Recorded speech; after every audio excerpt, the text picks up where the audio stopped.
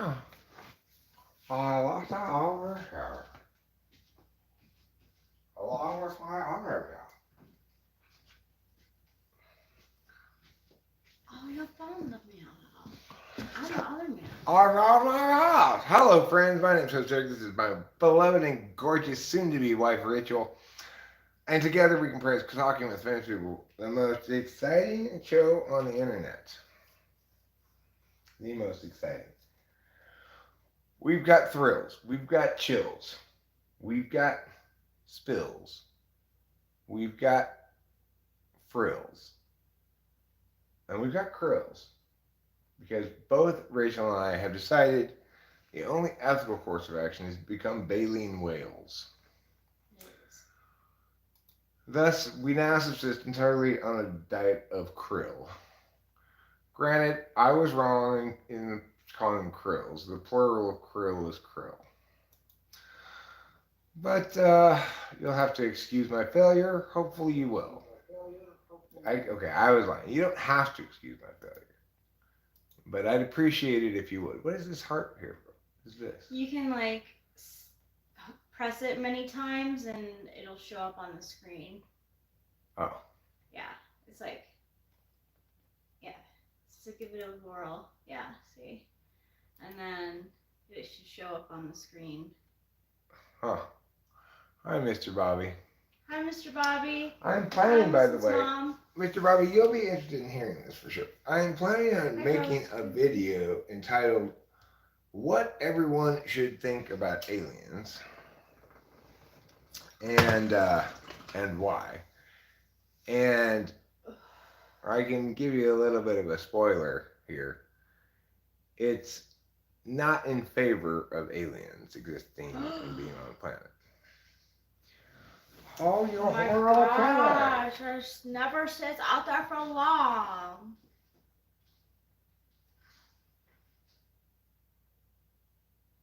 Trouble, let Theo come inside if she wants. Okay, come in, Theo. Rachel, Yes? I have a present for you and you both. Oh, thank you. Because, as often happens, I'm in the middle of doing one thing, and now all of a sudden we're sitting here, and they're just like, I was just outside, we were just outside, and I was chopping down this bush that I didn't like. And then I had a big pile of sticks to clean up. And then we started talking about how we need to mop the floor. And so I went in the garage and put away the pole saw after I chopped down the thing. Instead of, I just sort of got distracted and started thinking about mopping the floor. And then I ended up with this broom that's good for, like, scraping tile floors or whatever, scrubbing tile floors. And I decided something I don't like about this.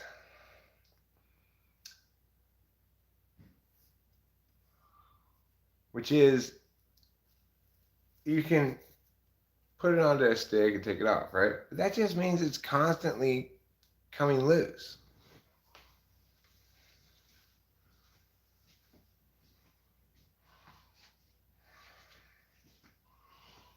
Well,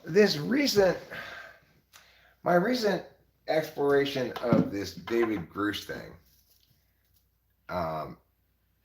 tipped the scales out of favor from I'm just withholding judgment. I'm not sure, blah blah blah. I'm not. I have heretofore been fully agnostic of aliens. Today is the first time I've ever heard anybody use the word in that fashion.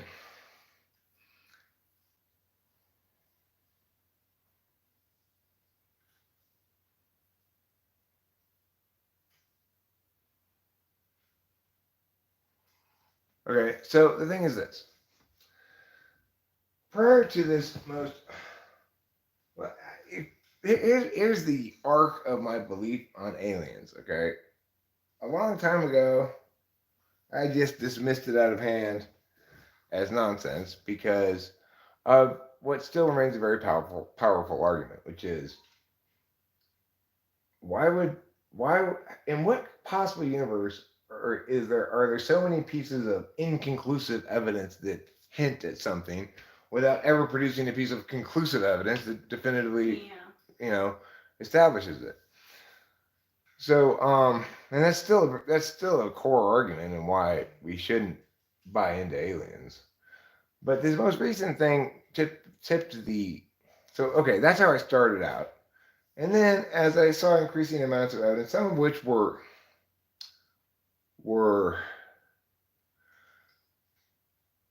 you know could be called conclusive if you took them at face value as they were being interpreted. Of course, that means they're inconclusive because it's like those Navy things, right? Where they're showing this thing moving, it supposedly defines laws of physics in multiple ways and stuff. I mean, we're having to trust reports of instruments and the shock and amazement of the pilots for actual legitimacy of a justification, you know. And I don't know anything about those kind of instruments. I don't want to look into them enough to know whether or not how much faith we should put into those readings. How frequently do they get crazy, wild readings that are noise from the machine design issues or something? It's like I just don't I just don't feel like that stuff, even though it's powerful evidence, was conclusive.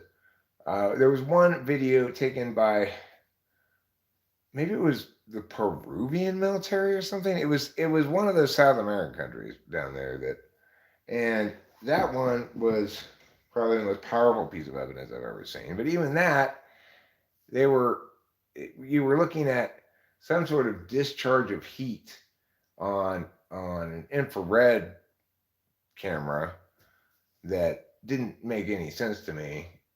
But again, no reason to necessarily attribute that to aliens or extraterrestrials.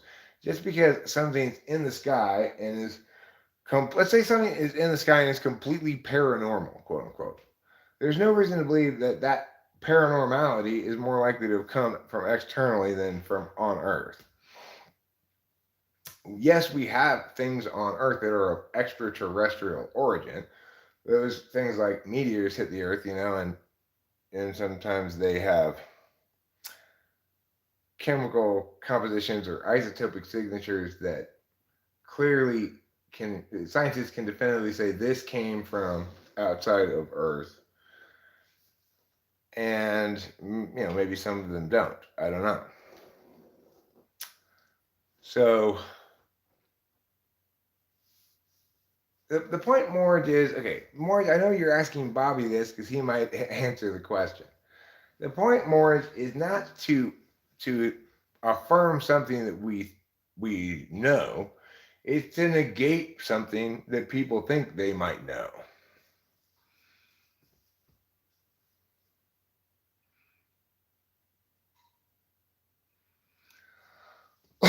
Well, I don't know what Joe Rogan's saying about it. But the point is, Mr. Bobby, I think that you conclude whether somebody's being critical, engaged in critical thinking about it, whether or not they agree with your position or not. So somebody could be thinking well about the subject and still disagree with your position and what is essentially mine as well. That um, that we oughtn't actually believe this.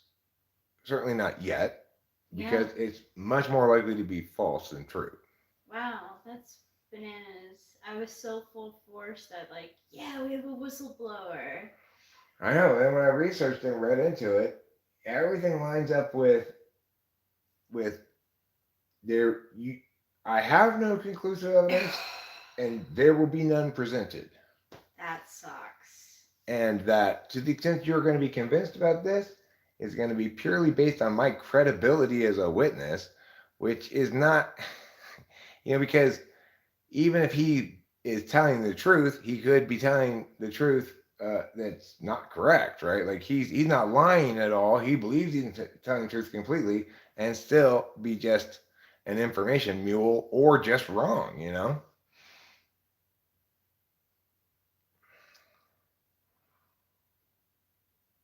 as as far as I didn't say you didn't give me credit, Bobby. I never said you didn't give me credit.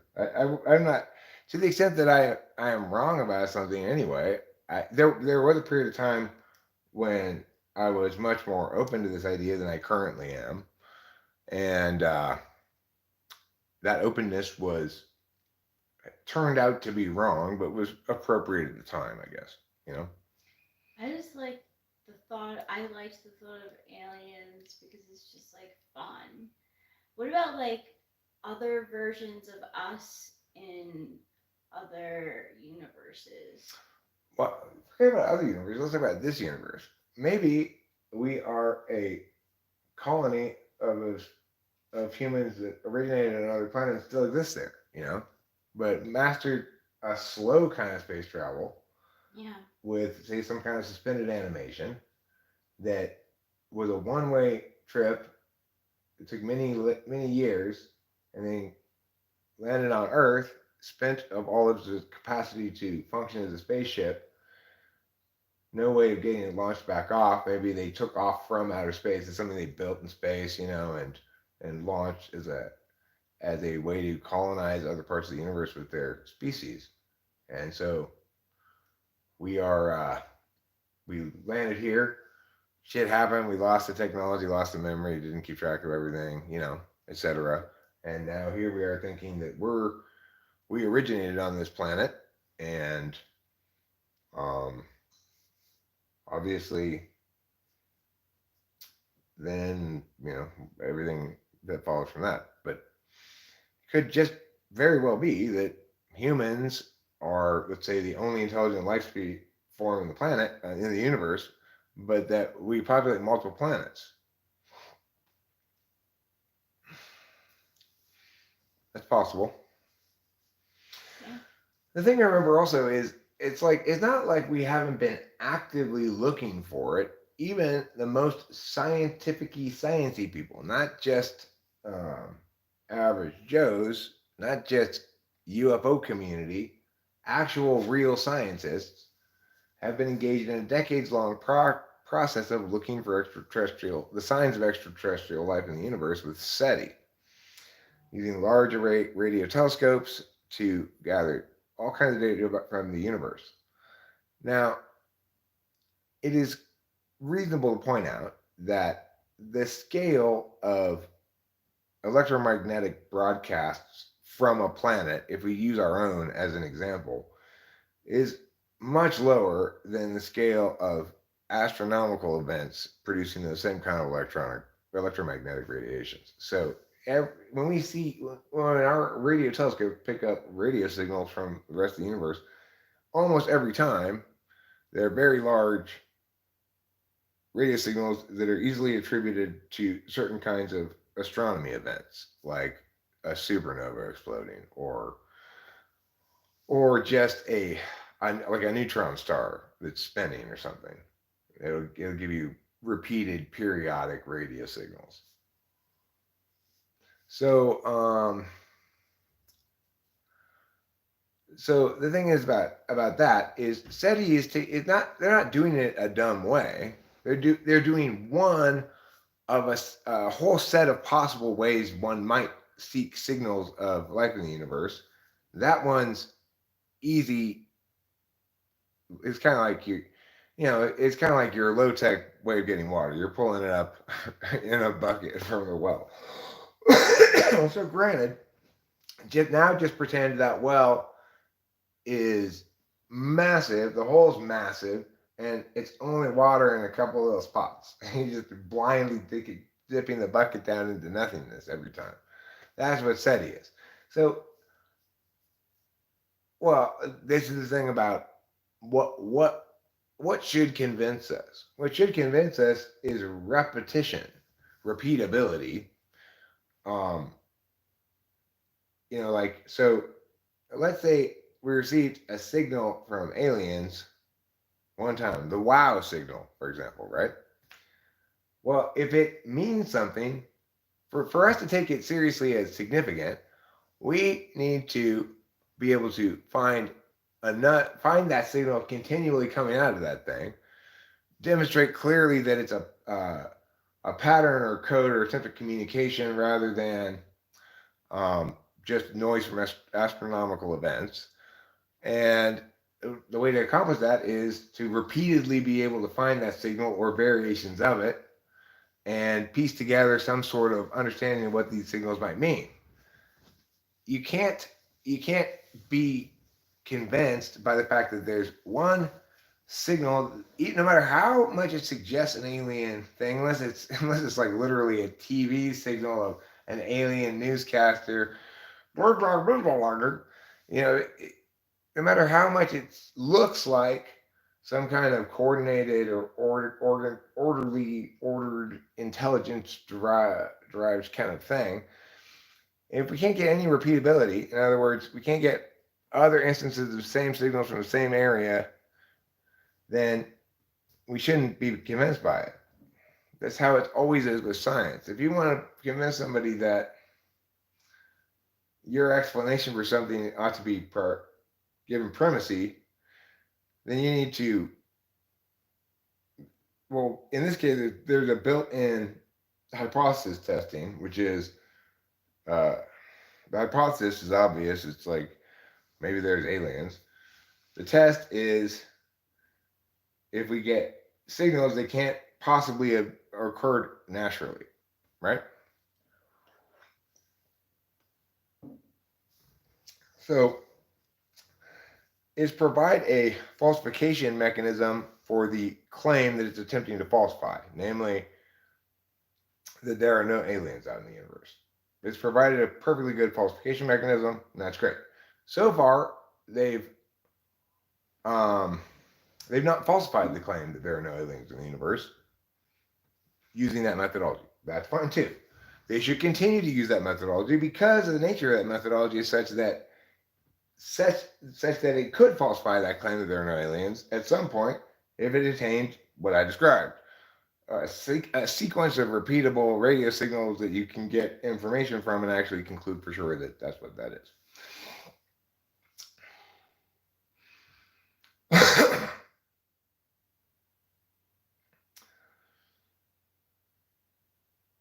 Of course, I believe those women who claim they got pregnant by an alien. How else do you explain all the weird people? How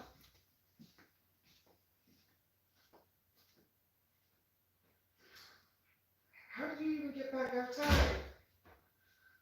That cat, Capillo. Did we leave the garage door Oh open? yeah, we did leave the garage door open. You actually have That's an how answer. she gets You out. actually have an answer to that question. It was a hypothetical question, but you actually had an answer to it. Good job. Thanks.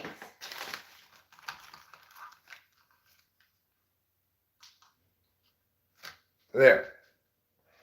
Oh, confused straps.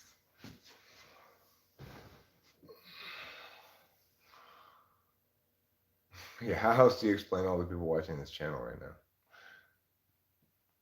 You guys are all half aliens? Crazy.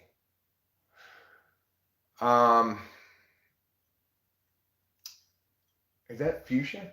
It doesn't really look. It looks a lot brighter on the TV than it does in person. It's not much that, more dark. It's like a dark plum in person. Yeah. The camera really does like. The camera makes it look almost pink. It doesn't look like that at all in real life. It's not. Thank you. Yeah, thank you. So. I'm actually an alien.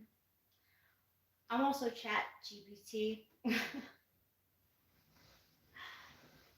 Another reason to doubt the veracity of alien technology being on the planet is I don't think anybody can point to any existing technology that can't be explained by tracing a sequence of human accomplishments back, right?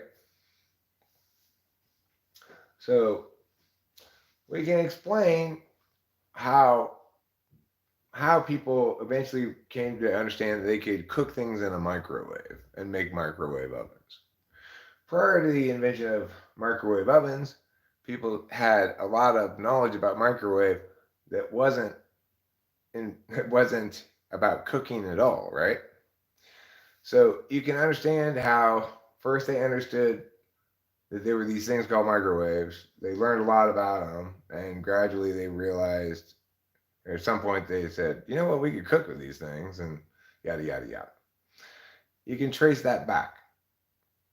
Um,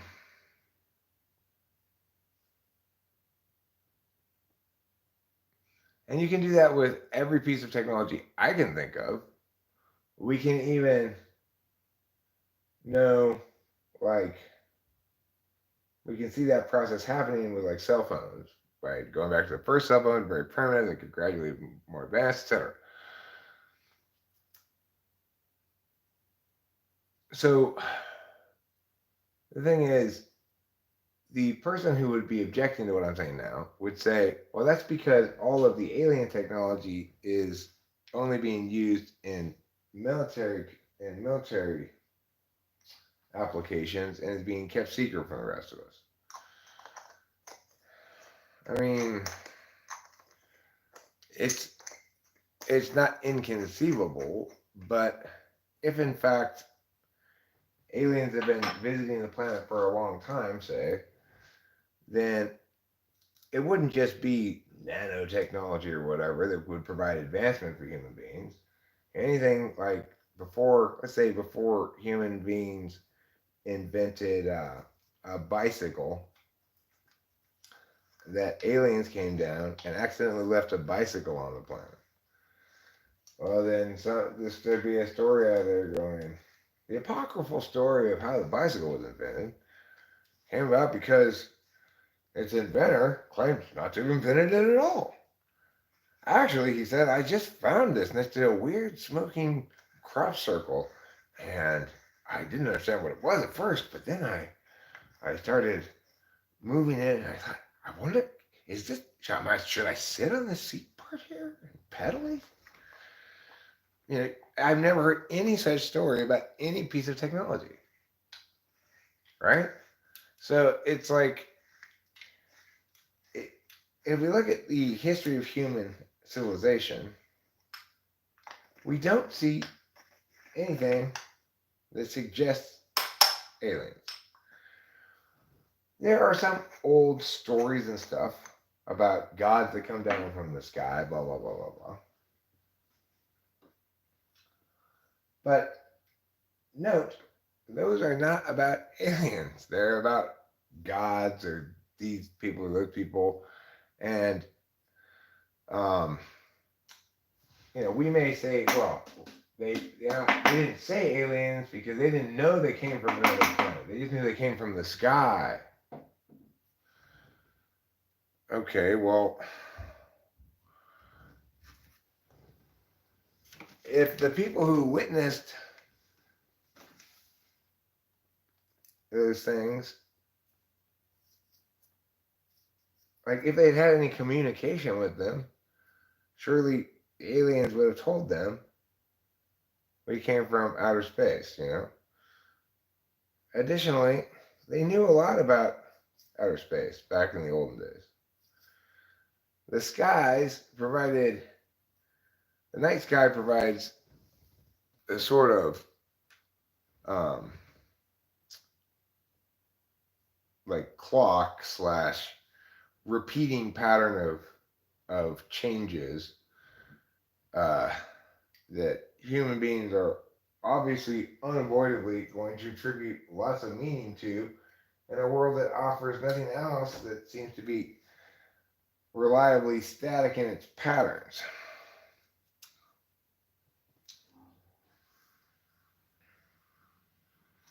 But regardless,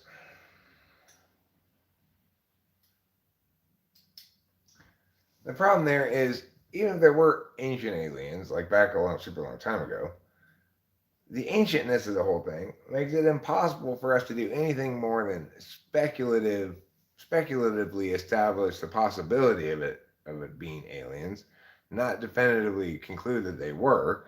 And so it's basically useless, completely useless information narratives from the olden days about beings coming from the sky or whatever. It's useless for us in terms of our calculations of what we have to think. And the other kind of argument people make is just very dumb. Well, how could people in all the days make those big pyramids? They were primitive. They didn't have our machines. They couldn't make pyramids. It's just the same kind of smart people as you and me, you know? They figure out some solution.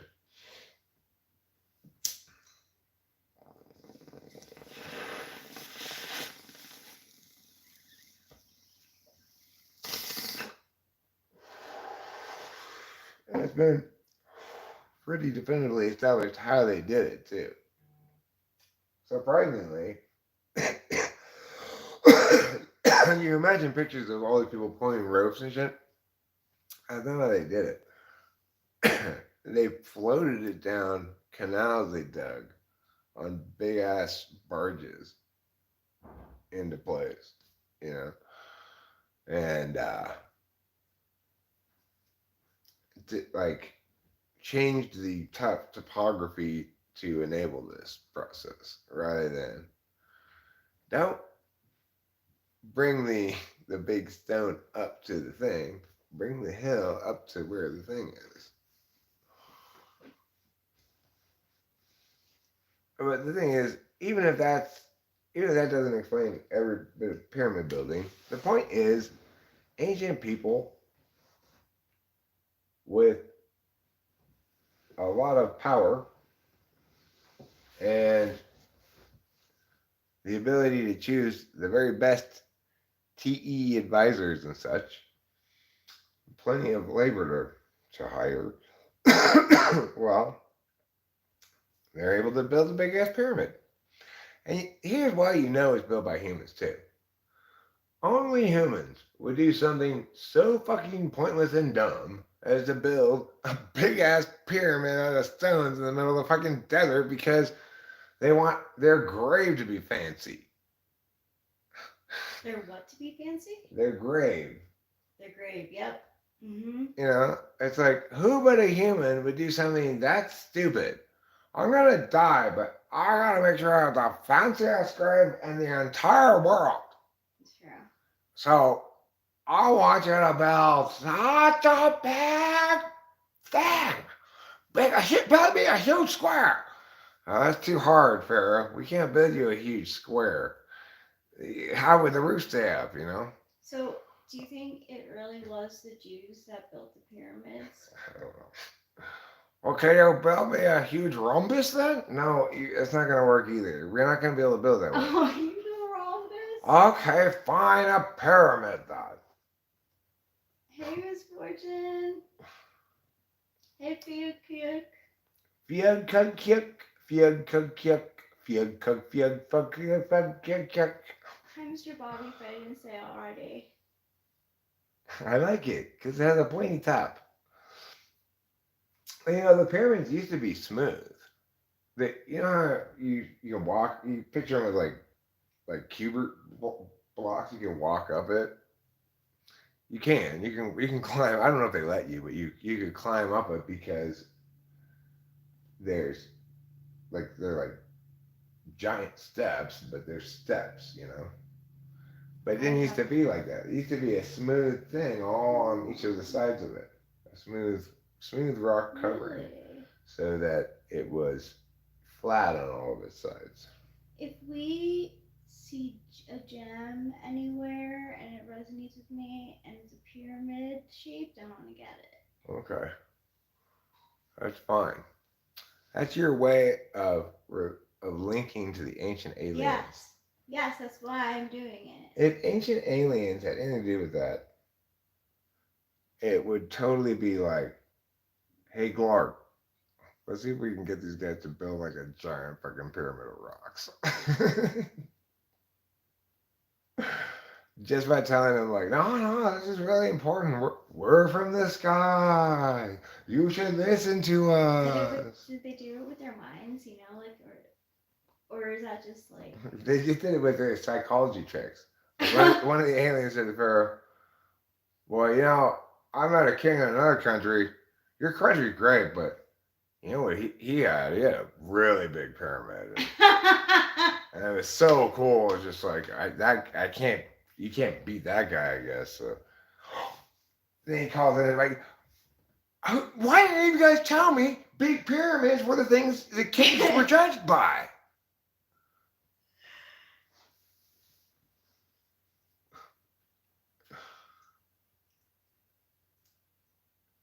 And if aliens made pyramids in Egypt, then why did they make a different design of pyramids for the Mayans? yeah, true. Or were the Mayans able to do it by themselves, but not the Egyptians? Were there slaves also for the Mayans, or the Mayans were the ones who made the The pyramids? current story about the pyramids is they were not built by slaves. Okay. That's Egypt's official position on Okay. it. That the Egyptians Really? built the pyramids and they were Oh, that's hired the and got current. paid. And that does seem to be what the evidence I suggests. I would think that they did it themselves too. Ah, so like that whole movie.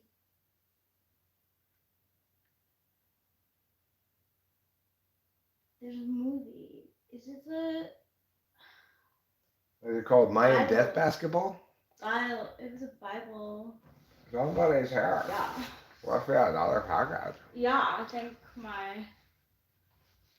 Yes. Do you think your poo detecting machine is here? No, I wish it was. Oh, I wish it was too.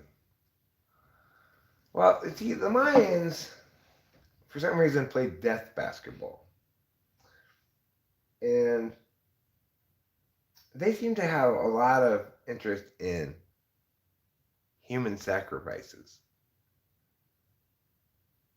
Death basketball? Yeah, Wait. let me look up what it's called. It's not called Mayan Death Basketball officially, but that's basically what it is. Mayan Death Basketball.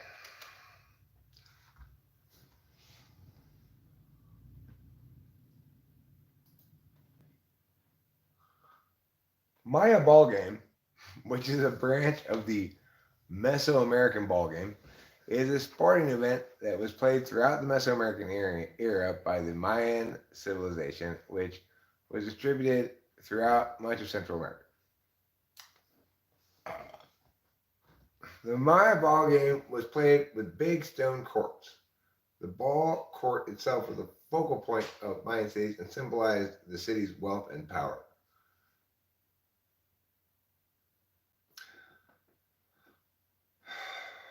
Through this ballgame, a conflict of the forces of darkness and light is described and enacted.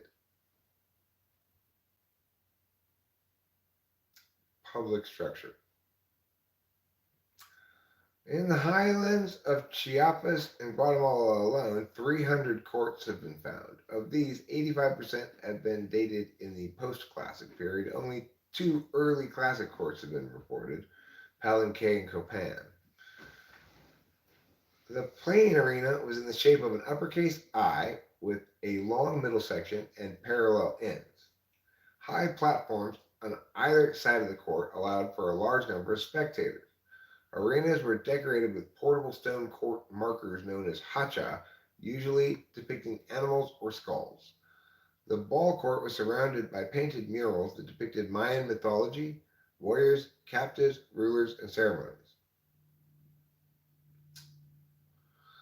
This game was more than just an athletic event, it was also a religious event of regeneration that the Maya saw as integral to their continued existence. The Maya showed devotion to their gods by playing the game and by sacrifices. Scholars debate about who is subject to ritual killings at ball games and how frequently. Opinions range from the ball game provided an opportunity to show devoutness to the gods by sacrificing captured kings and high lords or the losing opponents of the game, to the players were most likely not sacrificed. Sometimes a captive might be executed at the game, but these sacrifices weren't an integral part of the game. That person would have been executed anyway. So, in other words, scholars disagree. The story I heard was that the losing opponents the losers in the game were sacrificed.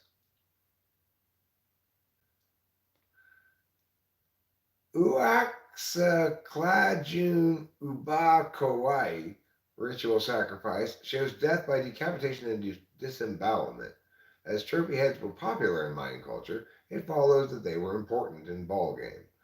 Some death heads occurred as figurines, so sacred were the small sculptures that they were preserved and appeared offerings at non-elite burials in late classic domestic interments. Judging from sculptural portrayals, decapitation was most likely the standard method of sacrifice used at the ball courts of El Tahin, Aparicio, Veracruz, and Chichen Itza, Yucatan. Severing of the head is also seen in the Popol Vuh. Some sources say the winning team's captain was decapitated, and at Chichen Itza, you can barely see that a squash and a couple of snakes representing Kukulkan pooped out of the sacrificed captain's head. This was an honor, and the captain would have to accept a drink or food item. He's dead, though. Yeah. The rules seem to have changed over the centuries. Certainly, two teams played against each other. The number of players varied between 2 and 6 players per team. Sometimes an additional person is seen in the illustrations who is believed to be a referee. The game was played for 2 weeks. For 2 weeks? It let me resume it. That's cool. It let me resume it. Really I went cool. to go live again, and it said stream interrupted. Will you resume it? Do you want to resume it? And I said, yeah. Nice new feature. That's Go cool. YouTube. Good job, YouTube.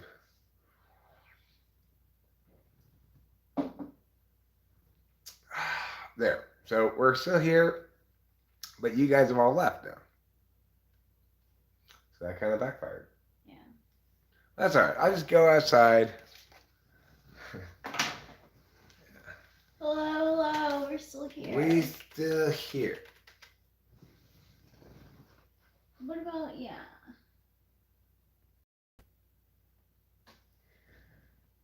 It let me resume. Just refresh, maybe.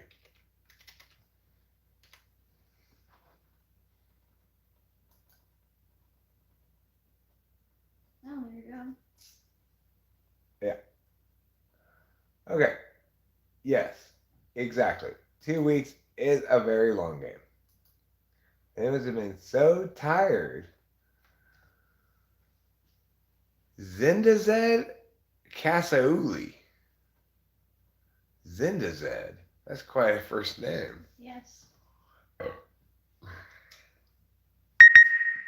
Okay, so anyway. No, I tried to go on my page and start a new one. I restarted the phone.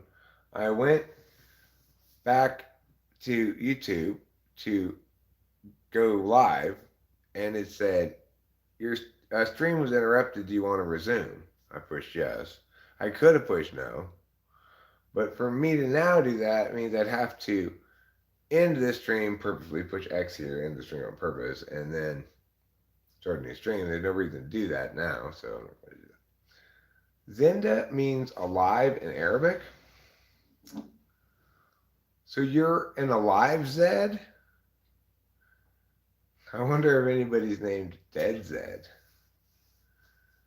If Zinda Zed is alive Zed, then, or an alive, and Zed is is one of those words that means Z.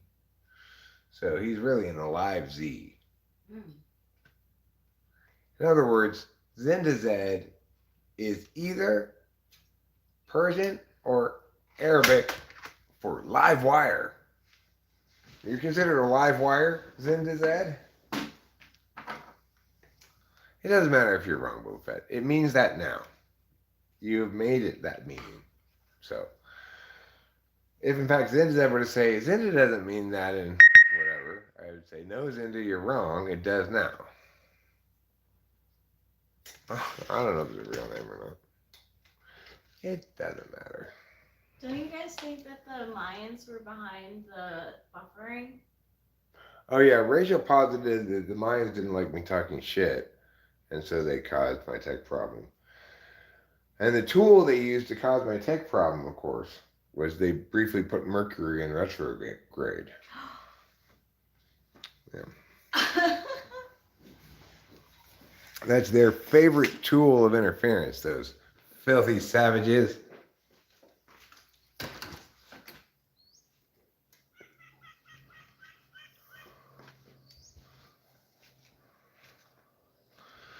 As you can see, I chopped that bush down. What do you think about that?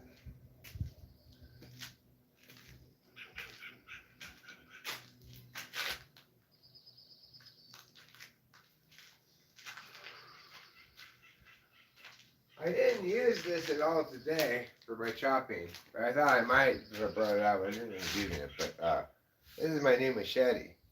I got it from the internet, and it's a French machete.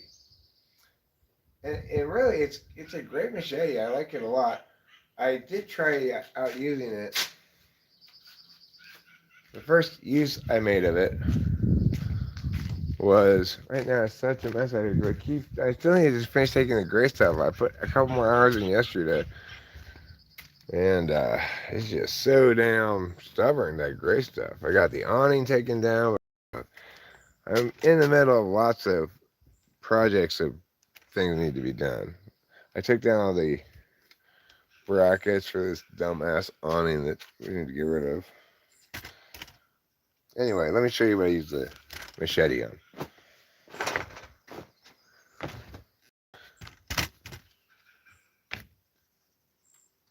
On this. So this used to have like this kind of stuff all over it, you know. I use the machete to take that stuff off. But this isn't going to be good enough to leave this on either. I have to get it down to there, really. It left a lot of sap on my hands last time I was playing with it. I should put on gloves if I was going to play with it again.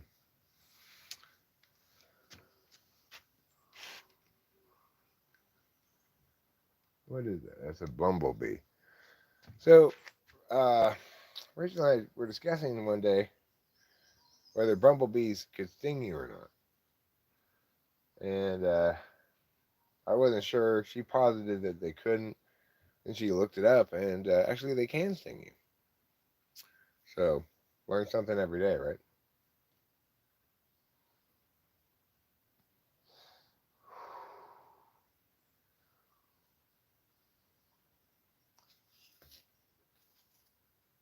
This is a little chip of wood. His name's Chip. I need to draw an eye on. Oh, he has an eye right there, actually. Hi, I'm Chip. How's it going, guys? Got an eye on the other side, too.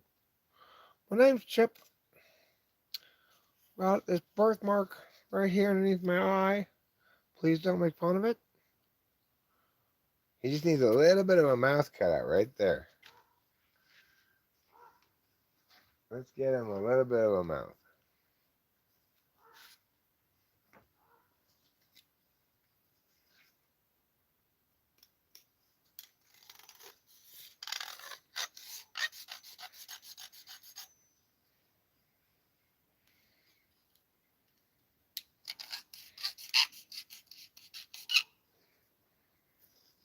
Oh, there. Now I can talk so much better. Thanks, Eric.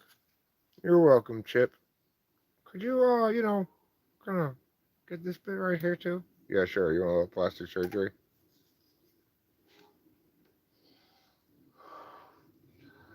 I can do that for you, Chip.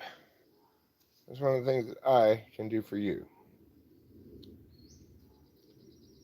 I just don't want to be so much of a Neanderthal.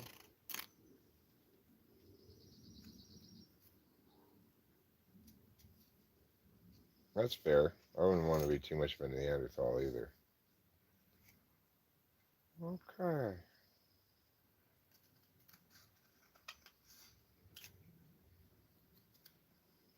There. I'm so handsome now. Look how handsome I am. Get away, bumblebee. I saw my first regular honeybee the other day up here. I wasn't sure whether we'd get honeybees up here or not, given that it gets so snowy in the winter. Maybe honeybees can't live up where it gets snowy. I wasn't sure. So anyway, I saw one. So there are at least a few honeybees up here. Get away from me, bumblebee. Just stop following me around.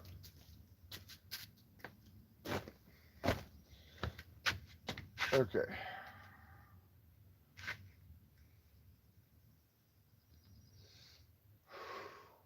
You don't want to get stung by bumblebees.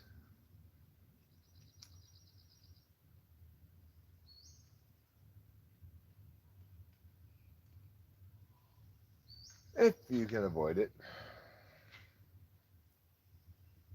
I don't anyway.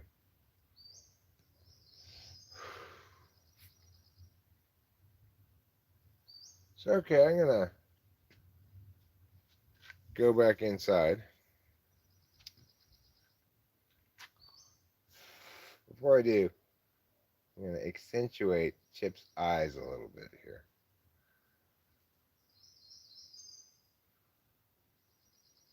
A little bit of wood burning. I can really bring out the eyeballs.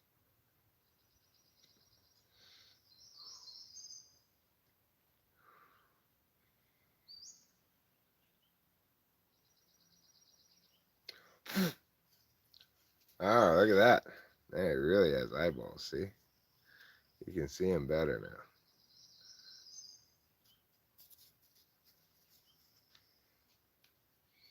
He's a good guy, Chip. Gosh, thanks. I think you're a good guy, too. You do? Yeah. After all, you gave me plastic surgery. You make a good point.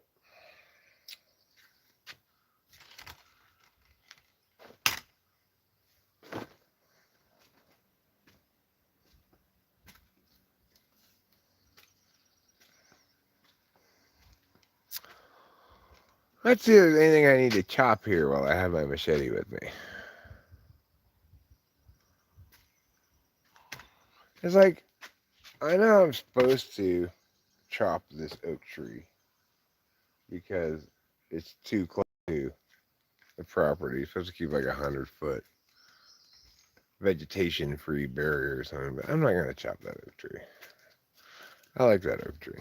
I'm going to chop it just the parts that come over too much this way. Right now, like, I should probably chop this one. Because that's going to just come right over into here. I want it to go more up. But I think it might straighten out and start growing up. So I'm just going to leave it alone. This one down here, well, I just move it over here.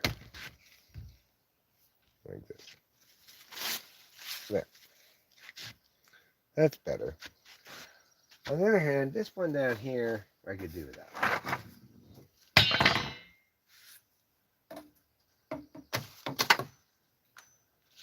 Chopped it right away. I gave it 2 chops, but I chopped it on the first one. I didn't need that second chop.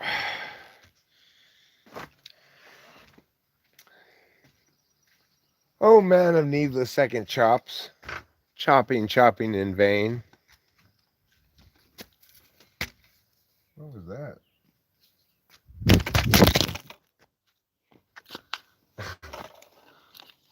Oh shit. Oh my god. I actually broke this thing.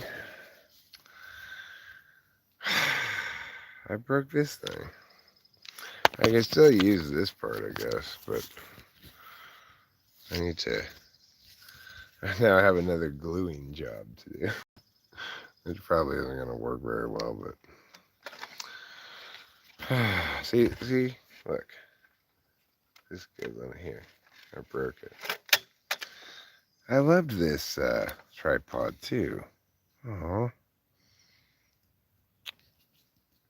well, say let me put you guys right here for a minute, or actually maybe right here. That's not gonna stand upright anymore. Okay.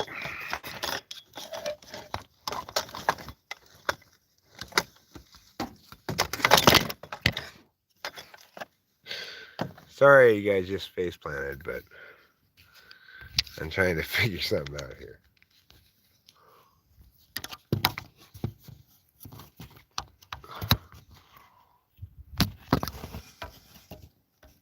Look, I mean, my audience has to face plant sometimes, TFB, you know.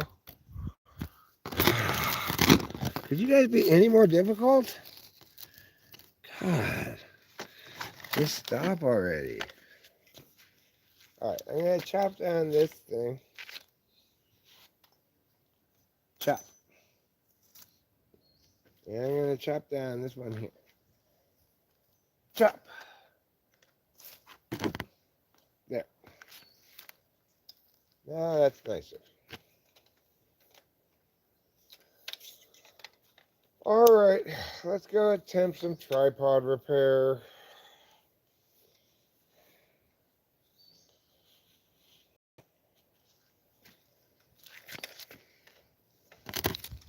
Like, come on, tripod. How lame can your bed just break all the time like that?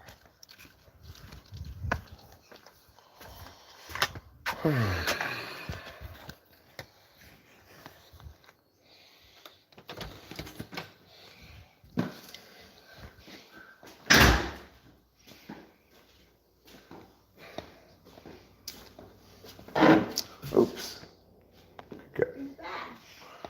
I'm back. I heard about the breaking of the thing. I'm sorry about that. It's okay.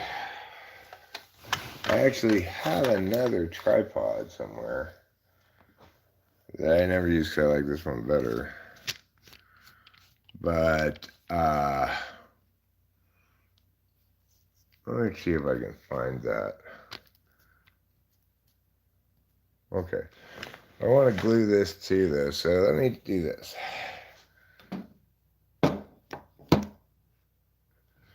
Alright. I'm going to glue this one. And then I'm going to go into the garage and try to find the other tripod. If I can find the other tripod, then we'll put this on that.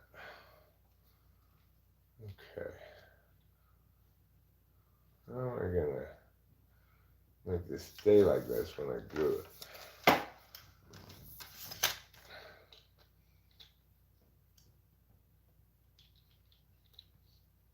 I have to be pushed up against something. Like,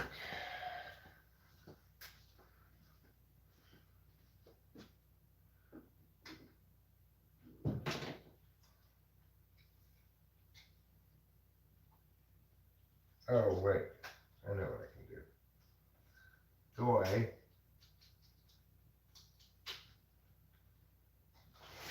This thing screws off of that. Oh. So now what I have to do is just lay this down. Put this like, yeah.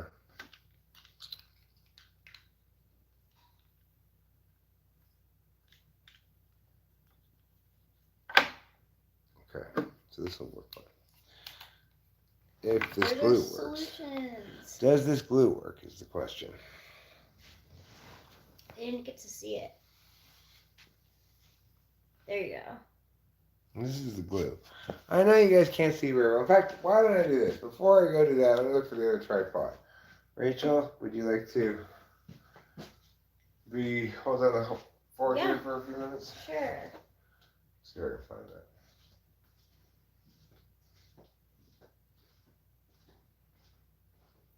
So, I got, actually, let me get a beer, hold on one second. Of non-alcoholic.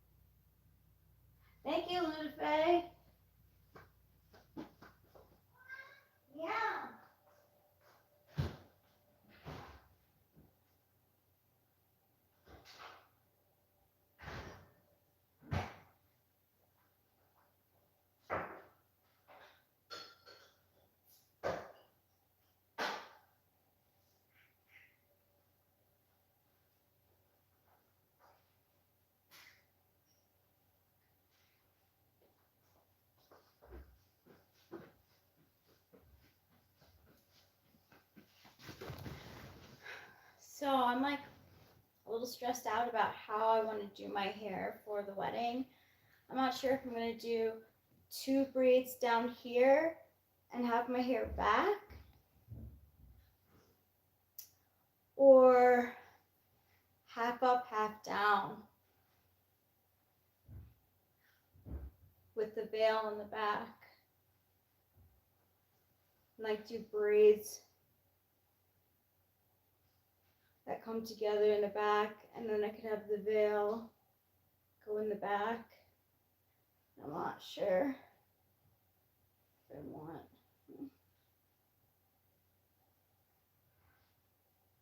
I don't know. Or I don't know what I want to do. Half out, put half down. Okay, cool. That's what I was looking at and on Pinterest and Google. Like here, that was half up, half down. And a braid. And then it came together. No volume on the top. I can't stand like, not too much anyway. And if my hair comes down, it's fine.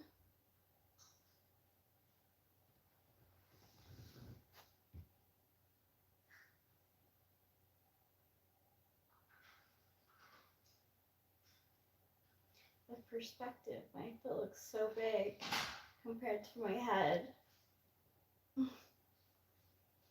It's like one of those Steve Madden ads from like the 90s where they like have these like small-legged people, big head, but like the foot was like right in the front and center, pretty much. It's like big feet, small heads. Thanks.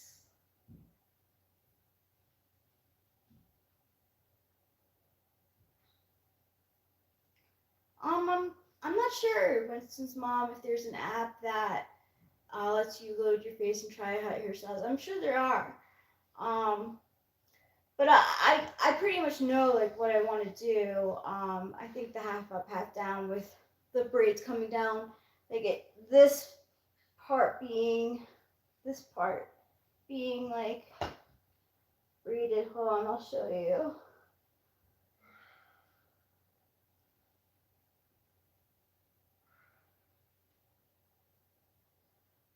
They're kind of like in a French braid style.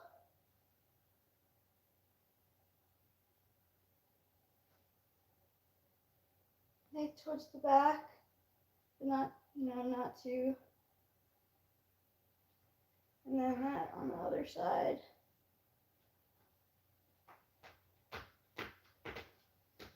And then like with curl.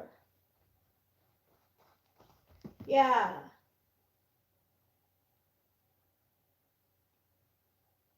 I was thinking of like having it curled too, like 2 braids. So let's see how.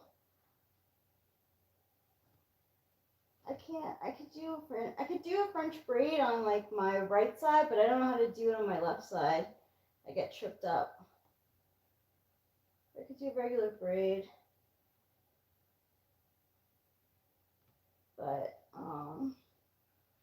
like that, and then have this like,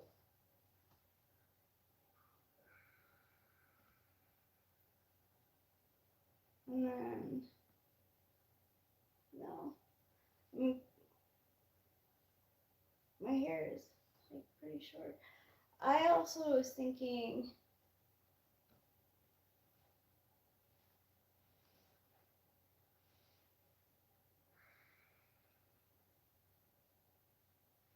like that with bobby pins and the veil coming down, like really like more tousled look, because I like my hair tousled.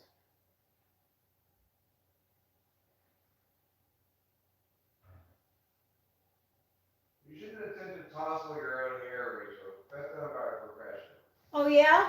Yeah.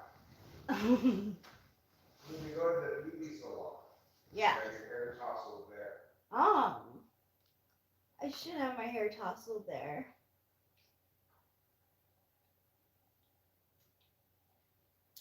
However, it usually is safe to tease your own hair, but that's provided it's not insecure. It's provided it's not insecure. Yeah, That what's not insecure? your hair.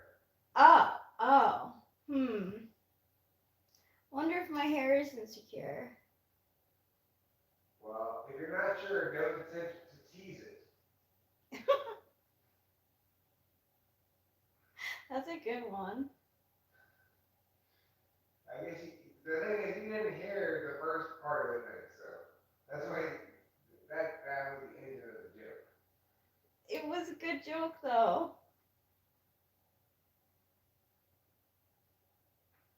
I did I did, but I was like focused on picturing a woman teasing her hair. Like I could picture it.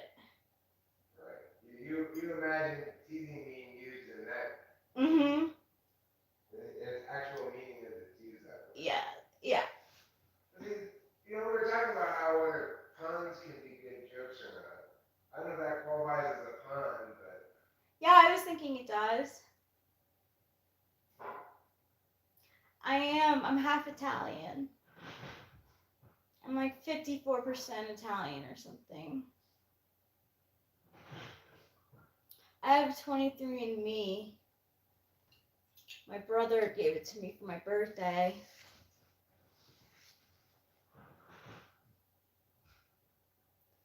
What's a phenotype, Mr. Bobby? What does that mean?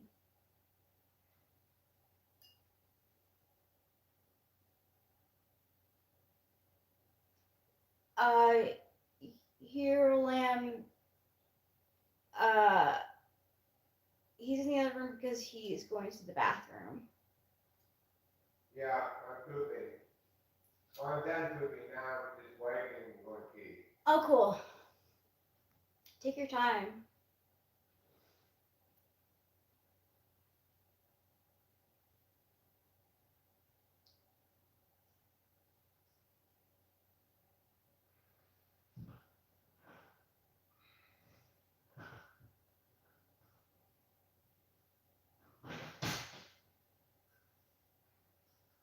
Oh, thanks, Mr. Bobby. Each race has its own phenotype. So, like, what phenotype does what race? I'm Caucasian. This is complete nonsense. Each race has its own phenotype.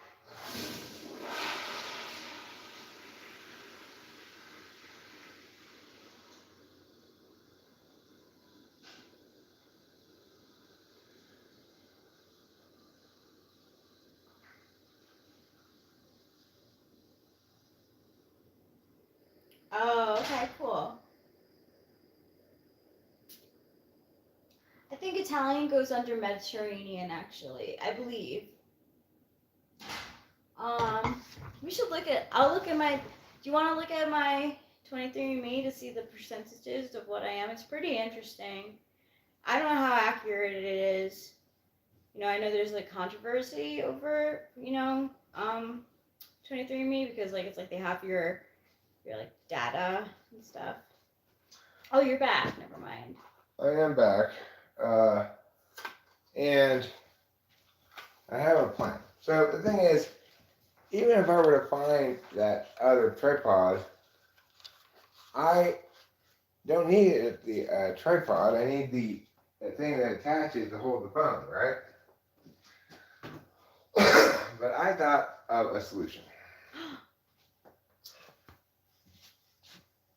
Did you find a solution while you were on the toilet? I was just thinking of possible solutions, yes. This is a bar of soap.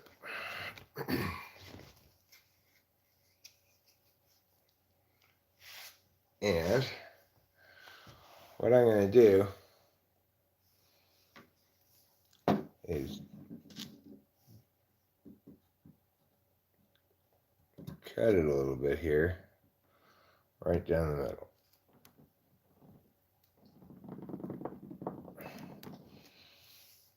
Okay, so what I'm going to try to do is dig out a little groove here it's the same size as the phone. It's going to be too hard to do that while showing you, so I'm just going to have to do that separately.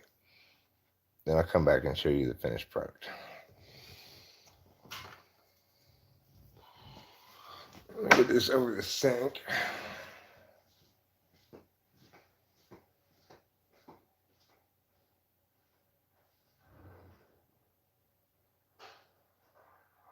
Oh, there's the camera.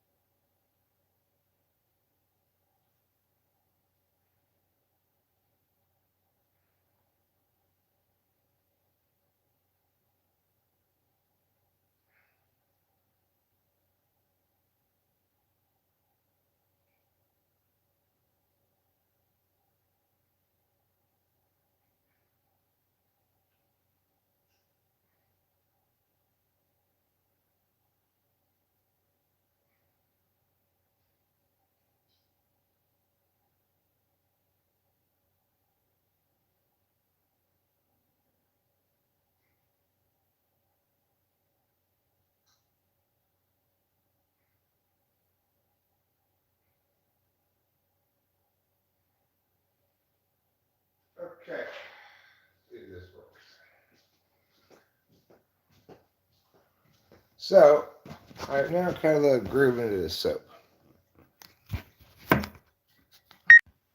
Sorry about that, everybody. Okay, here we go. Now, I'm going to put, this is the soap. I'm going to try to put the phone right into here, like so. As I expected, it's not quite big enough at the moment, this hole. So I'm going to have to go make it bigger.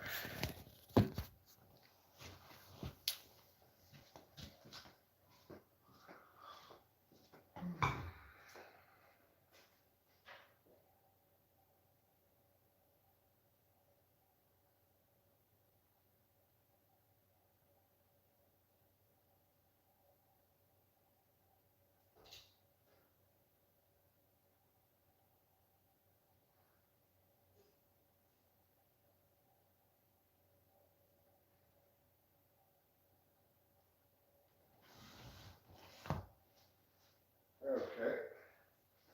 That looks like it should be big enough. Now I've got it like this. So, I'm going to try to resolve this phone holder problem accordingly. Huh. Still not big enough on that side. So, get that right now, right here, over the trash can.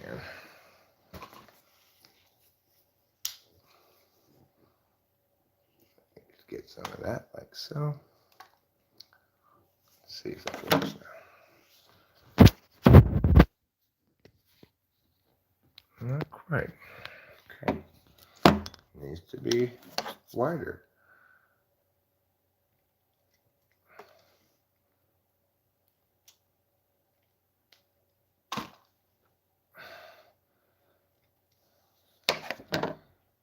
Okay, let's try it.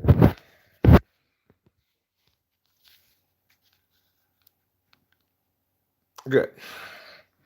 All right, so that'll be fine. Now, what I'm going to do, the reason I chose a bar of soap is because of this. Ow.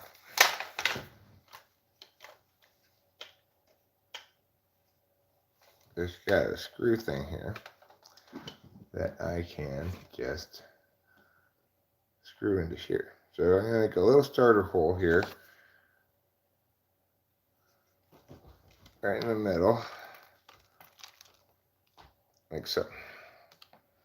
And now, I'm just going to screw this in.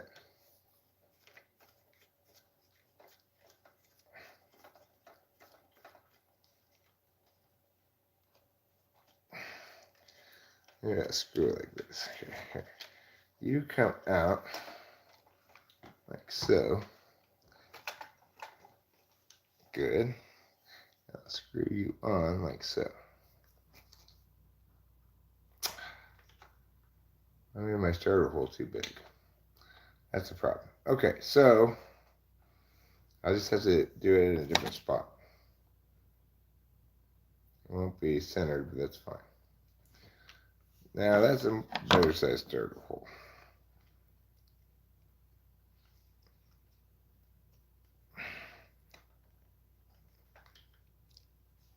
Oh, please screw on.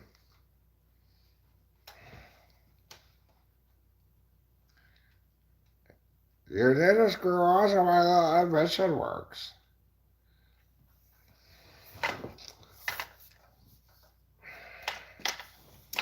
Okay.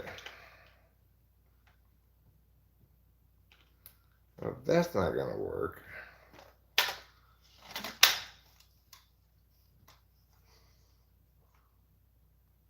I don't know.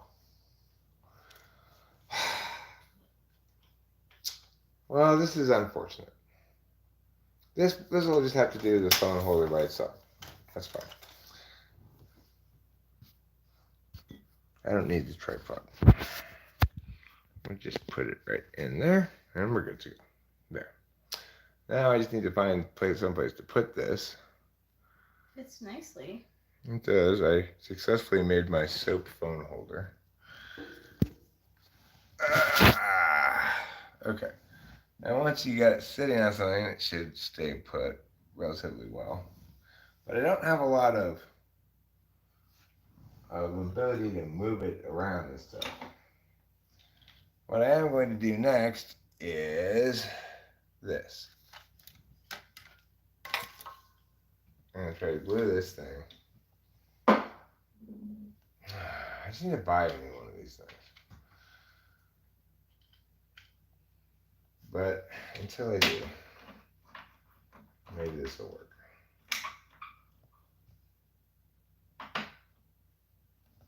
In order for it to work, of course, I need this glue to come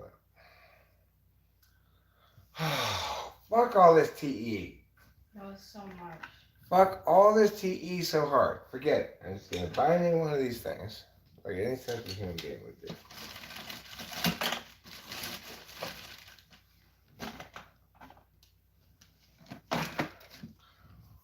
Yeah, it's like, as soon as I realize I need some sort of tool to poke in here to get the glue out, it's just like, okay, enough, TE, enough.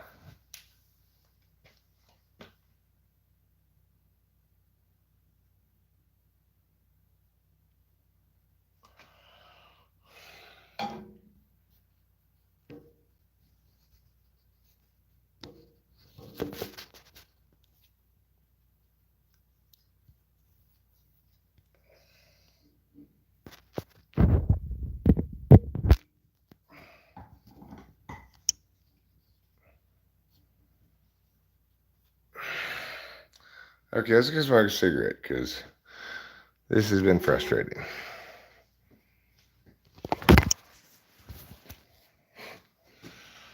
It remains frustrating.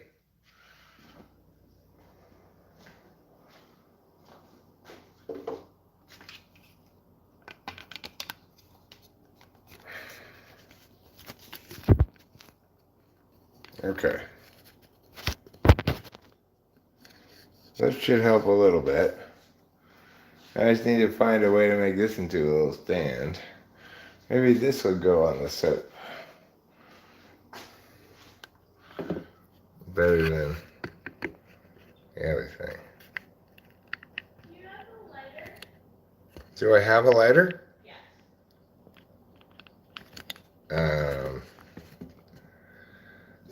I don't think I have one on me at the moment. Okay. Oh, I do have one, yes. Here. Thank you.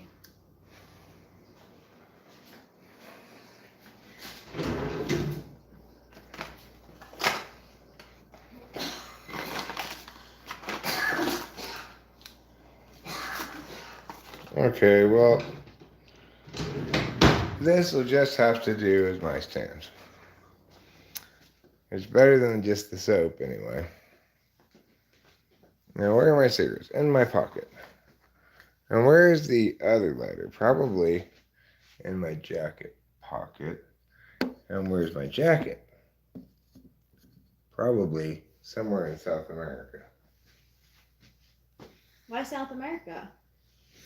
My Jack has always been talking about how it wants to travel there. Huh.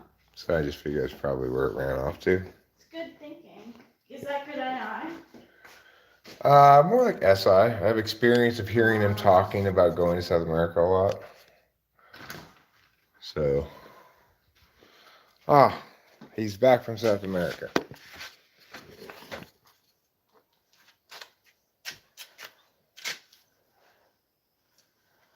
Yes, here is that lighter.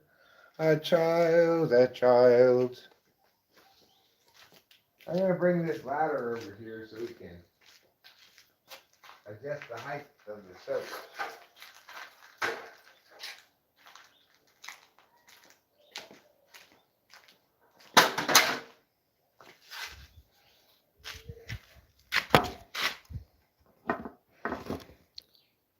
A child, a stupid.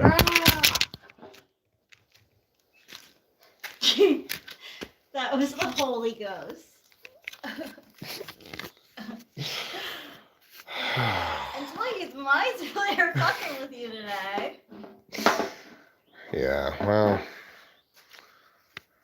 if you talk enough shit about the Mayans, eventually it's gonna come back bite you in the ass. That's a takeaway.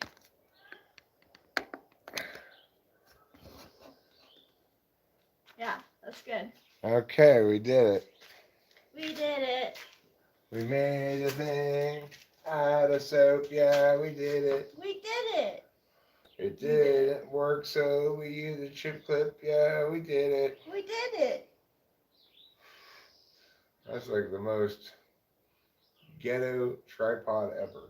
Oh my god, I should take a picture of it. You should. And like post it. Where do I? We'll put it on the community tab. Community tab? Okay. Yeah.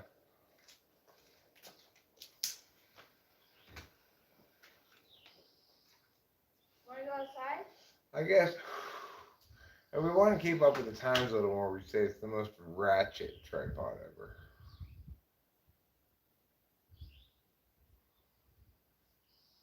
Ratchet's the new word for ghetto. Guys, racist. Ratchet is not. Why is ghetto racist? Cause ghettos are where racists live. Oh, yeah, right. I forgot what you're doing.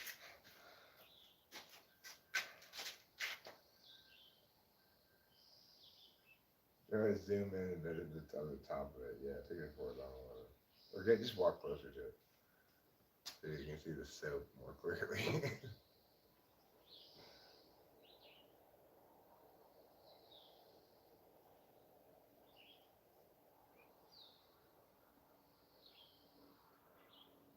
That good? Yeah, sure. Good job. Thanks. So anyway, a couple of frustrations to note on the day. When I do get frustrated by things, it's almost always the same thing. It's I can't find something, but you know, if instead of and today's it was I broke something, then I couldn't find something, then I had to come up with a half-assed Eric solution that begins frustrating me like immediately because it's like that's not how to do things. But it worked well enough for us to have this conversation right now. The thing is, I've gotten addicted to being able to move around while live streaming.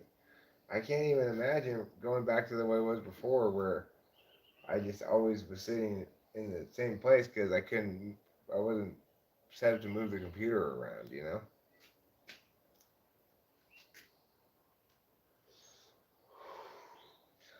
Well, fortunately, this bar of soap and jammed in chip clip looks like a permanent solution. It's smells good too. Yeah, it's zestfully clean.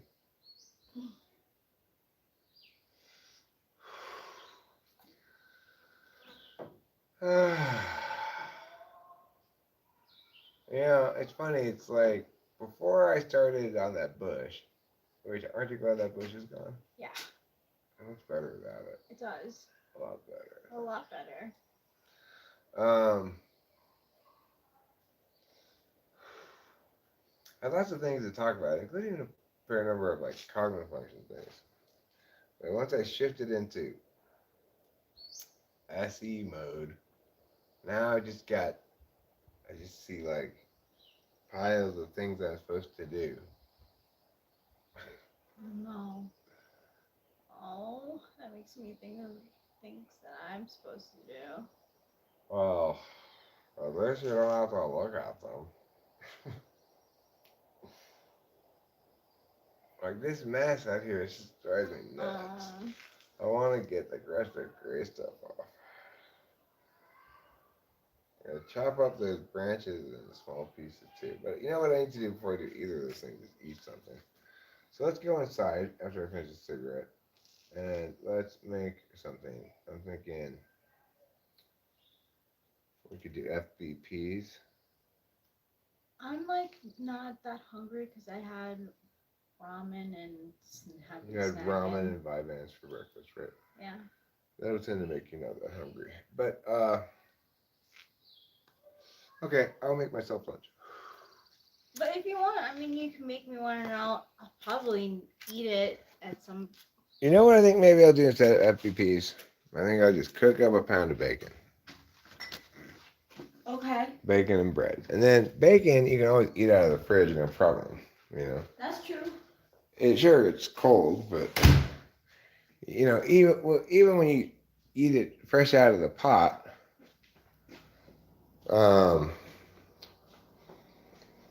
breeds are what happens when humans breed things.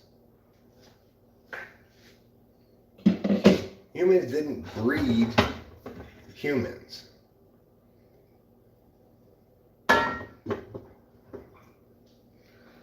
Okay. But you're right. Yes, I should start cooking bacon. You're right about that. Breeds are proof, breeds are the thing that falsifies evolution.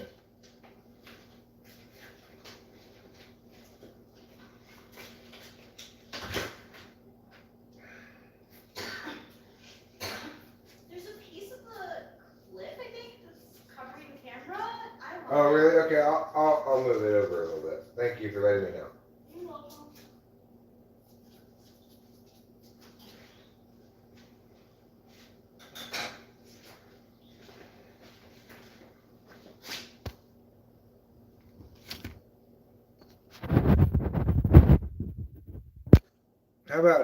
How about now? Well, wait a little bit and tell me, because there's a lag.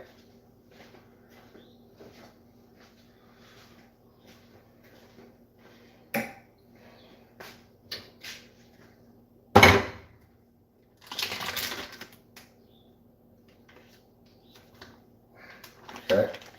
Now I need to wash my hands.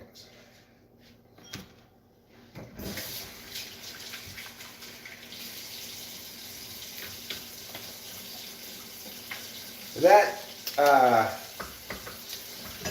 crock pot I made last night, I wasn't that impressed with it, you know? I thought it was good. It was fine. I mean, it was not bad food, but it was a little too spicy. The flavor profile wasn't quite what I would have liked it to be ideally, you know?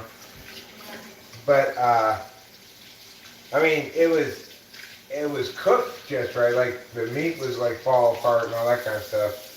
But I wish I hadn't put those Mexican tomatoes in. Oh. I think that must have had jalapenos in them or something. I think it might have had some sort of pepper in it. Now, the next step of cooking bacon is take the whole bacon in your hand and throw this part away. Because trying to separate the bacon with that part is unnecessarily difficult.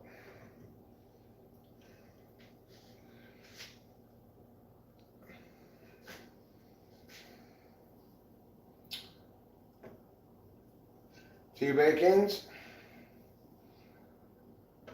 3 bacons,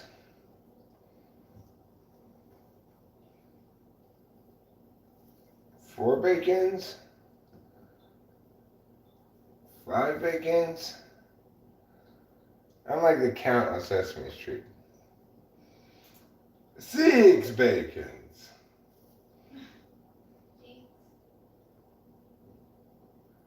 7 bacons.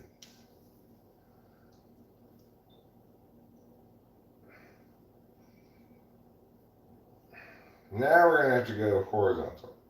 8 bacons. 9 bacons. You know that the Count on Sesame Street, instead of drinking human blood, he just has to count things. What's this? 10 bacons. I don't remember what number. There are actually 12 bacons in here. If I didn't lose count there were 12 bacons.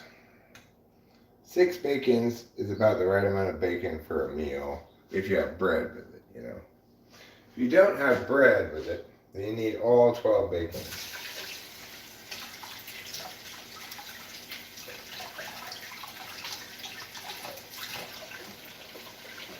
So I'm going to wash my hands again because, of course, I was fondling raw pork.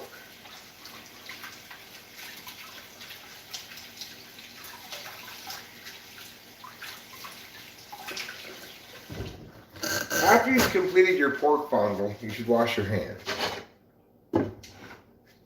Now we just turn it on as high as it can go. We put this in the sink. We combine all the dishes into one thing.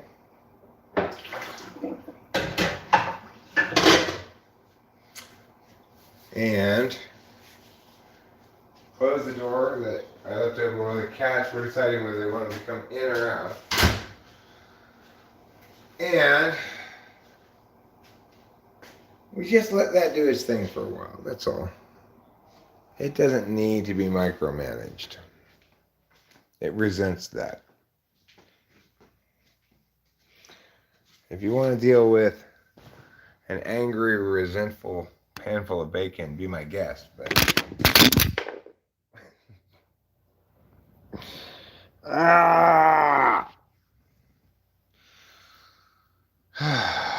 okay, there has got to be a better solution than this. Okay, let me figure out a better solution.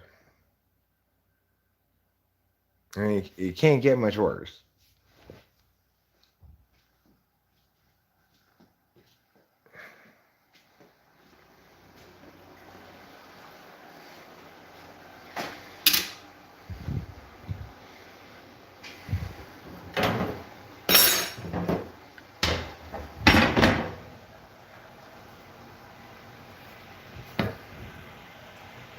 No.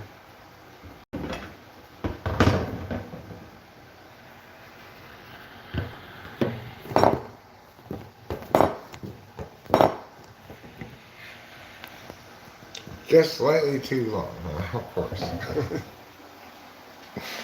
Okay. Well, let's see. What can I find to use as a stand for this thing?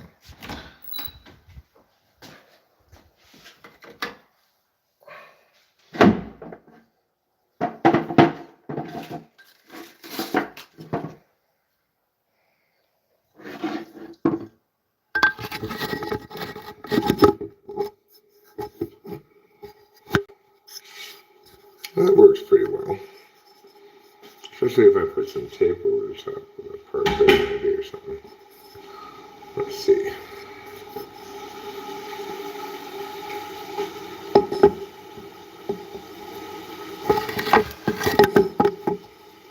Like that. Okay, that works. That works sort of. But it's not a very permanent solution. I should just have that be where it's in right right now for a moment until I meow and meow and meow and meow, you know? So I'm going to use these tongs here to move around some bacon.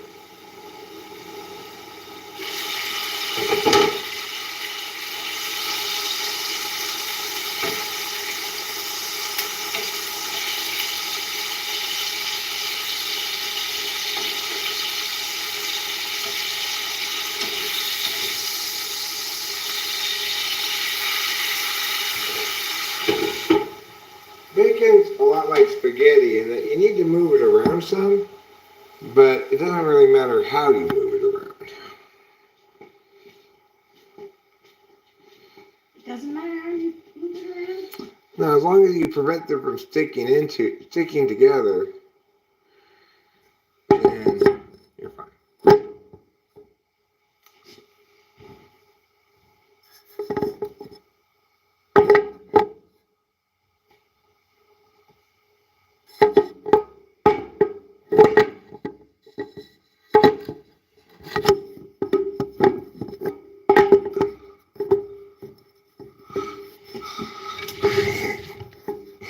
This is fucking ridiculous.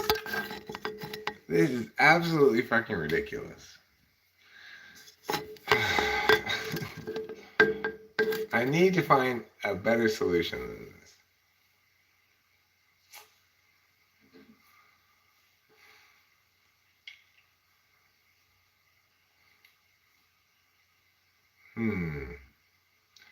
Well,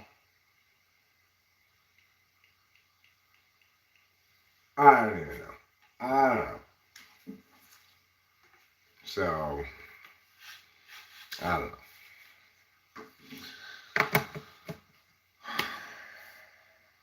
I hereby declare myself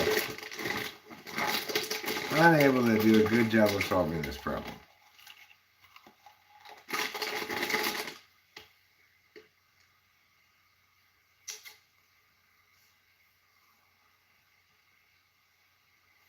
Okay, I'm gonna go turn the bacon. We're gonna eat, and then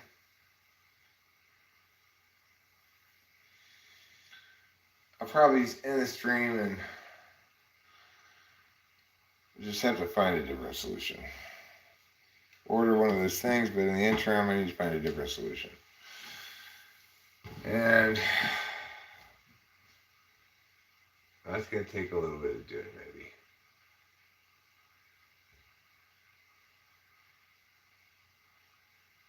Which type is least in the here and now? Unless you meant the here and the new world order, but probably INTP, I would say, is least in the here and now.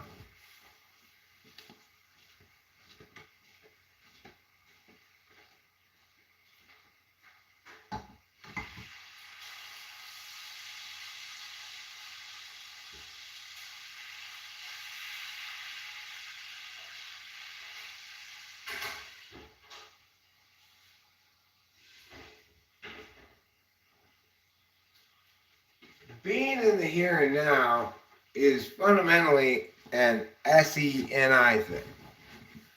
So SE is running the show when NI is happening in real time. But if NI is running the show, it's still an observational frame that's focused on now going forward rather than back. SI types, to some extent, are all not in the here and now as much as NI types are. Well, it's because of how we know. NI types know by observing and intuiting what something is, right? In other words, they know about the things by their identity. SI types know from their own experience.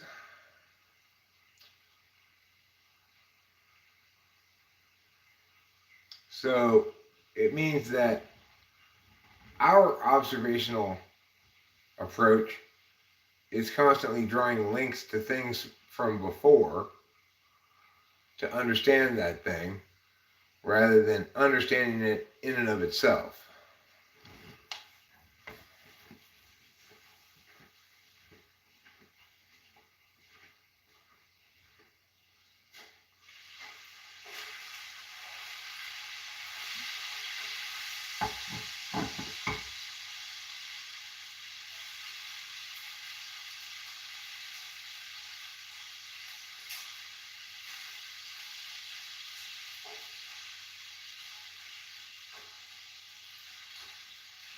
Euro Lamb asks, is NI being skeptical of other people's motives and such and such? No. I mean, if you're skeptical of someone's motives specifically, you have reasons that either link to,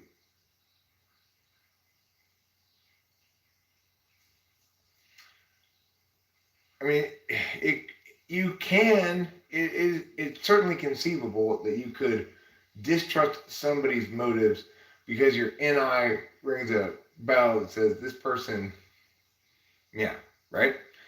But there's plenty of other ways you could also come about to distrust someone's motives. You could be judging their FE, they seem fake, and therefore distrust their motives. You can distrust their motives because you had experience with them being not trustworthy before.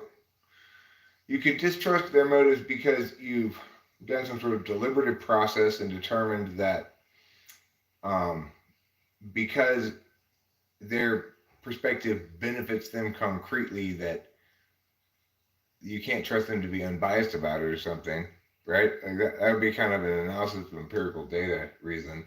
So there's lots of different reasons why someone might not trust someone's motives. If you say you don't trust people's motives in general, that's most consistent with FE polar.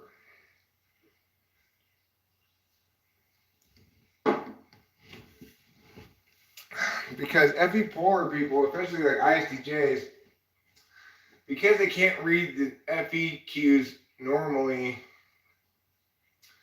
they tend to think all FE is some kind of like, you know, scamming them.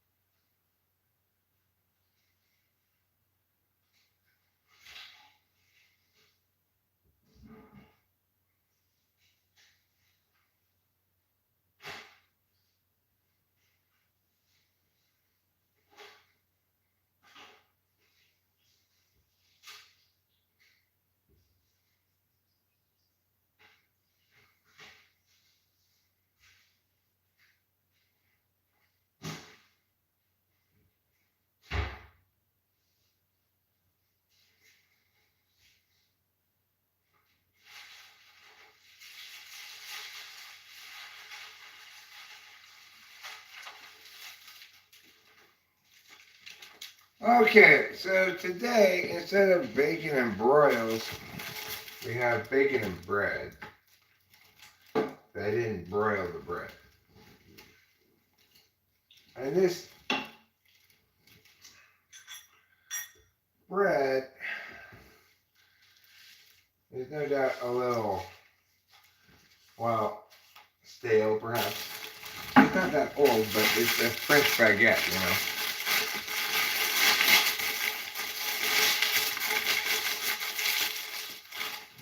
I can tell you how much here, lamb. More protein than you can shake a stick at.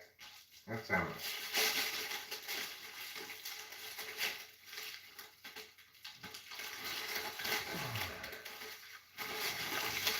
Okay. That's true here, lamb. That's okay. I'll eat it like this, just fine.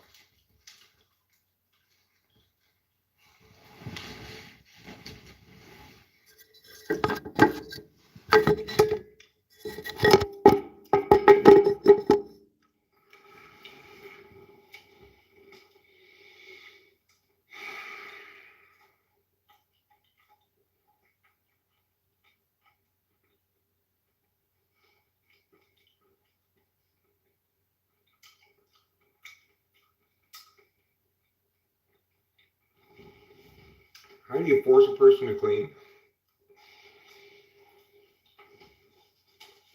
Well,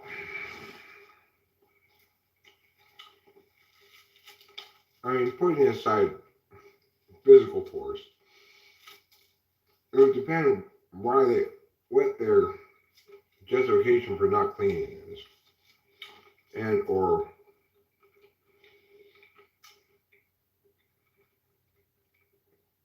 a lot of other contextual factors.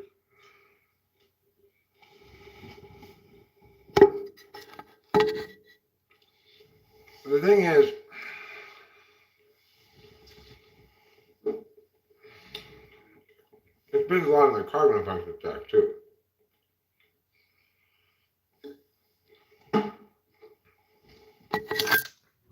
So I put it inside of that. That's why it sounds so strange. I put it inside that conch shell there.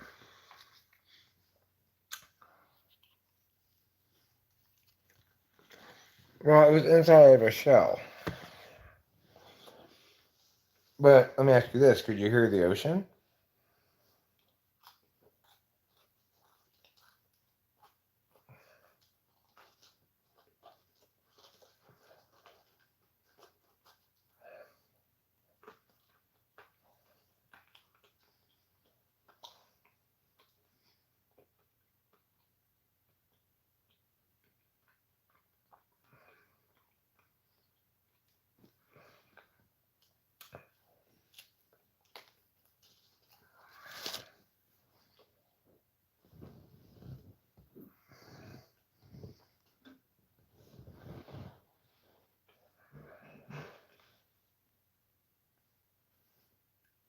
You know, you could appeal to, for example, fairness. You could appeal to, like, kindness. Or, you know, it really hurts my feelings that you don't seem to care that I have to do all this stuff.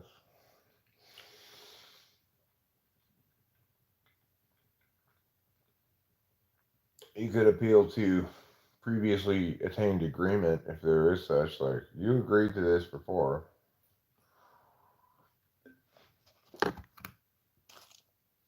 You could appeal to the fact that they're responsible for the mess, so should clean it up.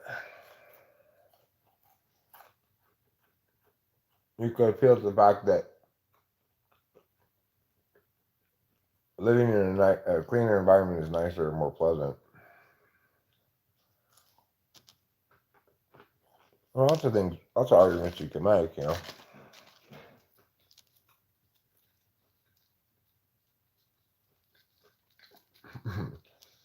Right. In that case, that boy Klaus, she'd be the one appealing to things.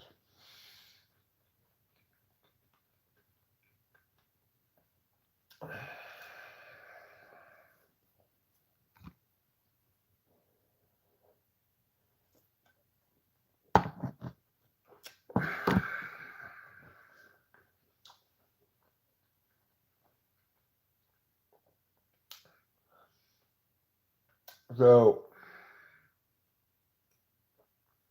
well, I mean, the point is, like, it works like this. If someone makes a carries themselves through the world as a fair person and makes claims accordingly as part of their identity, then you're saying, if you want to continue to be able to say that about yourself and not be called out, you need to actually be fair, right? It's not manipulation. It's just,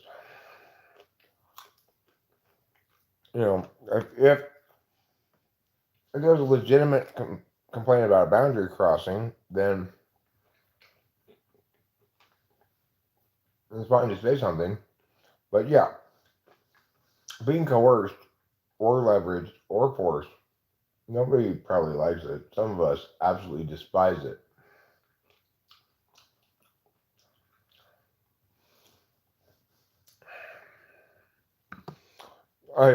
Rachel and I, probably because we're FE 2 and 3, we just fell into our respective chores, which we now continue to do, without ever even discussing it.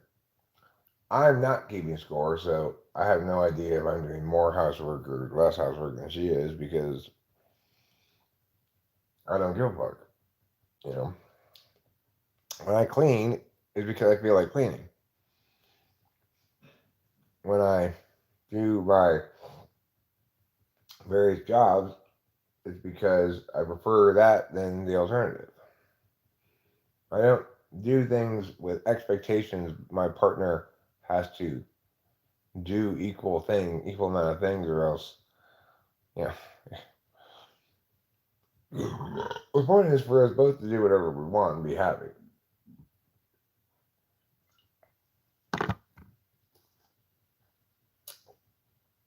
If I'm cleaning, it's because I want to do. It's what I want to do. Unless there's some like urgently coming up thing that is making me drag myself to clean when I really don't feel like it. But it's very unusual. Even then, it's just me prioritizing like FE over something else.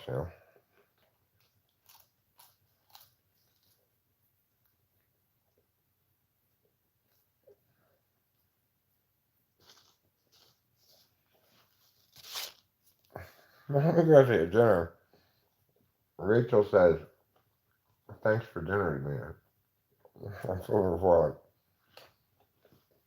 why are you thanking me for us going out to dinner? It's like we decided to go out to dinner.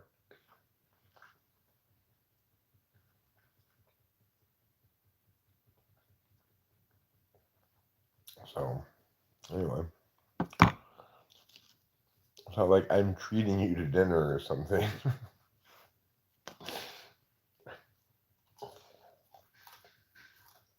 That cat. That fucking cat.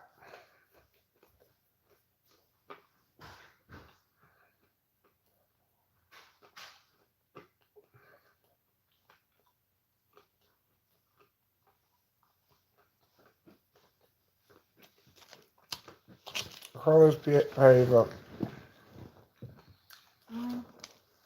don't let yourself be misled by that kind of stuff. That's not a good way to understand typology at all. It does almost nothing but mislead.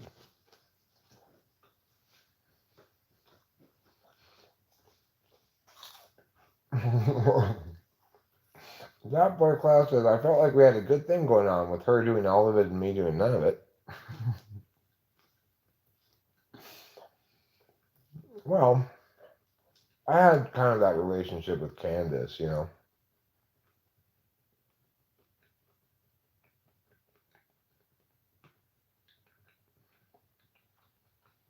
Yeah, I remember. But all this whole like, the meow meow, the meow meow meow. That's why nobody takes typology seriously.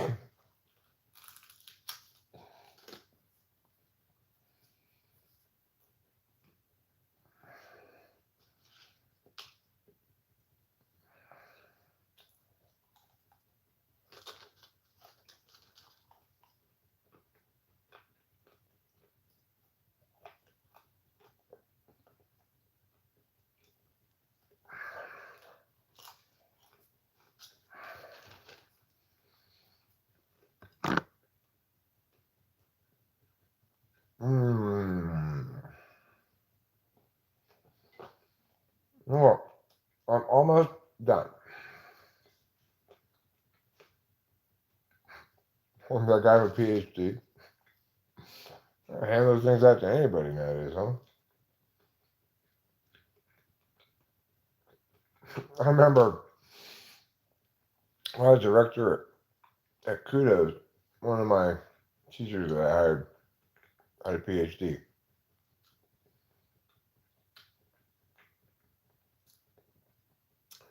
Like, but the quality of her work was just not impressive.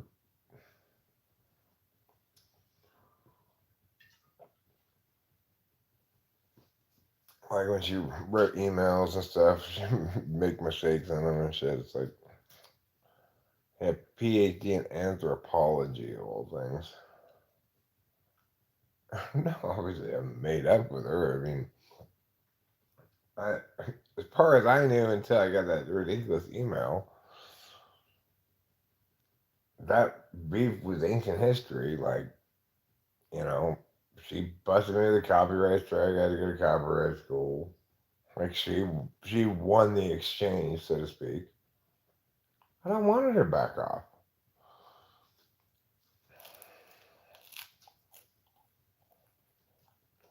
Well, I mean, the thing is, I wouldn't mind, I guess, if she doesn't subpoena me, but in there's zero universes in which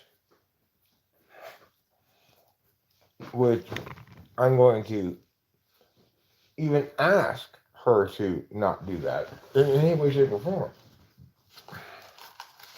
Quite the contrary. I'm like, go for it, bitch.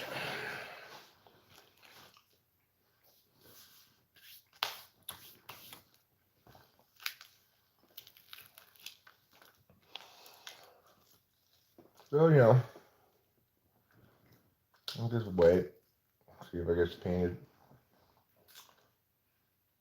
The problem that she has is if she wanted to attain good outcomes at all on her end, she would not have warned me ahead of time and would have blindsided me with a subpoena. Because then at least she would have attained a moment of alarm slash panic or something, right? She would have attained actual fear from me. Oh shit, I'm getting subpoenaed. Did I fuck up? And I have to figure out what exactly I did. By trying to get me to sign a waiver to waive away my right to be subpoenaed, she gave me a heads up that it's coming. So she has zero chance of accomplishing anything that she wants here.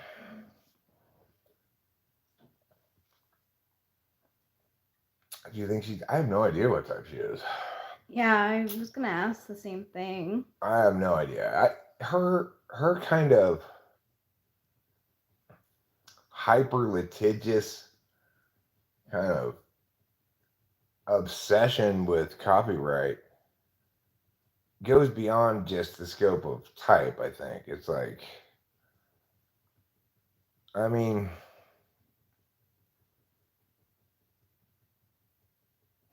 we'll put it this way: it's like in the email, she didn't, and when she was calling me names, she wasn't calling me a copyright violator or a thief. She was calling me a bully and an internet troll. I think she basically is mad because the video I put up that said "Let's cancel culture." Michelle shocked for her stance on copyright instead of for something dumb like some whatever she said about gay people. Like it's not a good reason to cancel culture or anybody because that doesn't have any meaningful impact on anything that's transactional at all. What she's doing is inhibiting people's capacity to operate normally in a world that's predictable about how people are going to react to copyright violations, given the fact that the tools are already in place so that nobody ever needs to suffer any harms from copyright violations that are done on YouTube. YouTube set it up beautifully. They give all the power to the copyright holder to just purposefully be a massive cunt and and attack as hard as you can to everybody who even has the slightest trespass upon your intellectual property rights. that just seems like she's got a screw loose, But I don't know. I have no good cause to pathologize her.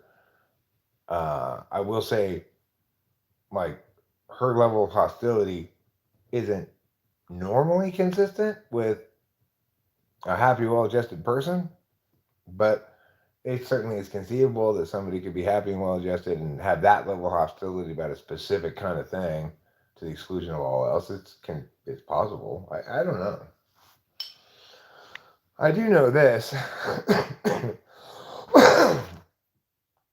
if she does subpoena me, it's not going anywhere. Think about a judge encountering this case, where because normally in any copyright case, if a takedown notice is issued and you take it down right away, that's the end of the thing. Unless it's been up for a long time and you can establish that you've lost revenue to this illegal file sharing thing or whatever, then that's it. The takedown notice has been obeyed, and it couldn't have been obeyed any faster because YouTube did it for me. So I think any judge in the world just about is going to see this for what it is. A woman trying to subvert the purposes of the court to conduct her own vindictive campaign of spite against somebody who called her out.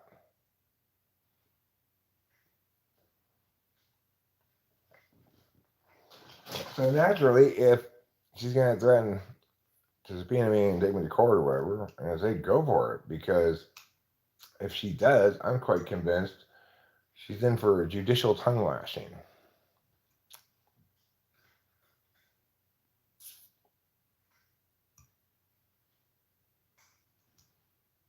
This is the advantage of being correct instead of knowing so clearly what you want or don't want. Michelle Schacht knows very clearly what she wants and doesn't want, but she's obviously not very smart. I mean, the the two emails that I received recently, both indicated to me, or were both at least consistent with her being not very bright at all. Because in the first email,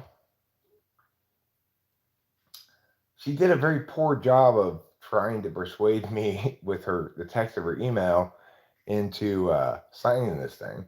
So even if she had lucked out and I had been an interface heuristic type person who didn't actually read it or couldn't understand it or misunderstood it, she still diminished the likelihood I was going to sign it because of the way she approached it in the language of the first email, And then the second email, I mean, all she accomplished was to produce a paper trail so I can establish that this is I'm sorry. like spite driven rather than cause driven, right?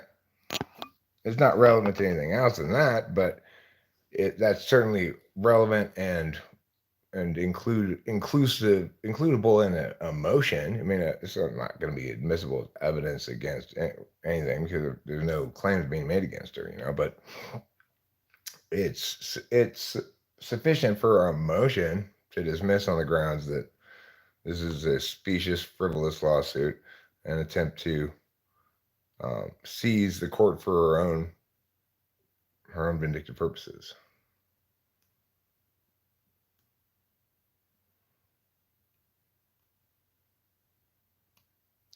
Well, I mean, this court case won't take very long.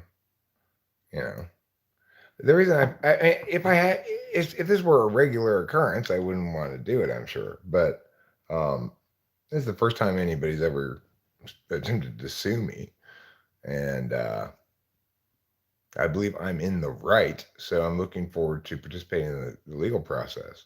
Hopefully I'll get subpoenaed to appear in person, somewhere, fly somewhere, take a little trip, and But I don't think it would get that far. I don't think it would survive my motion to dismiss.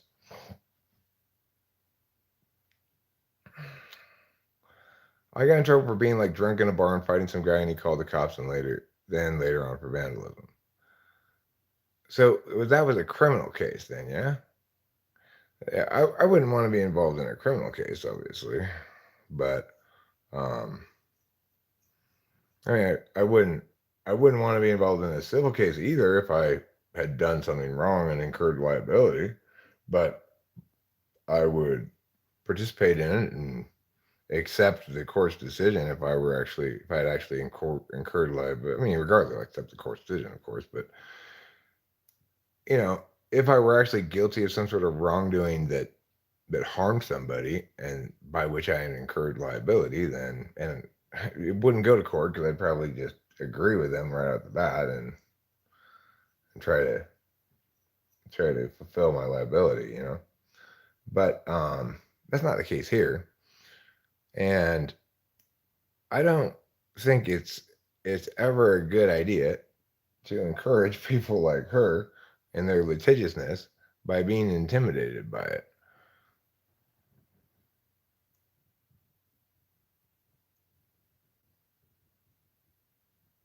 But if you get in trouble a couple times, you're basically branded no good by the courts. So they really hammer you. Well, this isn't a criminal matter. Well, in theory, potentially, she could be awarded statutory damages as high as $30,000. But, that's not going to happen. I know that's not going to happen. And I have complete faith in the court's ability to see through this nonsense and take her to task for it. She's not trying to get money. She hates me and she wants to get me. She wants to do some harm to me. I've encountered plenty of spite monkeys before. Her getting money out of me would only be purposed to get me so that she could enjoy her feeling of spite hitting home. No, she doesn't even know me at all. But I made a video called "Let's Cancel Culture Michelle Shocked," and I talk shit about her. Said how I'm talking shit about her now, right? And I will continue to do so. Of course, I'm not defaming her at all because nothing I'm saying is false. I'm just saying I don't think I think her approach to copyright is downright antisocial. It's insane to think that we should prioritize her perspective on copyright over one that maximally empowers the copyright holder while minimally punishing those who make mistakes but do no harm, right? It's like she's the only person I've ever encountered who's taken that approach with something I put up that violated copyright. I get copyright notices all the time because I'm singing covers sometimes in live streams, or maybe there's some background music in the store I was in, or whatever. I get them all the time. She's the only one who thinks a violation's purpose is to exact as much damage on the perpetrator as possible, to do as much harm so that they hurt badly, so that they know that what? So that they know not to do that again or something? Well, I mean, obviously, as soon as I realized that I had gotten a strike, I was resolved. I mean, I never even considered doing it again anyway. It was a one-time video. It's like all of them. I got thousands and thousands of videos. Like, here's a video about this cool thing I read today on this website. It's a one-off, right? Her thing was a one-off too. Why can't I find Michelle Shock shit? Oh, here it is on the Internet Archive, so you can find it too if you want to. It's a one-off. There was zero chance of me ever even mentioning her again if she hadn't fucking blowing her top, gotten me a copyright strike, made me go to copyright school, then I would never have mentioned her again, I'm sure.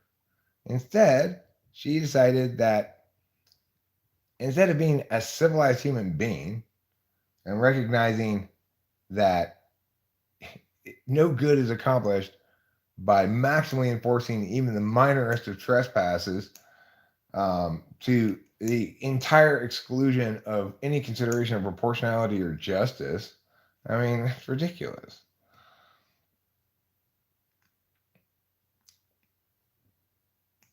What is required to be considered a conspirator?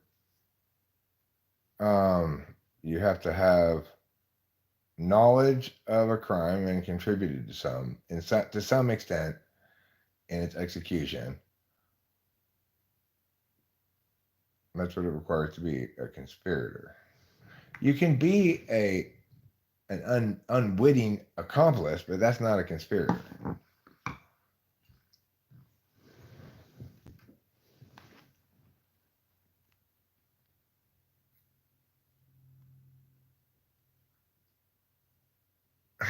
Did I conspire against her? With whom? To do what? You can't conspire by yourself.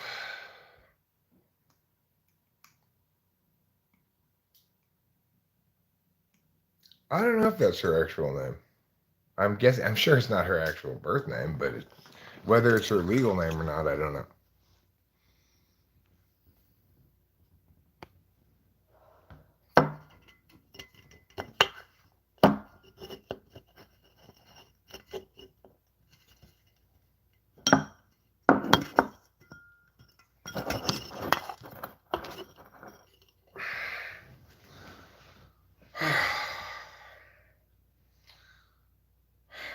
That's so annoying.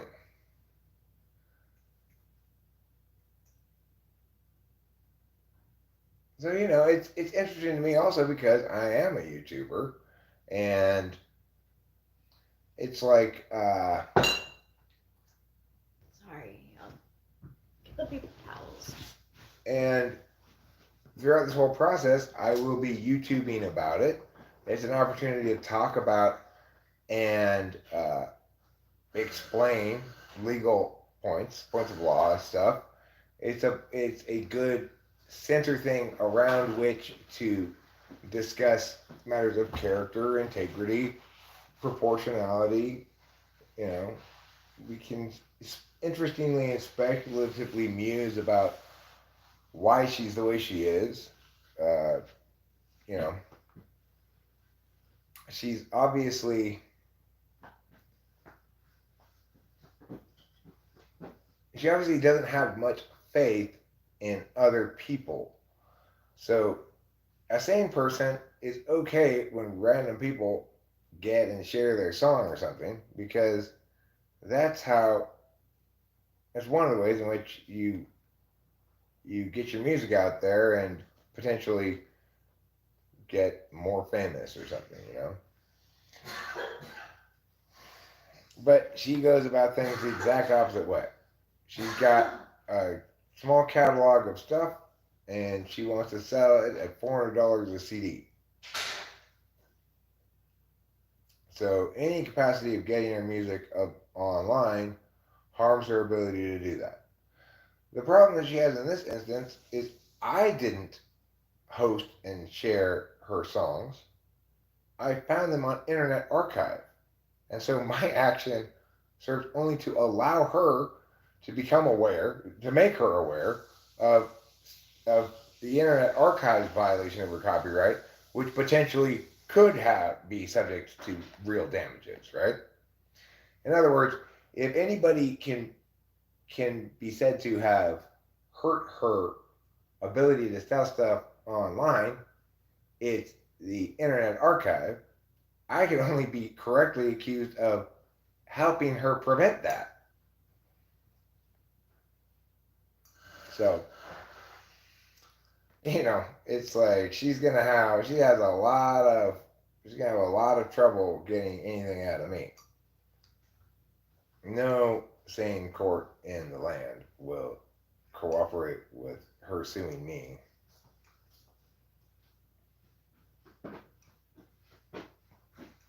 Is she saying I'm a co-conspirator with the Internet Archive? Well, I mean, I've never even spoken with them or had any contact with them at all. So how could I co-conspire with them? The most I could possibly be would be an unwitting accomplice for which I had attained no liability. And I wasn't that either. I was just, I was pointing to people to where Michelle Shock's songs were, two of them. Like, hey, I can't find the shit anywhere, but here I found two of them right here.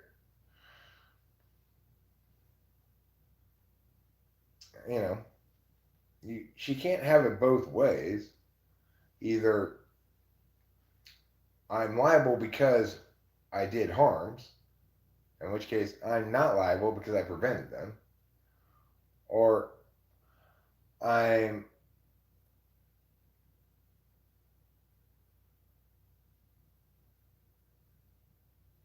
or I've done no harms, in which case how can I have conspired with the harm causer, right? I stopped the harm causer, so I couldn't possibly have conspired with them.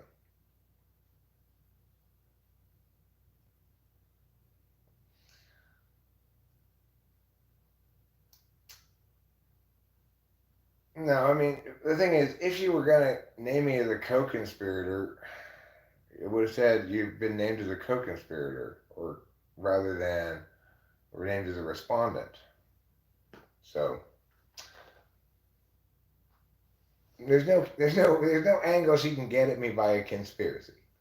In short, there's no angle by which she can get at me by a conspiracy. And of course, the other problem she's going to have is I have a massive body of work to demonstrate by which it's if she makes any kind of assertion about me being a copyright violator as a way of being or as a way of doing business, then that opens the door for the entire body of my entire body of work to prove that in fact I'm the exact opposite of a serial copyright violator, of a a Russian guy who's trying to steal other shit and sell it on his weird website so he can make money that he doesn't deserve. I'm the exact opposite of that. I'm the guy who, like, for example, I'm the guy who found that Amazon, I guess it was selling my book Gospel of the Pantheon, the PDF that I made available for free on some self-publishing site. What the fuck? Like that, they are the kind of people who should get sued. I wrote a book, I put up a free PDF, but it's clearly my copyright, and you could buy the hard copy of it, or you get the PDF for free. They got the PDF and they started selling it. And their argument would be, well, there's no harm to you. You're giving it away for free. You know? I'd say, you got a point there. But still, if I had done something like that, she'd have a much better case against me. I did nothing like that.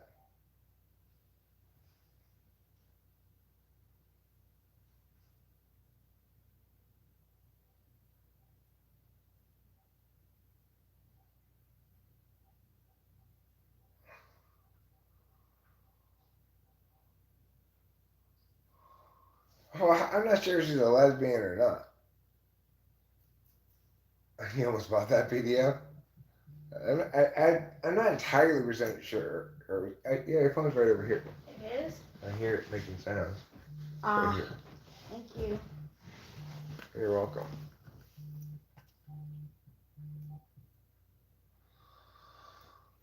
So, but it was some normal website like Amazon. It wasn't some shady ass thing. Probably their lawyers told them if he's giving away the PDF for free, he can't possibly attain any damages if we sell it.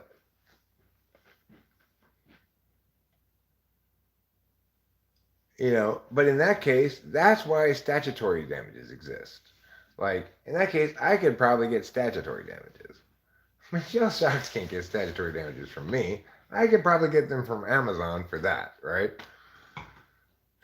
But because there still wouldn't be any actual damages even if I were selling the book because nobody buys it.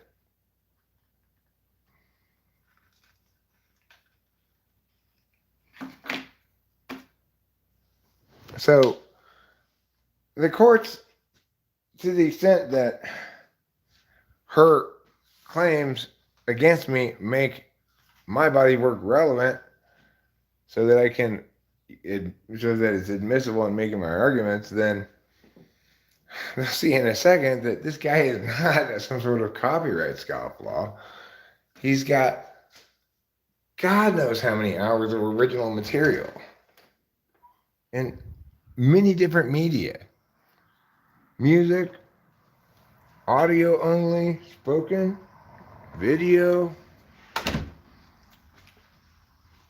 different kinds of videos like humor, philosophy, music. Like, anybody who looks at me and my body of work can tell that I'm not somebody who needs to be punished for general chicanery with copyright.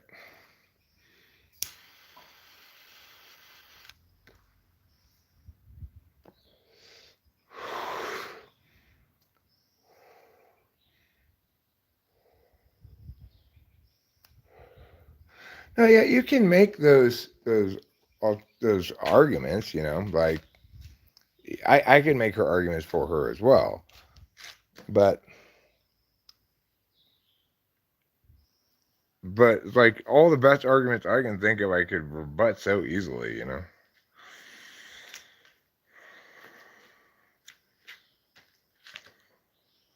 Because remember, you have to also factor in the fact that the video that was up that got the strike was not up there for very long at all. Like less than a day, for sure.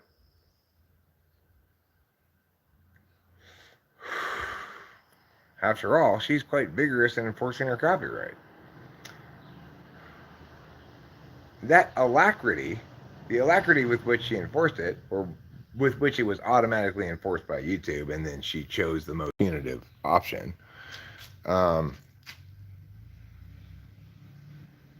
may be great for protecting her copyright, but it's not good for generating cases in which she can claim that she deserves damages. Because it prevents her from attaining harms.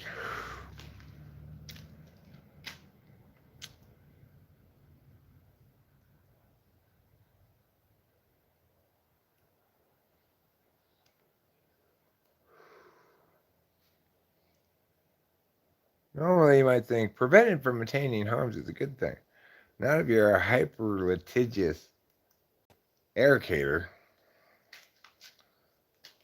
because you cut short your own capacity to actually claim real damages.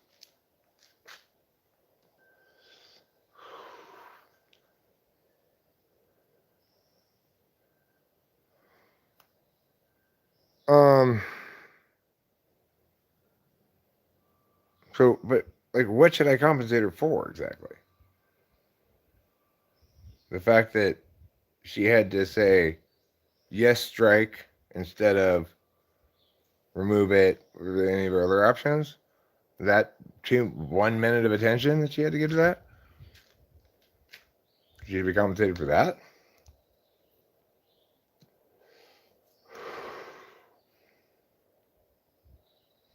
I mean, the point is, a takedown notice exists legally because if obeyed, it's supposed to comprise the legal remedy to the problem. Just like a demand letter in a civil case. If you meet their demands, that's supposed to end the proceedings, right? That does end the proceedings. They can't sue you for failing to meet their demands if you meet them.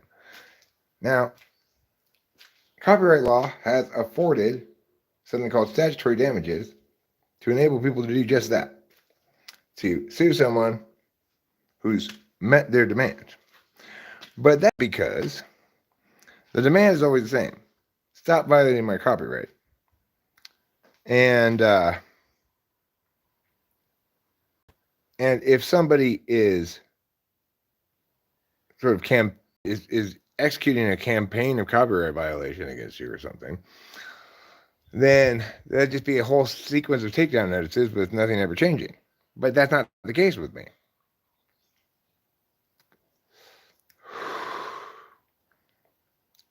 So, in other words, those statutory damages are there in case somebody is abusing the fact that takedown notices afford a legal remedy if you obey them. Somebody who's abusing that to essentially force a copyright holder to continually issue takedown notices, have them obeyed, and then have no actual damages to point to justify a lawsuit. So, because the thing is also, you may want to control your copyright and also not want to monetize it. You still have the copyright on it. You get to say what happens, which is why I could issue a takedown notice to Amazon for that book, and I'm sure they'd obey it. Then I could actually sue them for actual harms if they sold any copies of it. Because I don't know if there'd be actual harms or not, because after all, I'm giving it away for free. So, but I'd be able to sue them for statutory harms because I'd say, basically, look, the reason I put that book up there for free is because I didn't want people to have to pay for it, and you're tricking them into thinking they have to pay for it.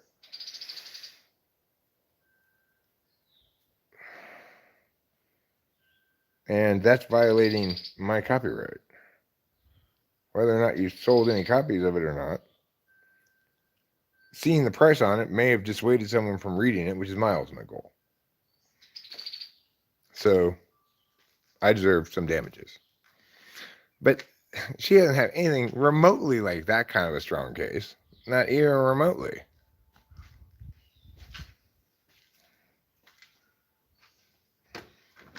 And of course, I don't want to sue Amazon because I don't fucking care,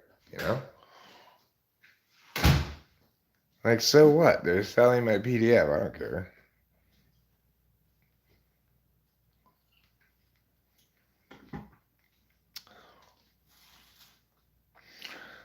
Michelle Shark has 2 children, a son and a daughter. She's 61 and is a complete country without a re. That's a full description of her.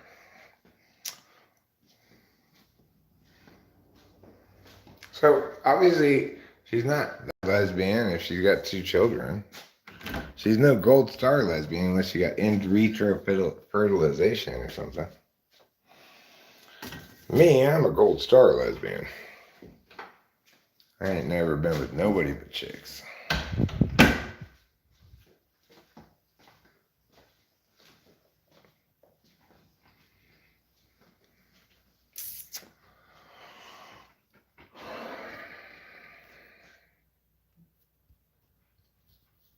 And it's like ultimately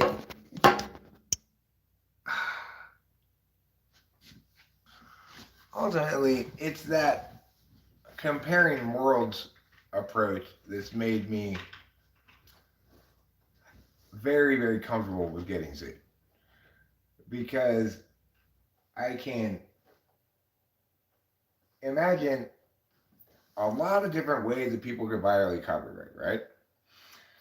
And I recognize that the damages scope, there's a range there so that judges can use their discretion or juries, to use their discretion to award damages that are proportional to the scope and scale of the violation. The scope and scale of my violation is at the very, very bottom of all possible conceivable violations. So the fact is, given that there's a range of possible damages, it's more or less inconceivable that they would award her at the top of that range for a violation at the very bottom of that range. So, I'm not worried about it at all.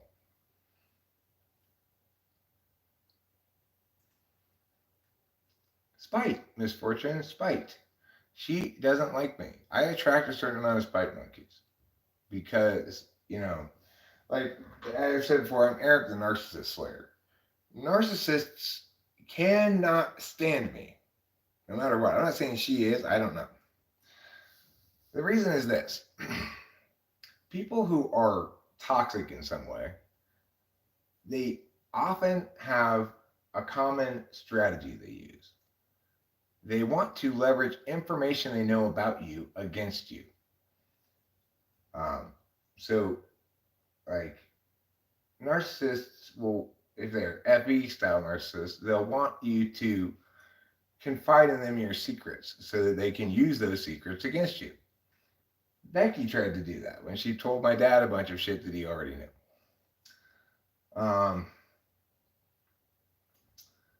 This guy Nick, who was an ENFJ guy I knew, who was my narcissist basically. He kept wanting me to tell him my secrets, and I kept telling him I don't have any secrets. That's pretty impressive, Ruben. Hi, Becky T. Hi, Becky T. You meant with what you said with Malice. I hope she has more issues than that. Yeah, well, I I hope she insists on making this bed, so she has to lie in it. Yeah, Becky the ENTP. She got mad because I talked shit about her. I didn't even talk shit about her. I said she should get with Frank James. I made a video saying I know a female ENTP that Frank James could get with. And she called me on the phone and screamed at me that I'd take it down, blah blah blah. And I was like, no. You need to talk to you can ask me very nicely, and maybe I'll take it down. And instead of doing that, she emailed my father, threatening to sue him. Right? And her reasoning for why she should be able to sue him was because I didn't have any money. Well, gosh then. It doesn't matter if Joe is responsible for liability. We should sue Donald Trump because he has money. But she was right in one thing. It worried my dad, the threat, enough for him to talk to a lawyer. It didn't. It was obviously completely nonsense. She's a Canadian citizen.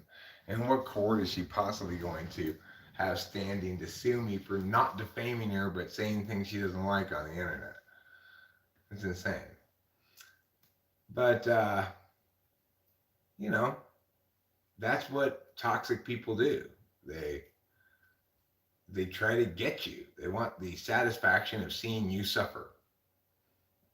And especially if you're good, noble, just, and true, and not at all weak or intimidatable like me.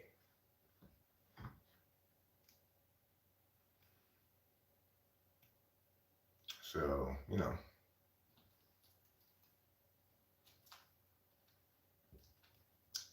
Yeah, Becky was mad for that. But it wasn't that because I put her on blast for it. It was because I called her out on it privately first before I ever talked about it on the internet.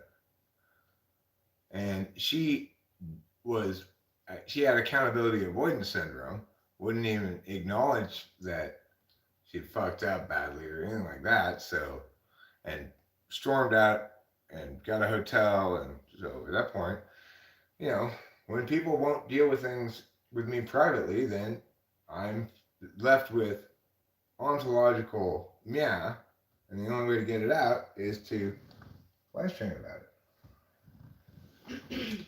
It's not my fault that you're too much of a coward to deal with me privately.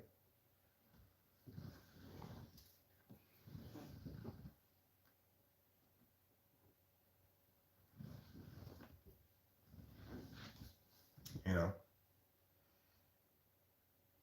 if I call you out on some bullshit and you are unwilling to be honest and be held accountable in any way or be a civilized human being, instead run away and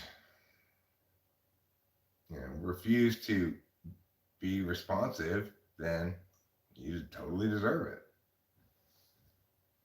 It's not like I'm busting good people, right? Becky showed her colors in no uncertain terms when she emailed my elderly father threatening to sue him because she didn't want me mentioning her on the internet.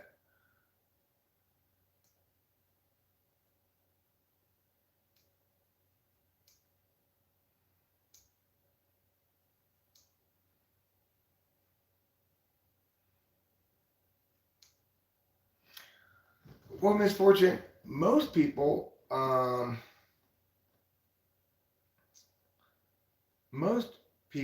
are very intimidated, alarmed, distressed, etc., when they receive some kind of legal document naming them as the respondent in the case.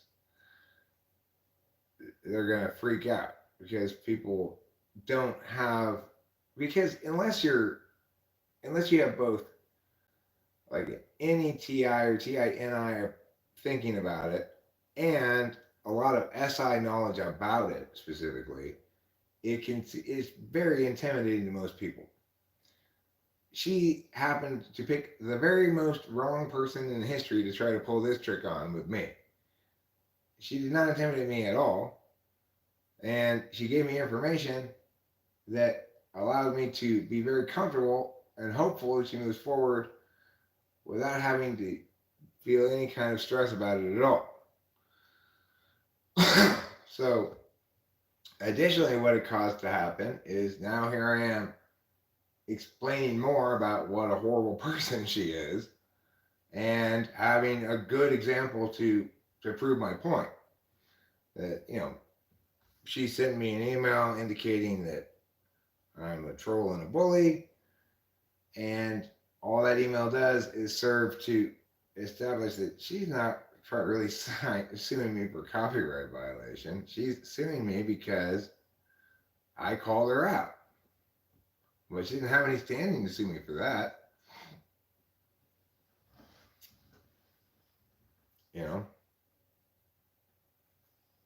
And the thing is, maybe she's hoping that I'll try some sort of retaliation and commit another copyright violation to get at her or something.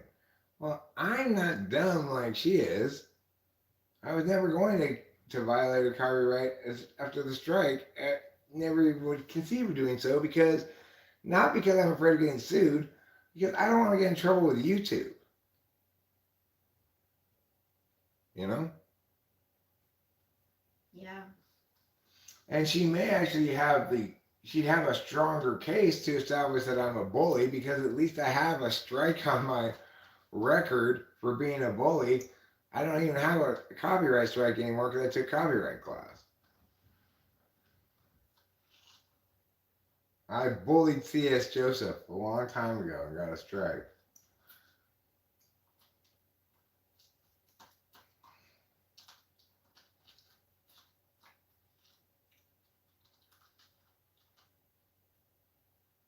But,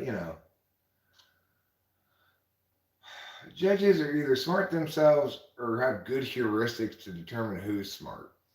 Either way, I win.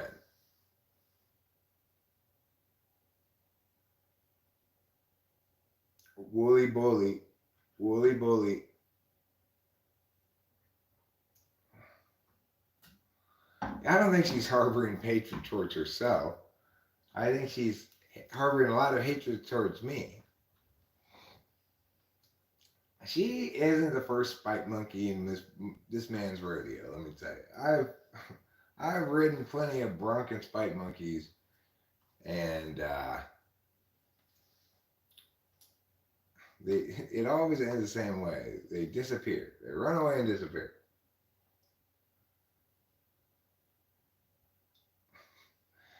She's harboring fugitives. The names are bad idea and spite. It's just like she's holding so tight to her music that no one knows it even exists. Right? Whenever I'd say Michelle Shark, invariably somebody said, "Who? Who's Yeah. that?" You know. Like really, like there's basically no way unless you buy a CD or a record, I guess. Yeah, you have to buy one of her CDs for $400 if you want to listen to her music. The thing is, I do want to listen to her music. Not that badly. No, I mean, right. there's shit tons of other great stuff out there. There's even better than that I could listen to. So I'm not gonna pay $400. It's like maybe the Beatles could get away with that. Like the only way you can get our music is by paying for a physical object that you play in a piece of hardware. Maybe, but even then, I wouldn't pay $400 for an album. Thank goodness they haven't. Like people make Beatles playlists. Well, sure, because the Beatles or whoever owns the Beatles catalog now, which is no longer Michael Jackson, but not the Beatles either, Mm. makes money every time somebody plays one of those videos. Just like Michelle Shark could have chosen to claim all money results from the video I made that violated her copyright. That was an option available to her.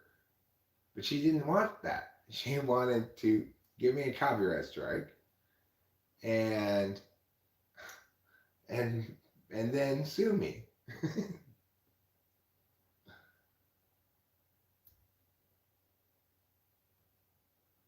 So, it's like the point is this. If Michelle Shocked were to sell her music like a sane person, she'd make a lot more money than she's making selling CDs at $400. Yeah. Because there's only so many people who are going to buy a CD at $400, and the rest of the time, what she's done is created a world in which her music is almost never played out loud, and as a consequence, she can profit never from those out loud playings. She can only profit from selling a physical object. So, on an economic sense, it's just idiotic.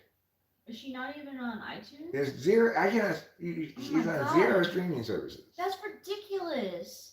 She wants to become like not like invisible, pretty much in music history. And she wants everybody to negotiate with her independently. She doesn't want to be negotiated with as part of like a BMG music group thing or whatever.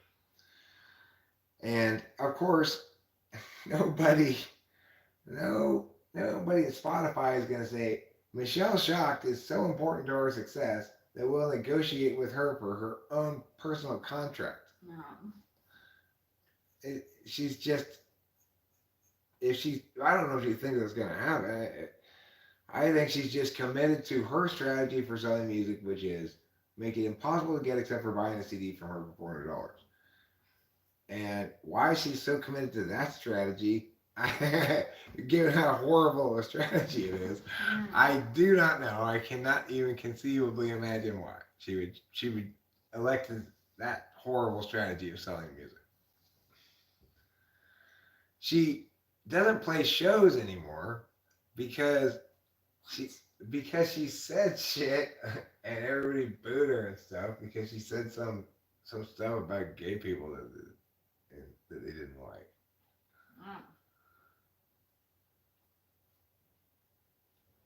So,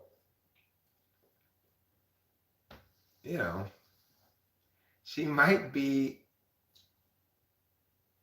just crazily committed to being wrong on this thing for particular reasons that we can't understand.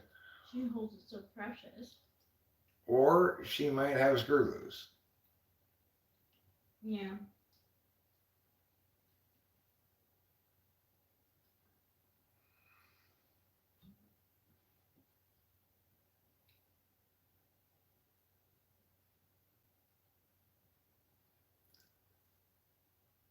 I don't think she wants that though. I don't know what she wants. The thing is, every bit of words I've gotten from her in email suggests what she wants is to convey to me how shitty a horrible person I am and how much she hates me. So, I mean, that's not. She's not the first person who's had that as their number one agenda. I seem to piss people off, you know. But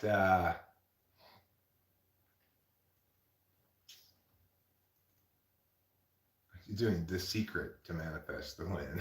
LOL. Well, good luck with her manifesting. I'll rely on my legal briefs and motions.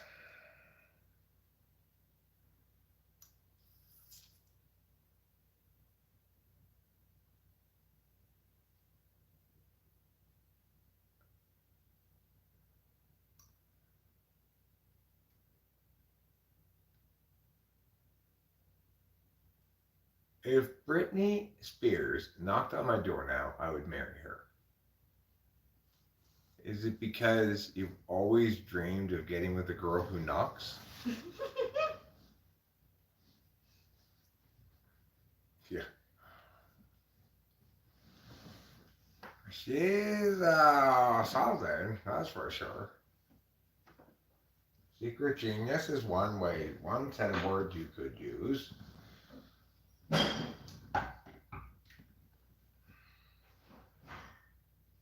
drink or anything from the fridge? Yes, please. Can I have, actually, can I have a Pepsi with ice in a cup? Okay. Thanks. Rachel's like, I did not sign up for such a complicated task. No.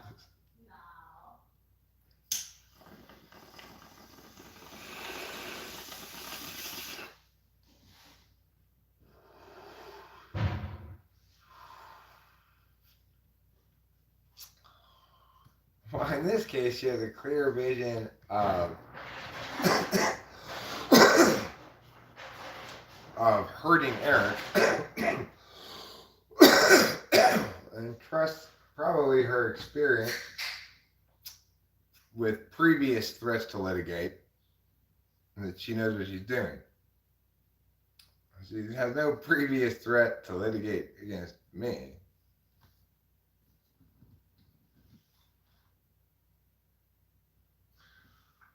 And the fact that she sent me that waiver thing is pretty convincing that this is something that she's done before to other people. She knows enough to try to get them to waive their their right to be subpoenaed and then decline to participate in it, which gets dismissed without prejudice, so that then she can file it immediately again and if the respondent doesn't respond in a certain number of days, then she gets a summary judgment against them. So, I mean, that's my take on what she's doing there, is trying to get a summary judgment because the respondent's waived the right to a subpoena. She's relaunched the thing. There's no subpoena, so that they don't know to go or respond, and then the court has no choice but to rule in her favor and issue a summary judgment. I think that's what she's doing.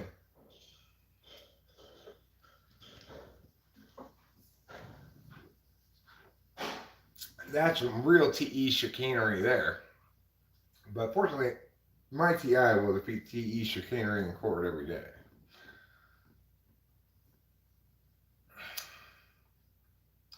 Yeah, Becky had a YouTube channel. I don't know if she still does. I mean, the thing is, when you have committed wrongdoings and avoided all accountability for them, you can't be a public figure because people are going to talk shit about it, right? People are going to leave comments being like, you're a cheater.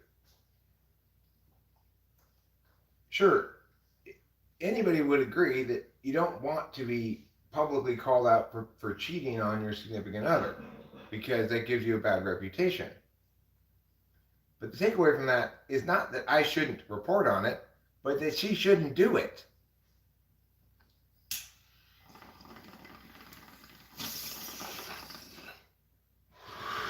It's important to remember the interests of her significant other as well, right?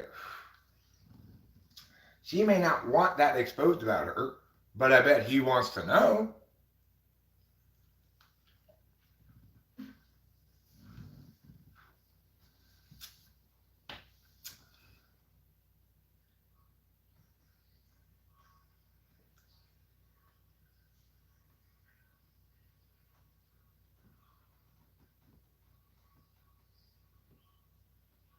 Well, yeah, it usually probably works. She didn't like my response. No, dummy, you have to actually subpoena me. Only a complete tard would sign this. Can you imagine how furious she must have been when she got that reply? Not only did the thing not work, but it, it's obvious that I see immediately through her dumminess.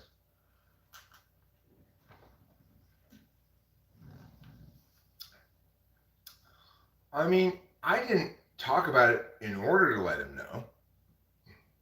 I talked about it because I was denied an actual conversation that would allow me to still engage with this person at all because they refuse taking any accountability, leaving me very frustrated because I'm trying to talk to this person so that we can agree on meow, meow, meow, meow. And presumably, if that was the first time she'd ever cheated, which I was operating under that assumption to give her the benefit of the doubt, she learns something, walks away, and becomes an anti-cheating advocate or something, you know? But if I'm denied the opportunity to engage meaningfully with you in private because you're trying to avoid accountability, then I'm mad. What do I do every time I'm mad? I go on YouTube and talk about it because I don't have secrets and I believe in transparency.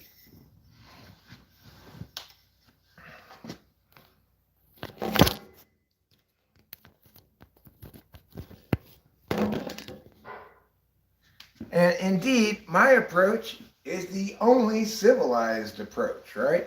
I engage with these things entirely discursively, with language. I'm not out doing things.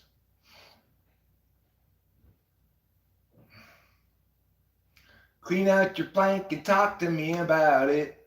Okay, I'm going to clean out my plank. Okay, wait. What is cleaning out your plank? And do I have a plank?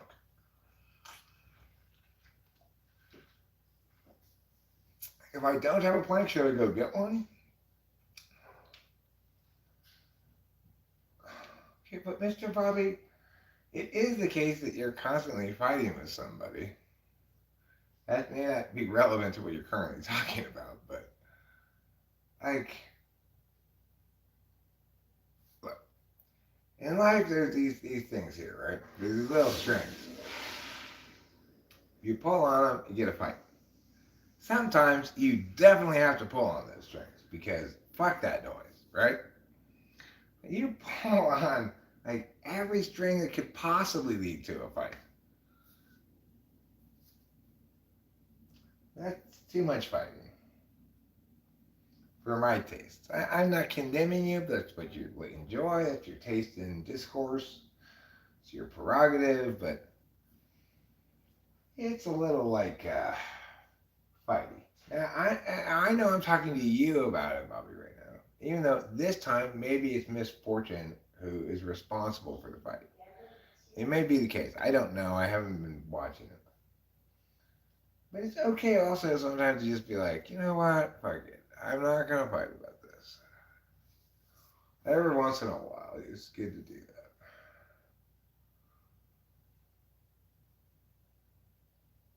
that. Like how I ended up not fighting about the mailbox thing.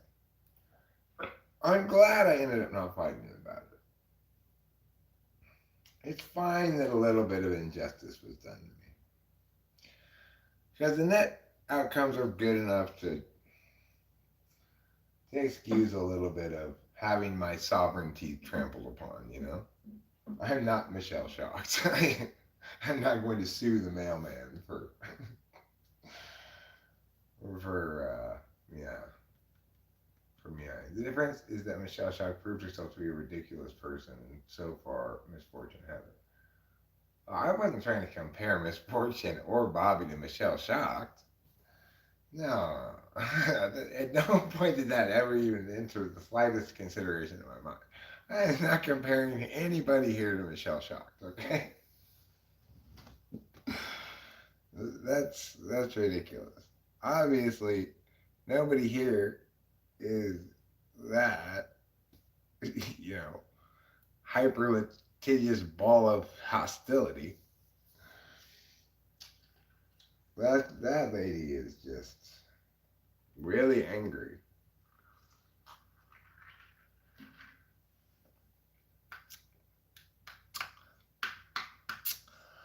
She's very angry, but she won't scare me, and that will just make her angrier. She can't win, so I'm not intimidated, and that will make her even angrier. I'm glad this song that I'm singing is not one of her songs. Instead, it's my own, which I don't own. And now, Michelle Shocked, you suck ass. Go ahead, Michelle Shocked. Violate my copyright. You can have that song as your ringtone.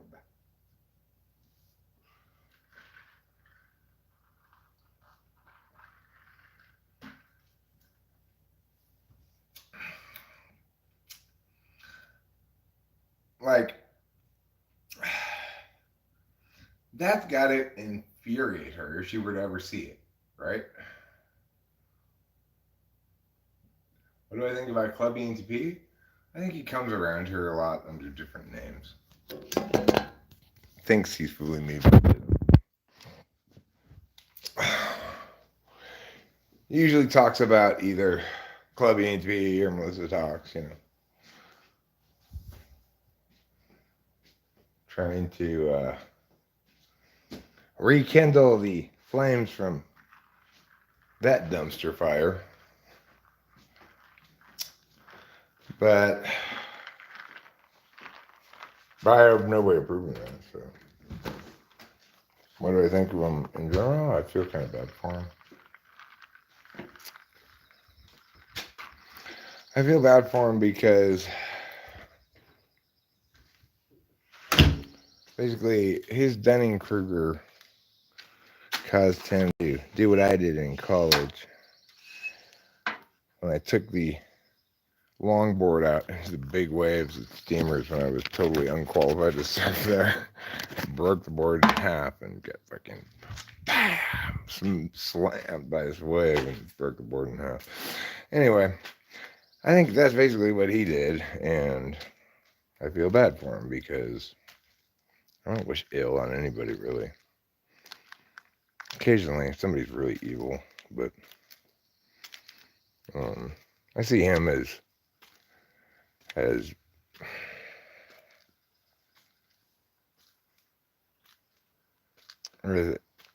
in way over his head, you know, like it's tough if you think you're an ENTP and you have a conversation with me, or you compare your explanations or ideations against mine objectively, and you're committed to the idea that you're an ENTP. You're faced with a tough reality.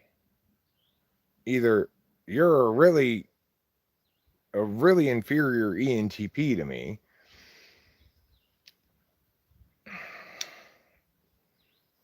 or you're unable to look objectively at what's going on, and so you think stuff's good when it's terrible, and etc. I mean, it's not an envious position to be in, for sure. Enviable, I mean.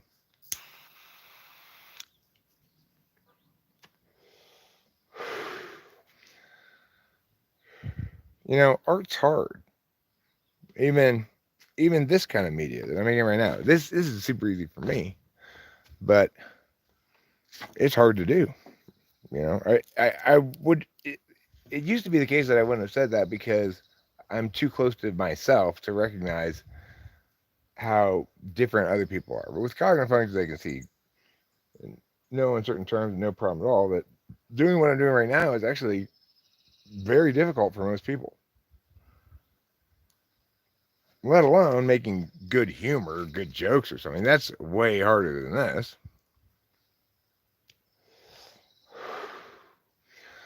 But even if there weren't anybody here putting anything in the chat, I could sit here and talk interestingly and correctly about a wide array of subjects that require intellect to understand and deconstruct, right?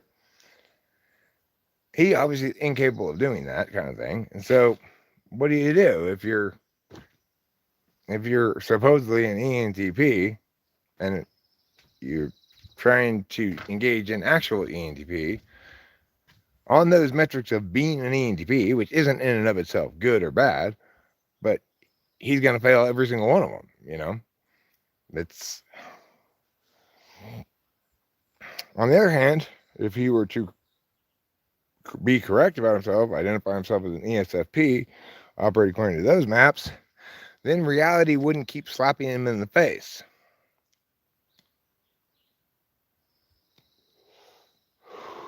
But you know, he's not a mapping type.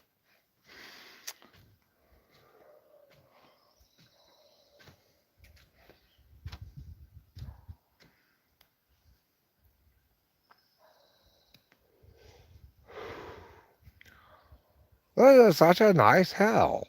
I like this hill. I don't want to go down on it really, because it's like you gotta go. It's kind of steep, and well, I like to look at it occasionally.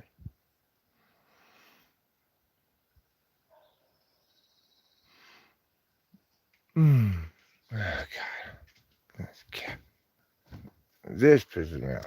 One of the two cats scratched this door right here so much they tore off all this fucking weather stripping.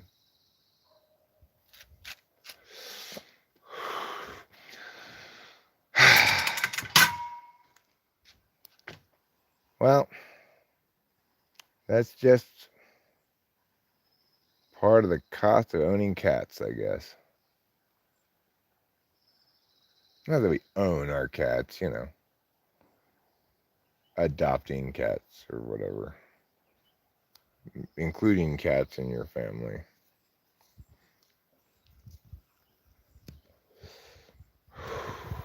Having feline family members.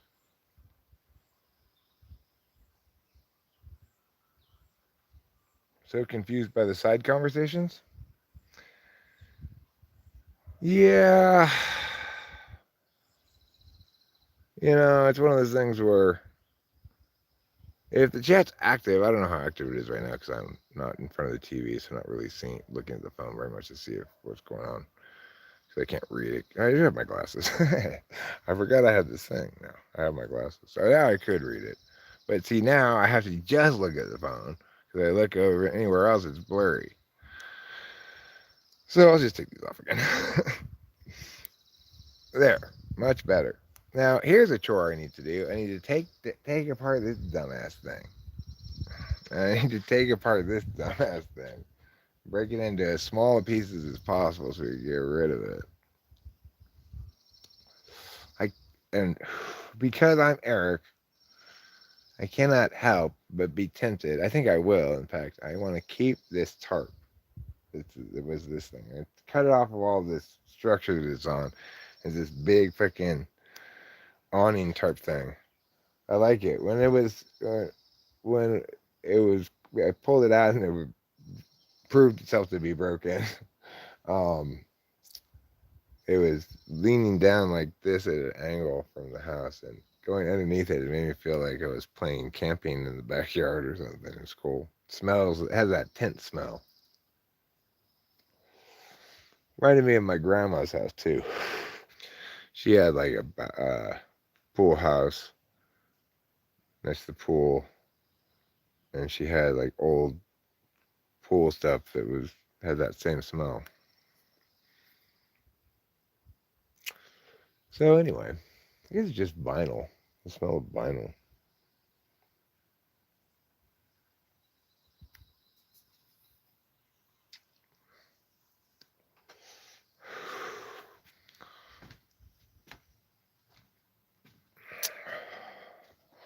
Got a lot of stuff going on right now. Got too much on my plate, I feel like. Because I still have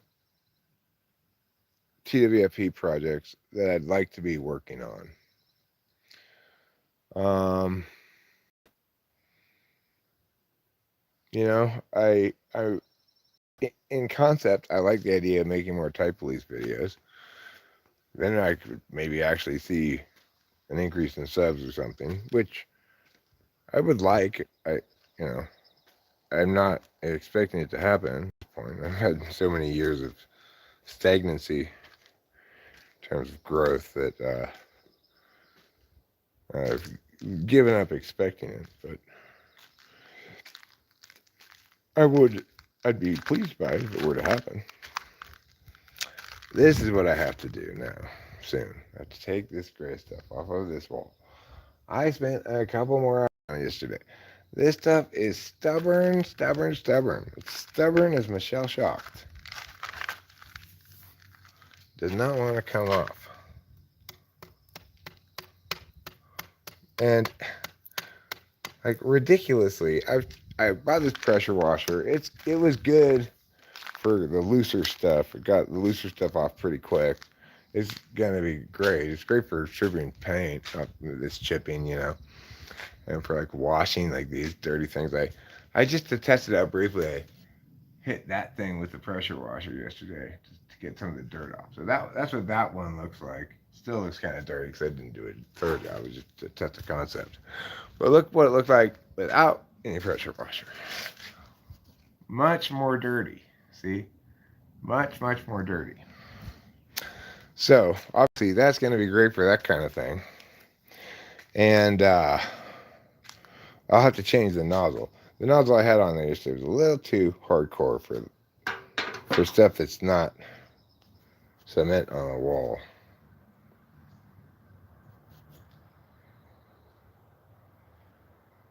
Also, I'm looking forward to your 23andMe results. Mine? I never did that thing. I'd like to do that. That'd be fun. That'd be interesting.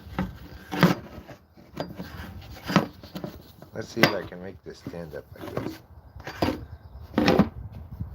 No, I can't. Oh, failure! Why do you chase me like a hound? Wait, there.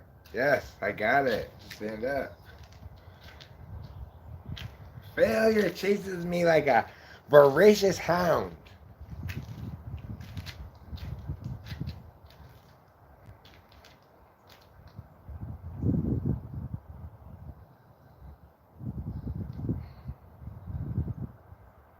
The thing is,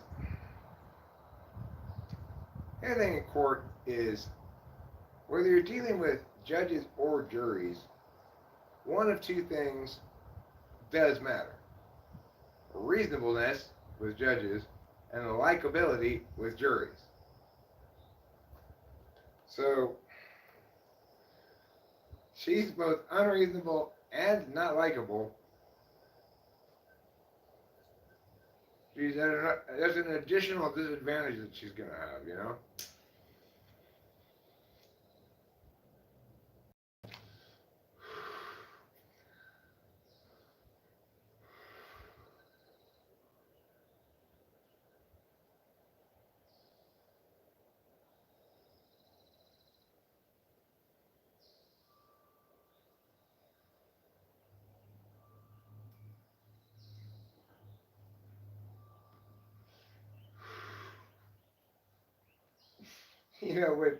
When a direct quote from your email includes, "I will find you, eat a bowl of shit." I'm not hiding. It shouldn't be hard to find me.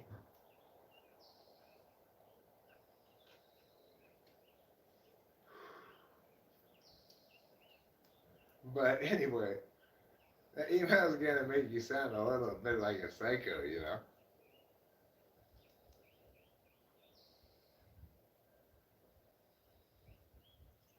Personally, I don't put any weight into it. Like, if I were a jurist or a juror, I would say completely irrelevant, doesn't matter at all. Unless there was a path of relevancy established by her. Like, if she made the explicit claim that this was motivated entirely by a need to protect her copyright, which I'm not sure if she needs to make any claims of that sort at all about her motivations, probably not. But if she were to make that explicit claim, then she'd open the door for that to be relevant and admissible. But you know,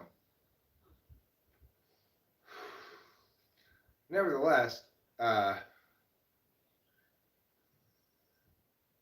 not every judge is going to be as correct as I am. So you toss it in a motion, see how it flies, see if it sticks to the wall, you know.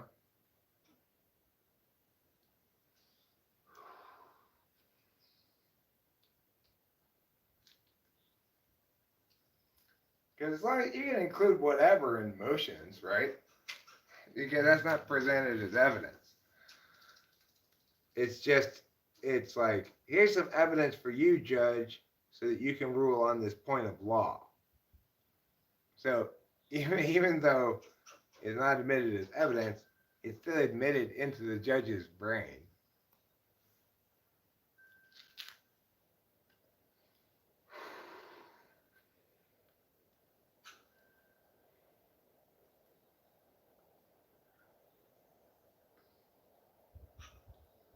Alright, get out of there, wasp. I think that wasp is scouting out up there to try to make a nest, or maybe there's a very beginning of a nest right there. These wasps, I've tried to explain to them that they and their waspitoriums are not welcome. But wasps are an unruly bunch, you know? You can't trust a wasp farther than you can throw. And you can't throw it very far because while you're in the middle of your throwing motion, it will sting the palm of your hand, disrupting your ability to throw well. Plus, they just don't have a lot of heft to them, you know. Where did I leave my drink? Didn't I have a drink? I think I had a drink. I had a Pepsi. That's right. Rachel made me a Pepsi, I think. Did I leave it inside? Why would I leave a drink inside when I'm going out to smoke a cigarette? Doesn't make any sense. Well, I must have just forgotten it, I guess. So I'm trying to deconstruct where my drink is by what makes the most sense. My drink should be right here in this red cup. And it is. Okay, well, that's an exception, though. Normally, that's not a good way to figure out where my drink is.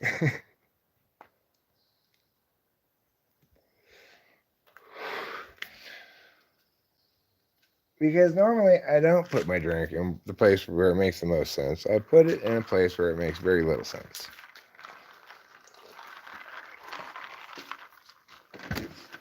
I just sort of set it down unconsciously when I'm meowing.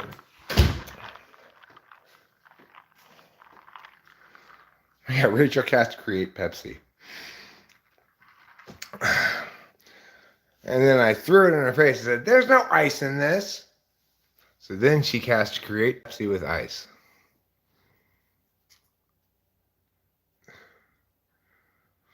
This juror wants to hear about stories about the lost tribe that speaks perfect English. Yeah, well, it's just a small community of Americans who settled in a remote part of North Dakota a long time ago and never got any of the news about anything. So they think we're still a colony of England.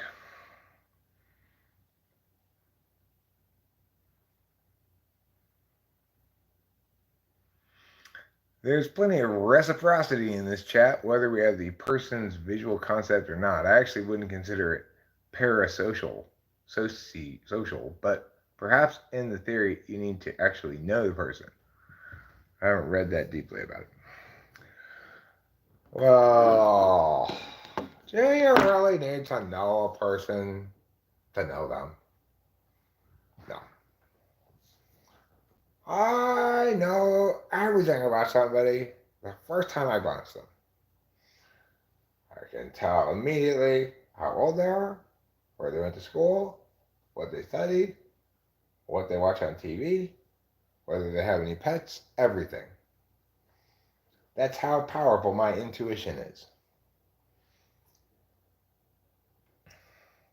The diaspora. The diaspora? You mean those things we have to make in elementary school? My diaspora was of the pilgrims taking maize from the Indians. Oh, wait, that's a diorama. I do ask for money in exchange for my services.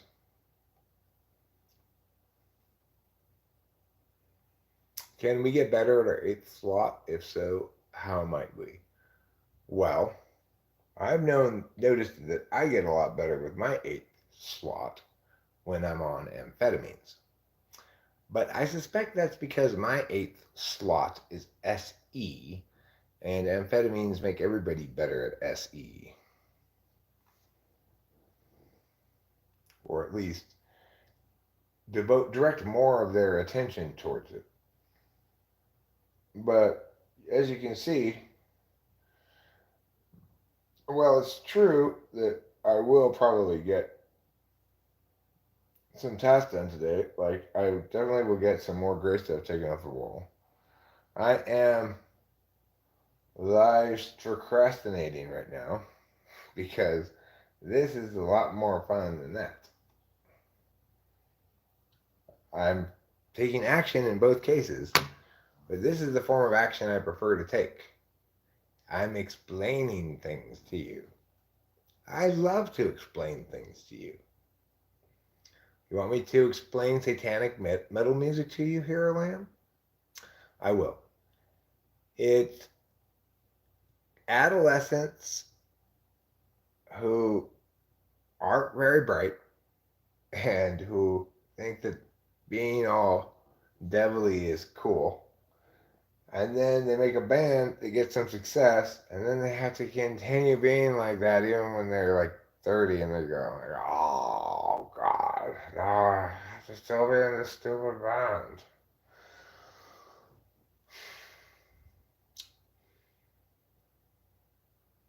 Yeah, but you get to be proud and loud, loud and bad, and bed. Loud and bed, cute goth chicks. Cute goth chicks, huh? Well, I devised with Rachel, or explaining to Rachel the other day, I have devised the perfect plan for courting a goth girl. When you go up to her door to take her out to dinner for the first time, you give her a single white lily, which she then holds like this. Neither of you smile. Wordlessly, you walk to the car.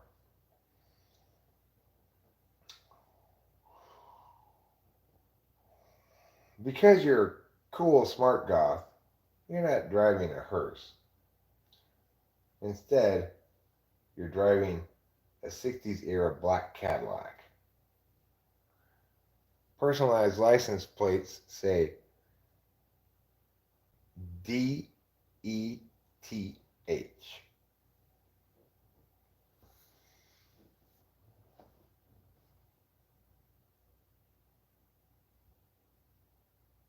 I never said that.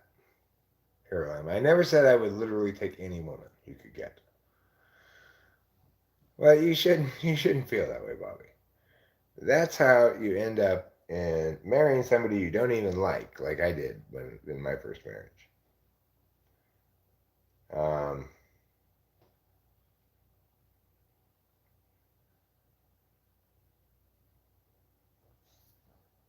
the bottom line is, it's important to find someone that you actually like. that you're like, oh, I'm this girl, I really like this girl, and I really want to spend more time with her. If you think about it like that, everyone's afraid of getting friend zoned, quote unquote. There's, you know, I have a complicated relationship with that notion because having girls as friends is great, you know. At least you got more chicks around. It's not always a sausage party or a solo sausage party if you're just hanging out by yourself. Um, and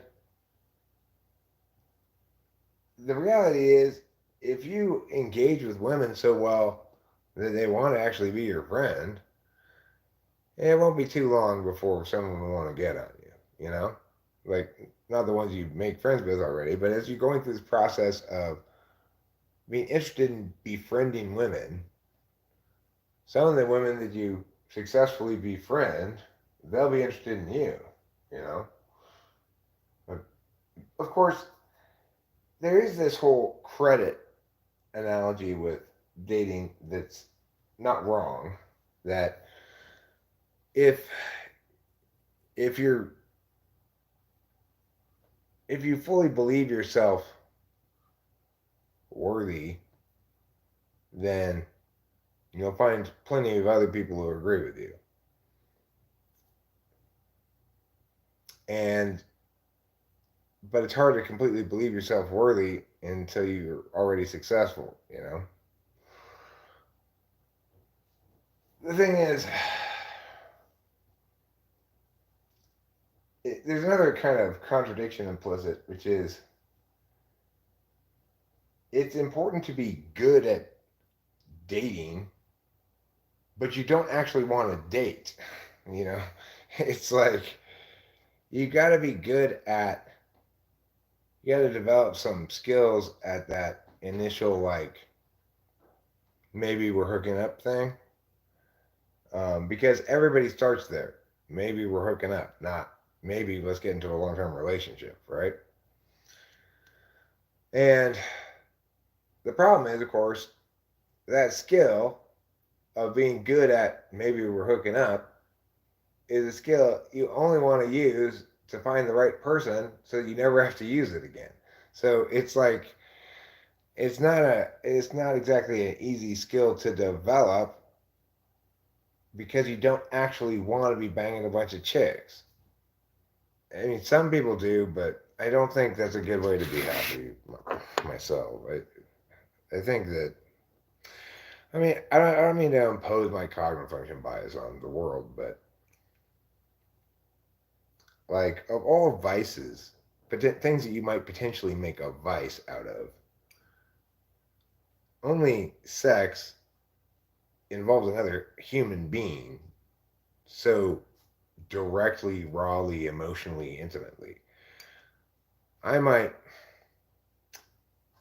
indulge in a vice of gambling, go to the casino, play blackjack. It involves another person, the dealer, but there's it doesn't involve him emotionally at all. It doesn't involve him in a way he's gonna forget about me within one day. I might indulge in a vice of drugs. People who love me might feel like, oh, I wish he didn't do so many drugs. But um,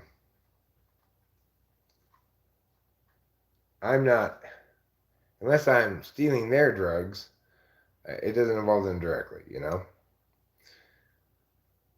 So the thing is, sex is the thing that can least safely be used as an indulgence or a self reward or, you know, feel good, pleasure induction or whatever. It can really only safely be used as such in a healthy long term relationship. But to get into that healthy long term relationship, in the current milieu anyway, you need to, chicks need to think like that chicks in general consider you as a possibility, and they make that determination based on how you carry yourself. It's hard to fake it. I don't know if it's even possible. So, I don't know. As an intuitive myself who didn't ever actually get master this whole thing, this whole conceptually at all, let alone behaviorally, until after Kimberly, really. I mean, yeah, it's like I was ready to date properly and successfully right when and that's how come and sort of how come I got Rachel, right? Because I was I had learned all this stuff. I had come to understand fully sort of how the dynamics between the sexes work in terms of what currencies one possesses to how much how much like reproductive capital you have, you know. Once I had, you know, triggered all those flags, then I was ready to successfully get Rachel. And of course, part of being ready meant being picky. So Rachel was not the first chick I talked to try to find a new chick at all. So I was correctly picky because I that's part of having figured it out sufficiently, you know. Understanding where your reproductive capital lies and spending it wisely.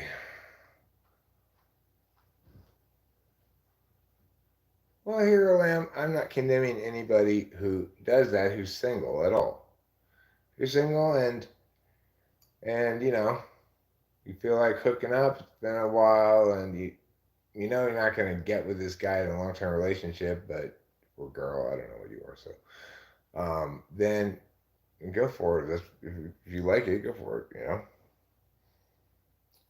know. The key thing is it's just the most difficult area for people to retain detachment in, right? So people often will be like, well, I just both engage in this for the physical pleasure of it without any linkage between the two of us, really, you know. Sometimes both parties uphold that, maybe even most of the time, I don't know, but there are other instances in which, while that may be intended ahead of time, people only have a limited amount of control over their emotions and such.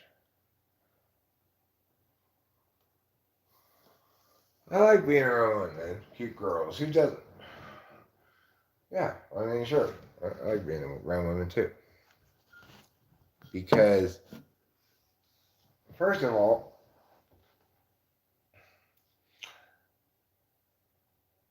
most of all, I want, you know, to find people with whom, if I'm in like a real life environment, people with whom the social engagement is very comfortable and natural. Ideally, interesting as well.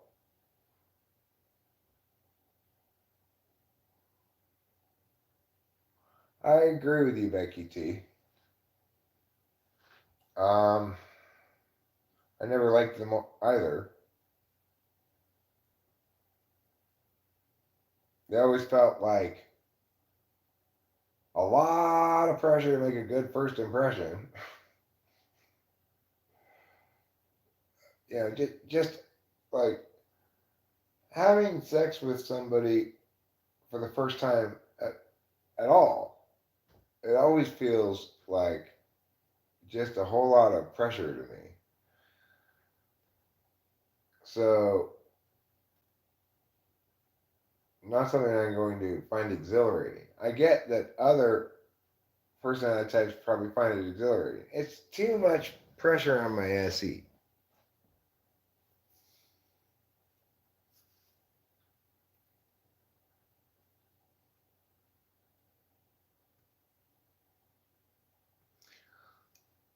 Well, here I am. I mean, the thing is, most of the time, unless you're talking about a long term friendship turning a corner and becoming romantic, with the exception of that, almost every time, both parties can only speculatively engage in what this is going to be. The exception being if, like, one of the parties is just really like being a dog or something, you know? Like, I don't like this girl, but I want to fuck her. Without that, most of the time people engage in either non physical intimacy romantic stuff, like going out on date and it explicitly being dating rather than something else or whatever, that kind of stuff. Neither of them are able to predict the future because neither of them know the other one well enough yet. It takes some time to get to know somebody, and then at that point, you can make an informed decision about whether you're interested in a long-term relationship or not. It's one of the biggest challenges of human sexual dynamics is that you can't know whether you should have sex with somebody until, in part, after you've had sex with them. you know, that's like, do I want to be with this person? One of the questions that needs to be answered to answer that question is, do I like having sex with them?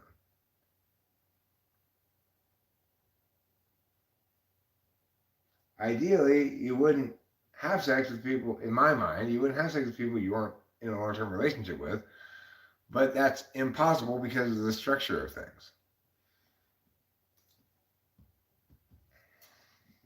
And it's not like there's a preferable alternate structure.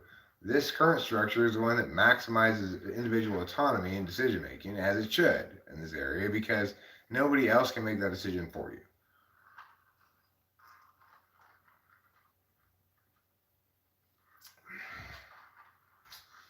Well, I think hookups involve uh, a pre-hookup intentionality vector that needs to be considered. Like, hookups are best and most safely attained between two people who went to a party hoping to hook up with somebody, right? You got to factor that kind of shit in. Like, oh my god, I'm visiting my cousin in Ottawa. I'm probably never gonna come back here. I'm single. I got out of a relationship like a month ago. We're going out tonight. I'm gonna try to find someone to hook up with. Meanwhile, there's some guy in Ottawa going, "Oh God, I haven't gotten laid in a while, so I'm gonna really try to find someone to hook up with tonight. I'm really busy. I got a lot of shit going on. I cannot get somebody like who's gonna be attached or anything, but I gotta get laid." Well, then, great. Let's see people hook up, and wonderful for them, right? The point is, you got to define a lot of contextual specifics before you can make any claims about whether this is a good idea or a bad idea, right?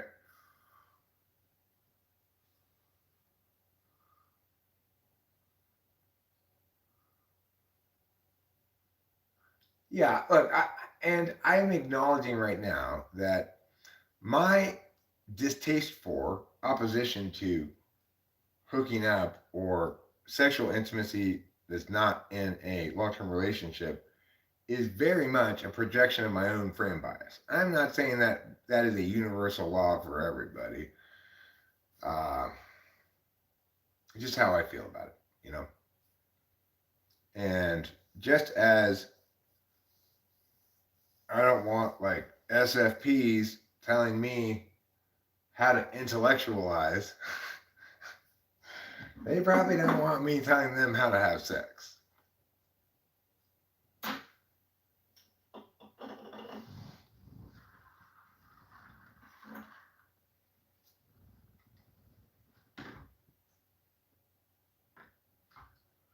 But if I were to tell them, I'd say, okay, look between your legs.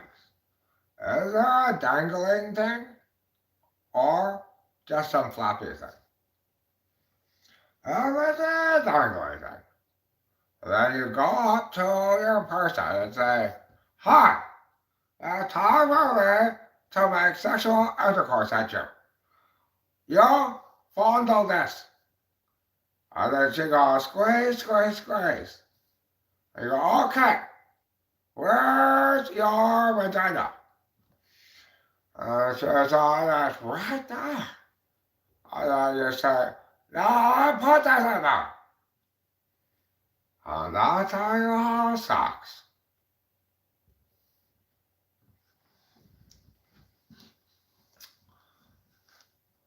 So, if any of you wanted instructions, that's how you do it. Now, if you're a girl, how to have sex with a man, just lie down. I don't remember who it was who made that hilariously fantastic joke, but somebody around here did. I was saying how the reason people don't believe in lesbians is you can hardly find any lesbians who haven't had sex with a man. And this lady's like, it's because it's so easy to have sex with a man. Just lie down. Which I thought was hilarious. Demis? What are demis? Talking about demigods? Demi-humans? Demi-toss size glasses of brandy? What you talking about? Demis. What are demis? Is that people who look like Demi Moore?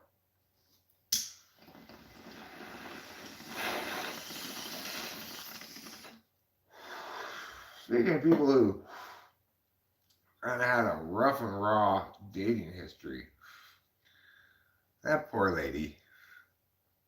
First, Bruce Willis was like, nah. Then she got with Ashton Kutcher. And it was like, yeah, but not really. And now she's like super sad.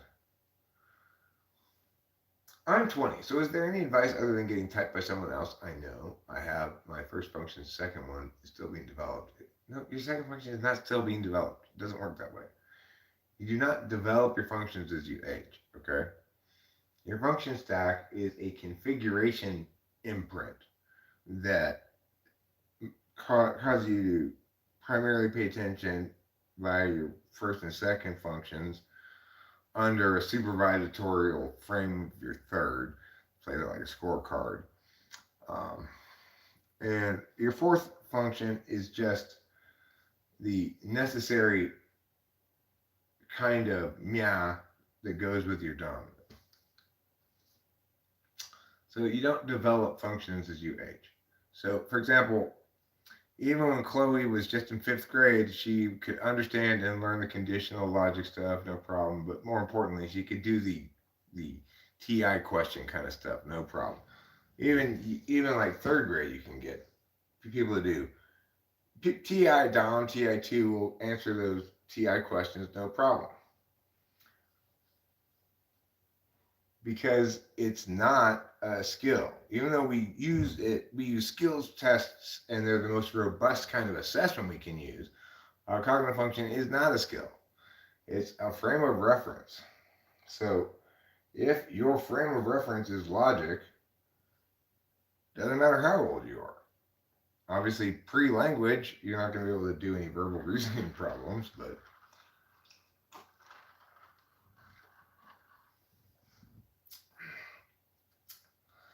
well, you can become more aware of your functions, but that's primarily your mapping types can use their understanding of cognitive functions to improve their understanding of self maximally and others incidentally.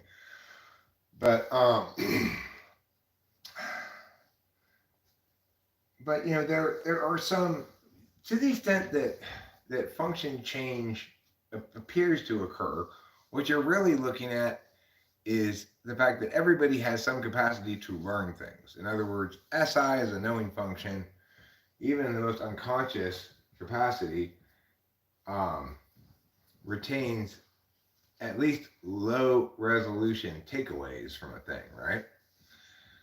So I, even without knowing anything about cognitive functions, I would still nowadays make fewer and less severe.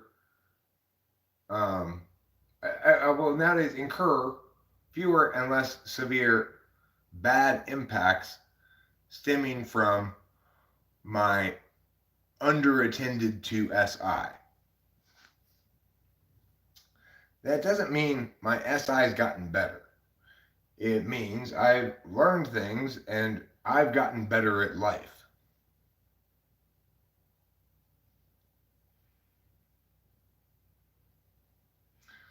Is stressing and obsessing about work a TENI loop? I don't really believe in these loops. Not sure what that. I mean, I've experienced something kind of like that um, where it's like I can't stop remembering this embarrassing thing I did and cringing about it. You might call that an SIFE loop, but of course, I can stop. I eventually do. It's not permanent, and even if it carries on for too long, well, you probably fucked up a lot, So yeah, I don't really believe in loops. I don't know how that would be. Your attentional stack is what it is. It's how you move through the world. They aren't apps you launch that hang and start looping.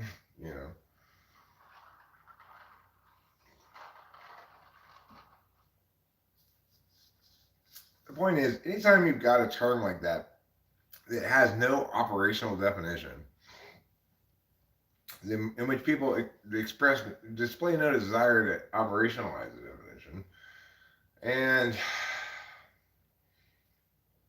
and simply names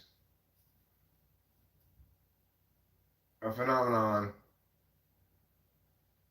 based on the fact that looping is something that exists in the world, and just says, well, therefore it exists here or something. I mean, define it, explain the mechanics of it.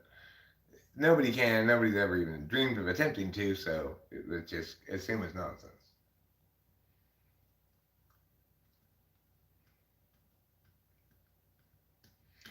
I mean, I'd have to.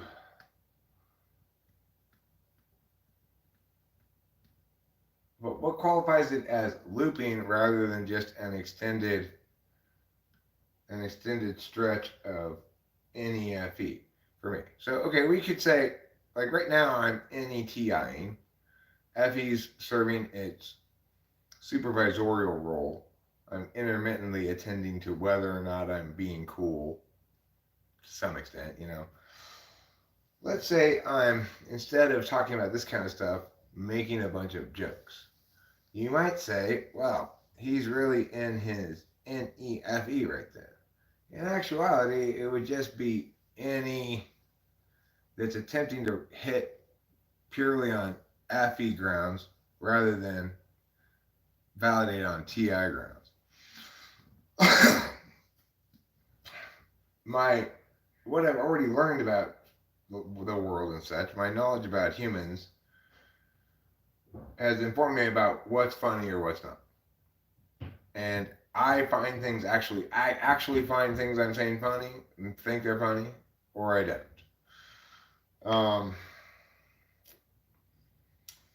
If I were doing a performance in a live venue and I were looking at everybody either playing music or for doing comedy, let's say, then I would be much more actively attending with FE because I'd be reading the room as I was ideating.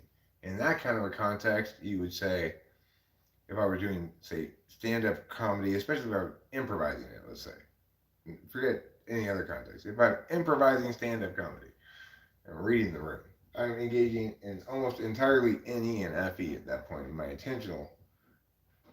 attentions are channeled through those two channels primarily. Now, let's say the show lasts an hour.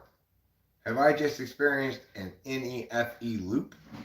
And if not, then how do we distinguish between an NEFE loop that lasts an hour and the performance of that? Well, jumpers are completely nonsense. So, obviously, whether or not it's a manner of avoidance to spend time in your first and third slot, as I just demonstrated, is contingent on what you're doing. Is it a good idea for me to NEFE in court? No, absolutely not. It is a good idea to SETI, which is a read rather than memorize, or write rather than say, depending. SETI, the NE that I've already NE'd, so I'm accessing by my SI. It's not a good idea for me to be making up new ideas on the fly when I'm in court talking to people. No, not the right place for that.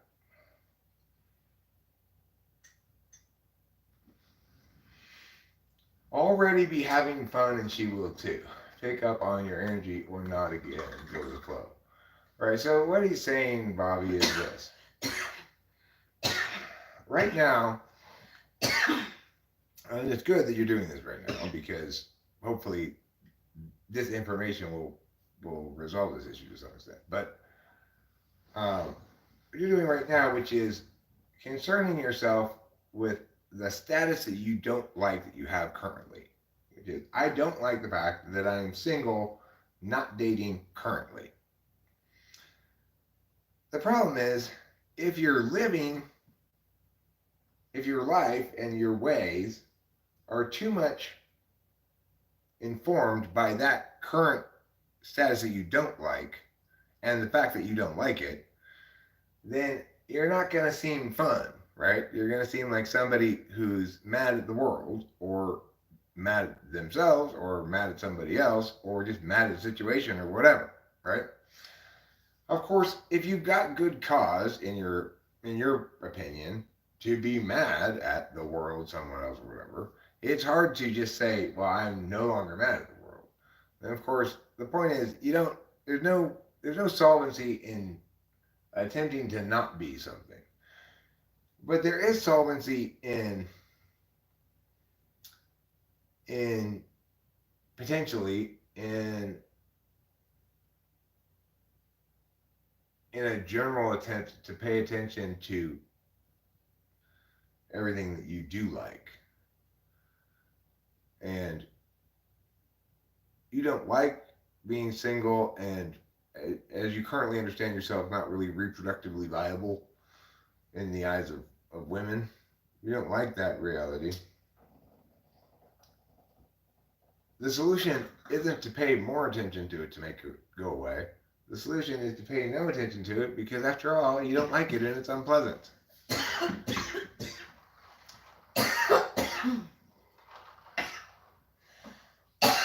I'm not saying you're mad at the world. I am not saying you are. First of all, this whole thing was a conditional. If, no, right? It does seem to me clearly by this conversation here that you're not happy with the current status quo in which you're single and not dating. I get you. I've been there. You know, it's like I do not have a history as some kind of puss slayer of any sort, believe me.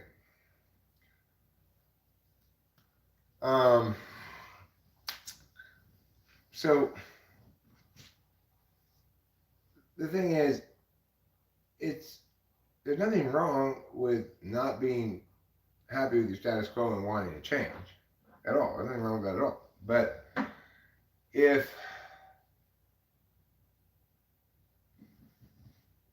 some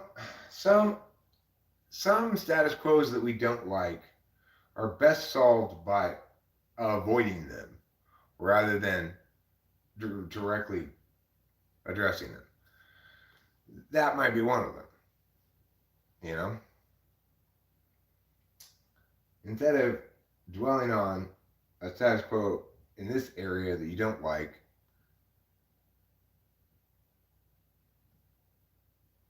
try not to think about it. You know, this is how I approach life in general. When there's something I don't like, I try not to think about it. I try not to read any bad news about things that's going to make me mad or sad. I avoid everything that has bad FI. And you know what? I don't miss it at all. I don't miss the bad FI at all. Okay, great. I'm happy, Mr. Robbie. The thing is, if you're satisfied with your current status, that's fine. And most important thing to remember is it's not a status. It's a narrative that you have that has facts in it. Okay? So I mean, one thing that is a status is something like single, in a relationship, married, divorced. Those are statuses. But like whether or not you view yourself as highly reproductively viable, in other words, every chick wants to jump my bones, or low reproductive viability, in which few things want to jump my bones. Okay, Mr. Robbie, that's fine. Jesus, dude, it's fine. Look, nobody's trying to bust your chops at all. And if I'm misreading your situation at all, that's just my bad. I'm sorry. I'm not trying to be critical at all. I'm just trying to explain things like I always do. You know, Mr. Robbie, you may have noticed. Don't, misfortune, if you just stop, just lay off of him. Okay? Stop it. You're not helping. Um, See, I'm no CJ O'Connell. If this were CJ O'Connell's stream, you guys would all be singing Kumbaya together. He's really good at mediating conflicts. I just end up making it so that now Bobby thinks I'm insulting him or something. I need better IV.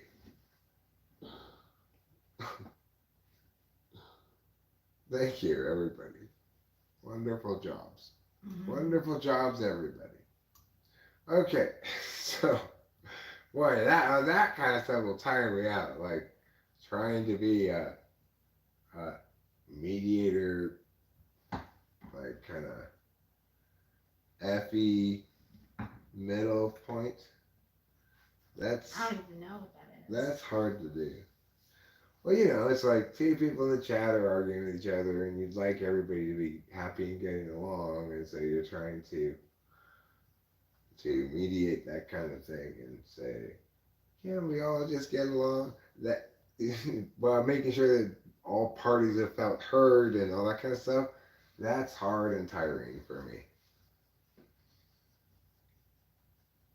And it is important, though. It's important everybody feels like they've been heard and been dealt with fairly and stuff like that.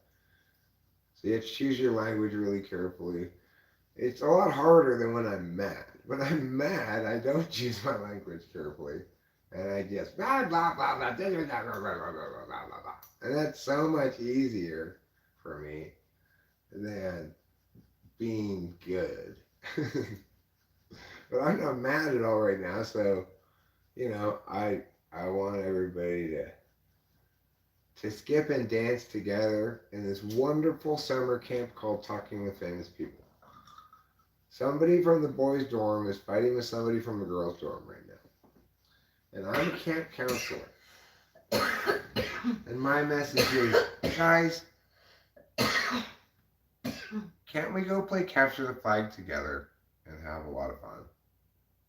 When I was in choir camp, the summer camp part was up in the Bay Area at this monastery, this big like Catholic property that had included on it in a monastery and other things.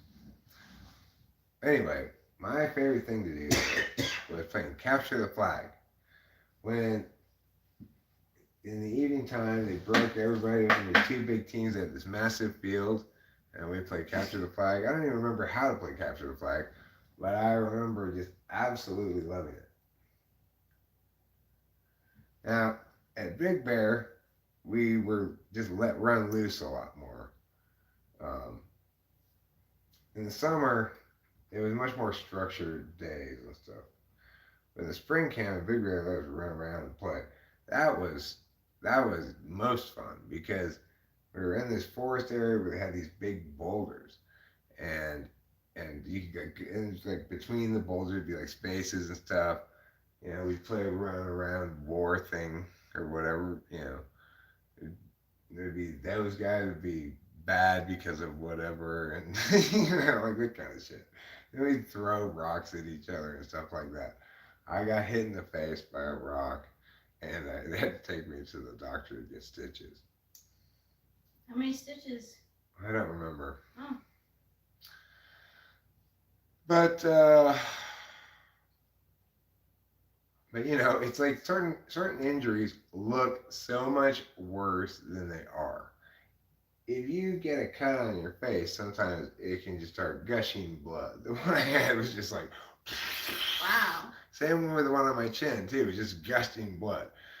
Sometimes you can see it in a boxing match too. Somebody gets hit and then the stream of blood starts coming down. I've had the same situation. I was playing in a sprinkler and I spun around too fast into a brick fence and I caught the corner and it like I got my eye and it started like it was really bleeding, but I like felt Right. it but didn't really feel it. All right. So, but everybody thinks like, oh my God, look at that! What a horrible injury you have, and then they take you to the hospital where you get stitches, and so then you have to go to the hospital. So it's like a big deal, even though it's really just not a big deal. Okay, I want to see. Am I the asshole?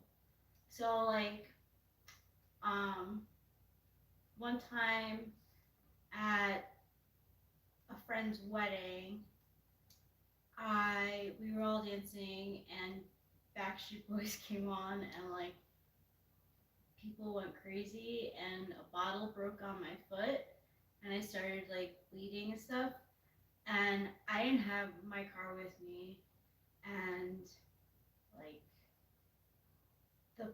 my boyfriend at the time like he was drunk so I was like please call like an ambulance like I don't know am I the asshole like there was like this like doctor there who's like just stay it's fine but it was like fucking hurting like I don't know like I need stitches.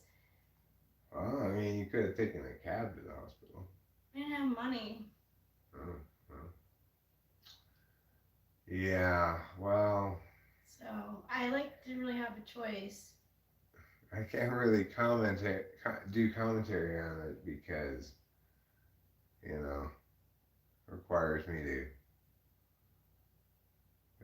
It's like because you weren't there by yourself, you know. There's another person there, so what are you gonna do with your partner? I don't even want to address that. I don't know. I should have let him stay, but I had him come with me because I didn't know what like I was gonna have to do. The funny thing about that's the weird thing about not having money, right? If you're broke, you can't afford a cab, so you have to incur a $500 ambulance bill. Yeah. No, I didn't have to pay for. Well, you didn't have to pay for it, great. No. But Yeah. Yeah, they like. but you know, depending on what kind of insurance or whatever you have, you're very likely to incur some kind of charge for an ambulance ride, and it's going to be more than a cab ride. So the point is, Rachel couldn't afford a cab ride because you have to have money to get in a cab. Yeah. But you can get to the hospital in an ambulance without any cash, no problem. Yeah. So it's like that's the horrible thing about being broke. you often have to choose the most expensive option. Yeah, I felt bad, like, but I wanted to get myself stitched up. Like, I knew it was like gushing and like it was, I don't know. Like, I felt bad. It was a tough situation. Like, I felt really bad. It made the bride cry, and I was just like, I don't need to be like adding attention to myself. I just want to like not be here right now. Like, Was it a rehearsal dinner no, it was the actual or was wedding, the reception? reception. Yeah. And, yeah, well, obviously, if you're injured and bleeding and nobody's taking it seriously at all, then what else are you gonna do? Yeah, I mean, I had to take care of myself. Of course. Which was the Backstreet Boys song? That's a good question, Bobby. Backstreet's back. All right. Oh my God, they went bananas. I was not expecting it. I was like, ah. And then I didn't even know I was bleeding. I went over and I sat down and I saw like drips of blood, like a trail, and like people were really nice and they were like, "Oh my God, is everything okay?" Like we saw like the blood on the dance floor. I'm like, "Yeah, I'm okay. I'm okay. I'm fine. I'm fine." And then the manager was like, You're all bleeding on my floor too "Yeah, much. yeah, you'll need to do something about this." So I Well, which boyfriend was thanks it? misfortune. The ESFJ, Evan. Hmm. Yeah, I felt bad having him come with me, but like I really didn't feel like comfortable being there alone, like being in the ER alone. Also, I bet you didn't want to go to that wedding reception in the first place. Of course not. I was like, you're effed into going to this thing you don't want to go to, and then you get injured and nobody even cares. No, they don't. Like it's like several people came up to me trying to convince me like to stay, and I'm like, look, like I would have my boyfriend drive me home, but he's drunk right now. Like I don't have a choice. Like I want to get this stitched up. And then a woman claiming that she was a doctor like looked at it, and was like, yeah, like drunkenly was like, you're fine. You can go in the morning. Like it's not a big deal. Just stay. The thing is, it's not. You probably weren't I like felt like having a such an blast, right? It's like if you were having a blast and then you got injured and you're like, but it doesn't really hurt that much, and you can kind of like wrap some shit around it, and you really want to stay, then that's one Yeah, thing. that's But you true. probably didn't want to stay anyway. True. How many people did you know there? It's probably all his friends. So,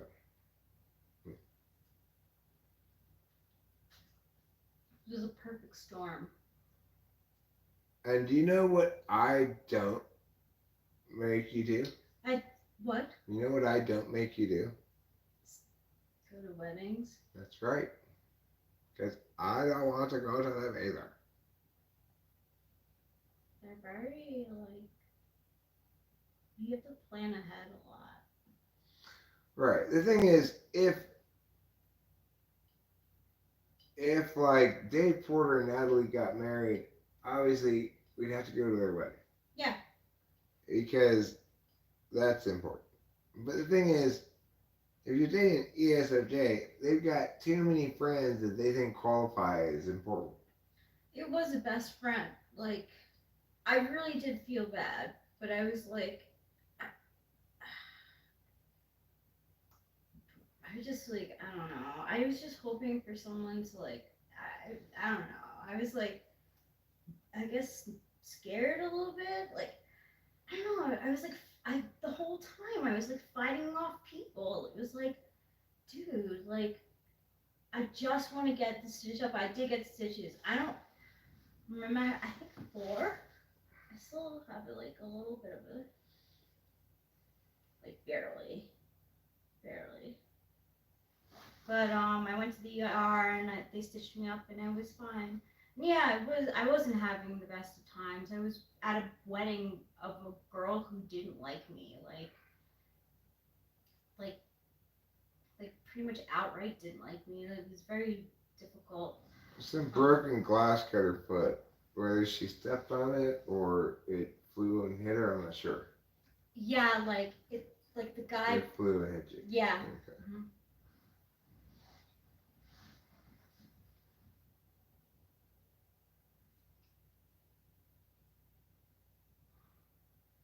So, So I felt like an asshole. So thanks. I don't feel like an asshole anymore. no, you shouldn't. I mean,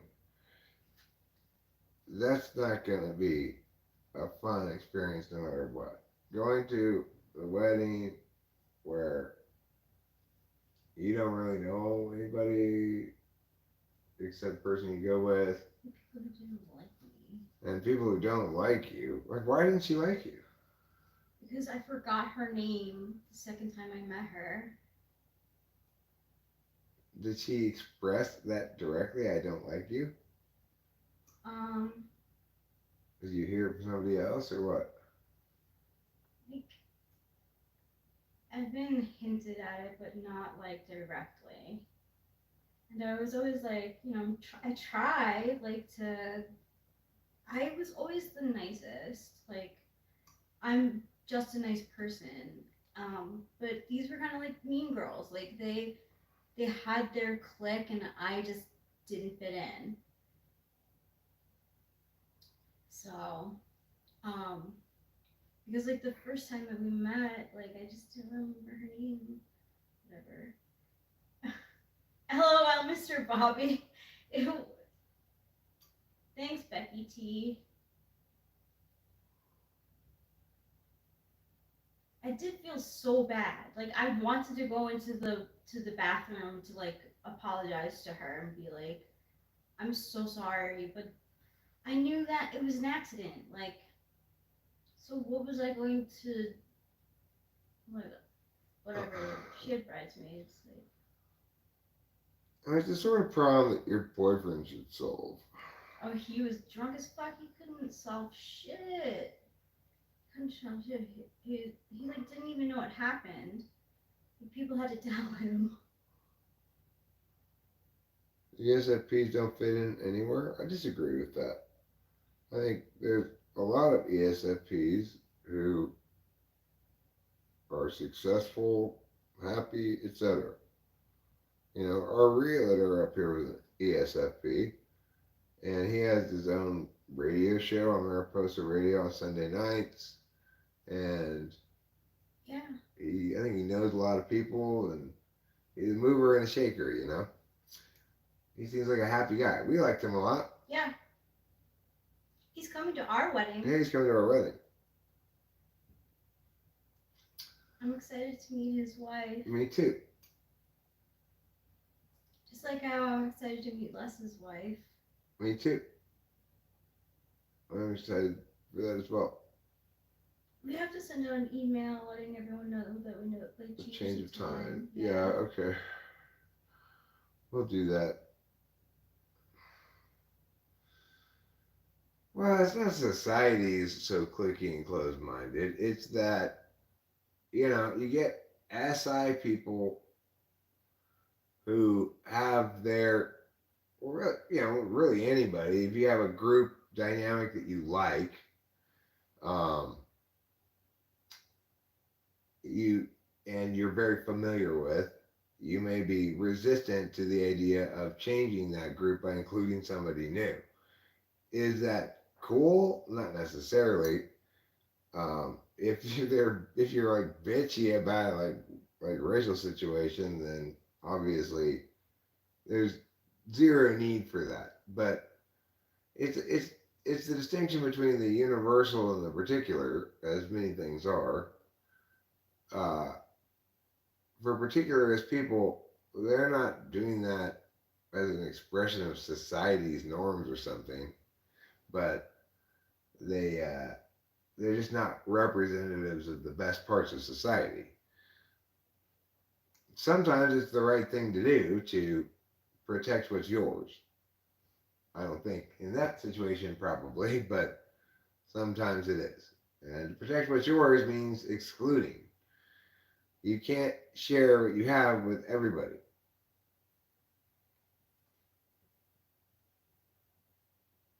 So it's a tricky line to walk. Yeah, You know? because it was like an interesting dynamic because I was like happy to have like things to do on the weekends sometimes.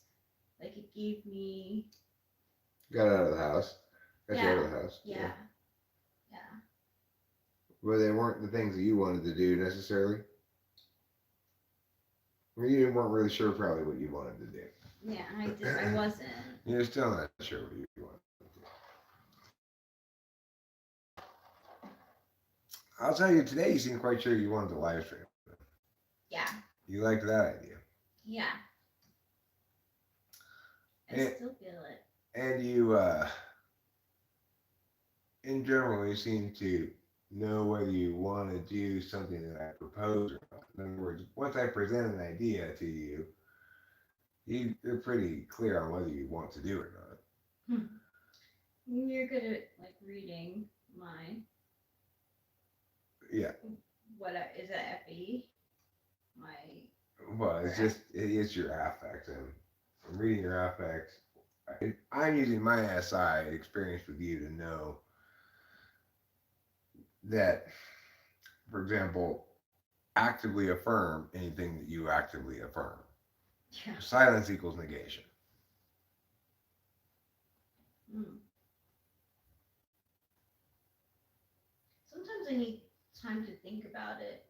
Yeah, and sometimes I jump the gun and conclude that you negate something because I didn't get and I'm wrong because it's a rule of thumb, not a definitive thing in terms of it. You can't know a person's behavior upcoming for sure what it means until it happens and it means what it means. You can just make you just have rough rules of thumb.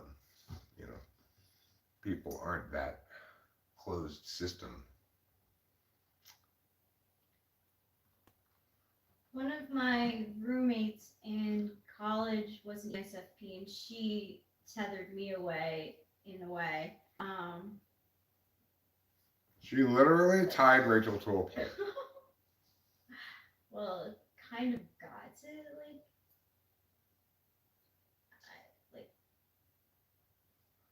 but like at least we were in a small town, so like I could go and be like social for a little while, and then like I would always walk home like it was alone. Like it wasn't the smartest thing to do, but it was such a small town. I'm always be on the phone like calling someone or like listening to music, and like I was just like grateful like one to be going out and two to leave when I wanted. Like I just wasn't like the biggest um partier. I like to party, but I don't. I have my limits. Yeah. Just because you have to fight for your right to party doesn't mean you have an obligation to party. I feel like that should be somewhere. Like that. We should play that during our wedding sometime. I agree. You gotta fight for your right to party. We don't have to fight for our right to party anymore. No, Isn't that great? it is great. Hey, Keisha. I like your usage of the upside down smiley. That's one of my faves. Actually, Mr. Robbie, it was not Eddie Murphy who wanted to party all the time. It was his girl. Oh, my girl wants to party all the time. Yeah. My girl wants to party all the time, party all the time, party all the time. So, presumably, Eddie Murphy could sue me now. I don't know. The thing is, it's like, how can anybody act like a normal human being at all if you have to worry about humming a few bars of some song just to, it comes up in conversation? Like this stream's been going on now for 3 hours and 56 minutes, almost 4 hours, right? And there's these few seconds of me singing that Eddie Murphy song. So possibly this video, all the revenue from it, which is zero, but because I don't monetize any of these live streams, but YouTube does. So all the revenue that they get, whatever chunk I could get if I had monetized it, could go to Eddie Murphy if he claimed it. And if I had monetized it, he could claim it, and then I'd be able to cut out that part. But if I didn't, then he'd just get all the money from it. Even though it's a 4 hour long live stream and I sing that for 10 seconds or whatever. And the answer is, well, don't sing those things in there. Yeah, okay, all right. That's fine. It's like the point is, because nobody except Michelle Shocked is like Michelle Shocked, it doesn't matter. Because if somebody doesn't want me using that, the worst possible thing that could ever happen would be I get a copyright strike. But that actually couldn't happen with me doing a acapella cover like that. I'd have to use the actual track for it to even be possible for me to get a copyright strike, right? But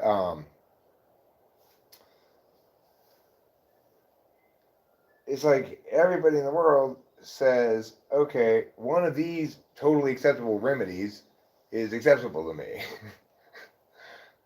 Except for Michelle Jacques, who says, I'm going to insist on the harshest of these possible acceptable remedies, plus pursue additional remedies. Remedy to what at that point is just her unbridled anger.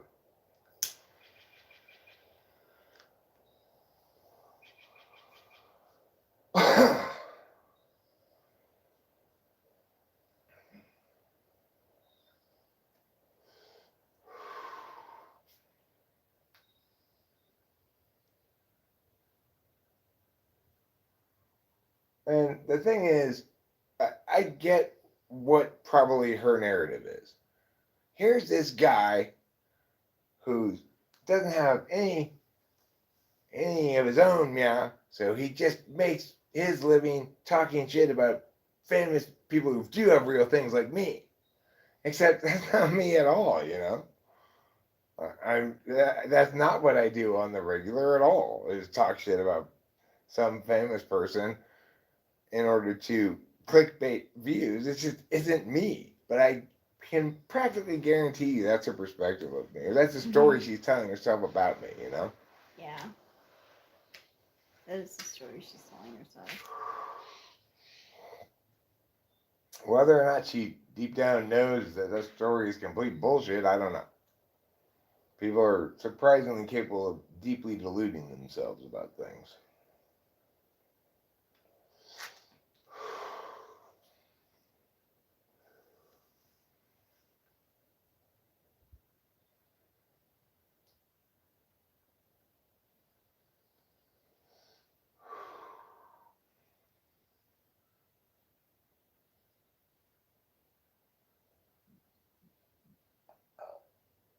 Well, you know, I get some kicks out of frustrating spider monkeys. It's satisfying. Because, you know, I'm not the first person she's pulled this shit on, right? Yeah, definitely not. So, you know, a bridge too far.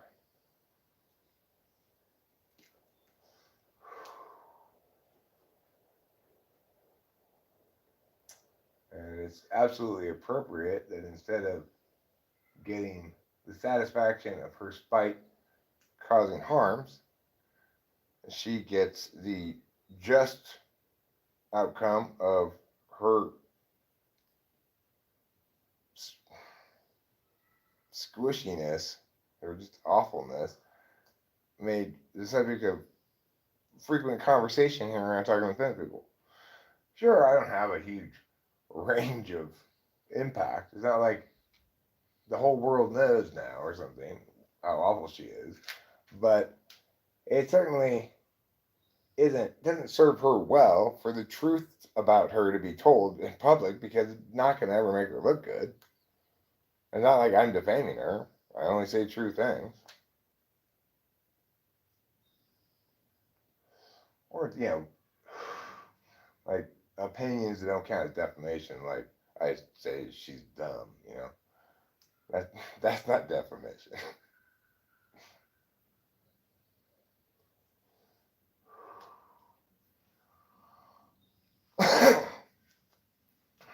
Whether or not it's accurate, well, I'd say it probably is, but that's one of those non-operationalized definitions, so it doesn't really mean anything. One non-operationalized definition for a term is more or less impossible to meaningfully operationalize the term dumb or dummy. So it's it's not it can't possibly qualify as defamation.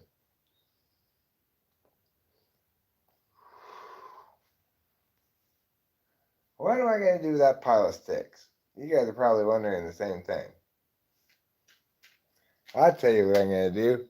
I'm going to chop it up with my choppers. You can watch me chop.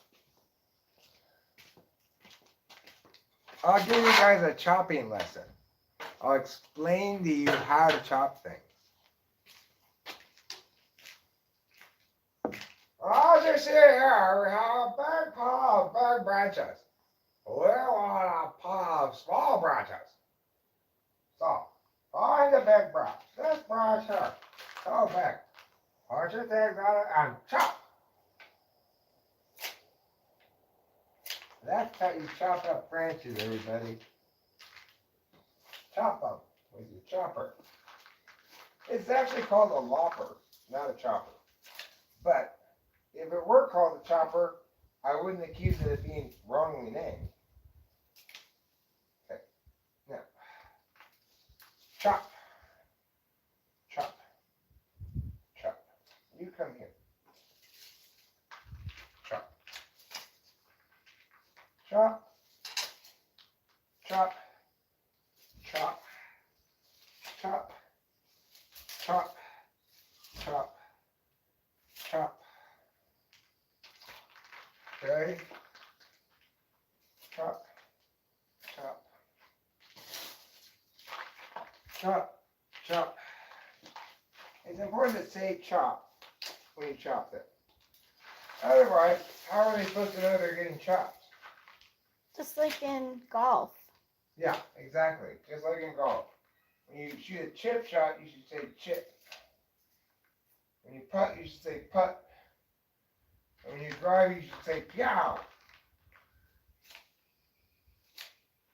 Are there any games on tonight? Well, I don't think either the basketball or hockey finals are on because I think they were both on yesterday. But maybe basketball wasn't. But Vegas beat. I think they were beating. Again? Yeah, they were beating Florida. Last I checked last night. That's fun. What was the score? I don't know. Well, at the time it was 2-0, but I don't know what the final score was. So Florida may have come back and won, but at the time it was 2-0 Vegas. So that's 3. Yeah, if they won it, they're up 3-0 in series. But I know the A's play today because they didn't play yesterday. But I don't know if they played tonight or if it was a day game.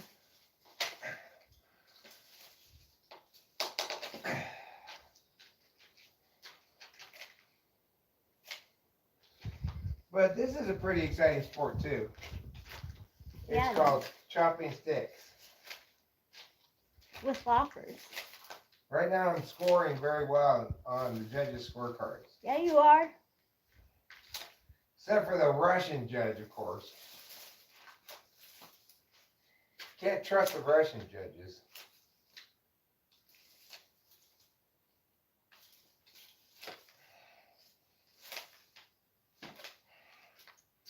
Okay, well, that's pretty chopped up. Chop it up a little bit more. Chop, chop, chop, chop, chop, chop. Don't accidentally get your penis in between the chopper and the sticks. They should have a warning label that says that.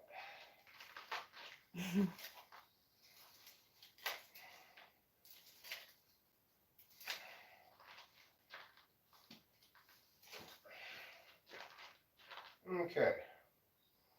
Well, that's looking a lot more chopped up. But I could do more chopping, except what I need to do is change my chopper for a different kind of chopper. It's more suitable to this size of stick. You just wait right there, I'll be right back. I'm gonna get my new chopper that I got at the yard sale.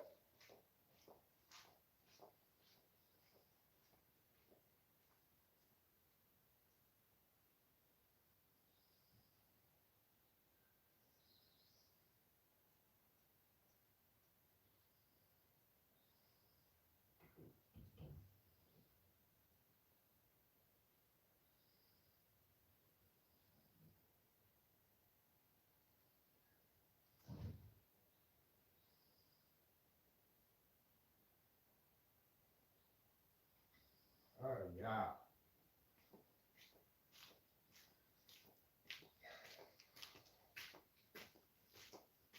So I got these for $5 at a yard sale originally I went to on Sunday. I missed. Let's see how they work. They give you a little WD-40. I can tell.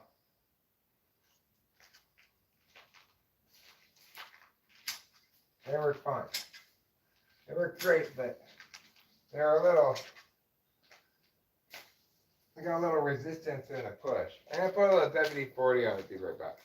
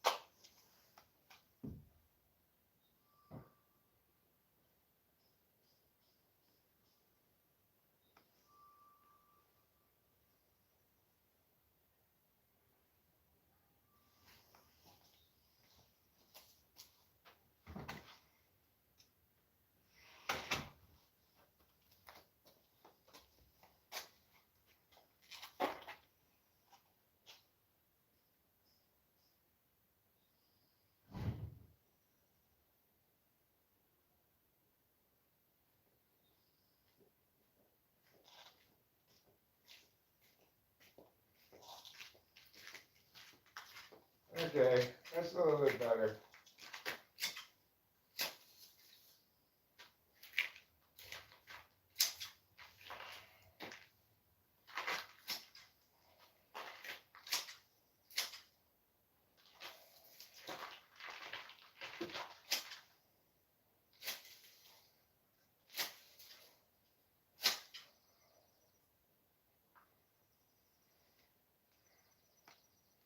These ones are more for trimming little branches, you know.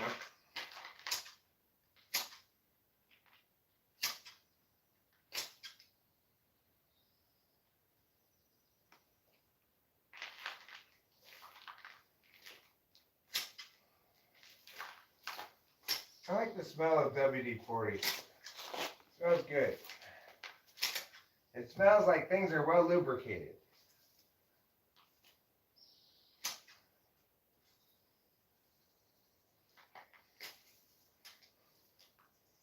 Okay, good enough. Chopped up enough. Well,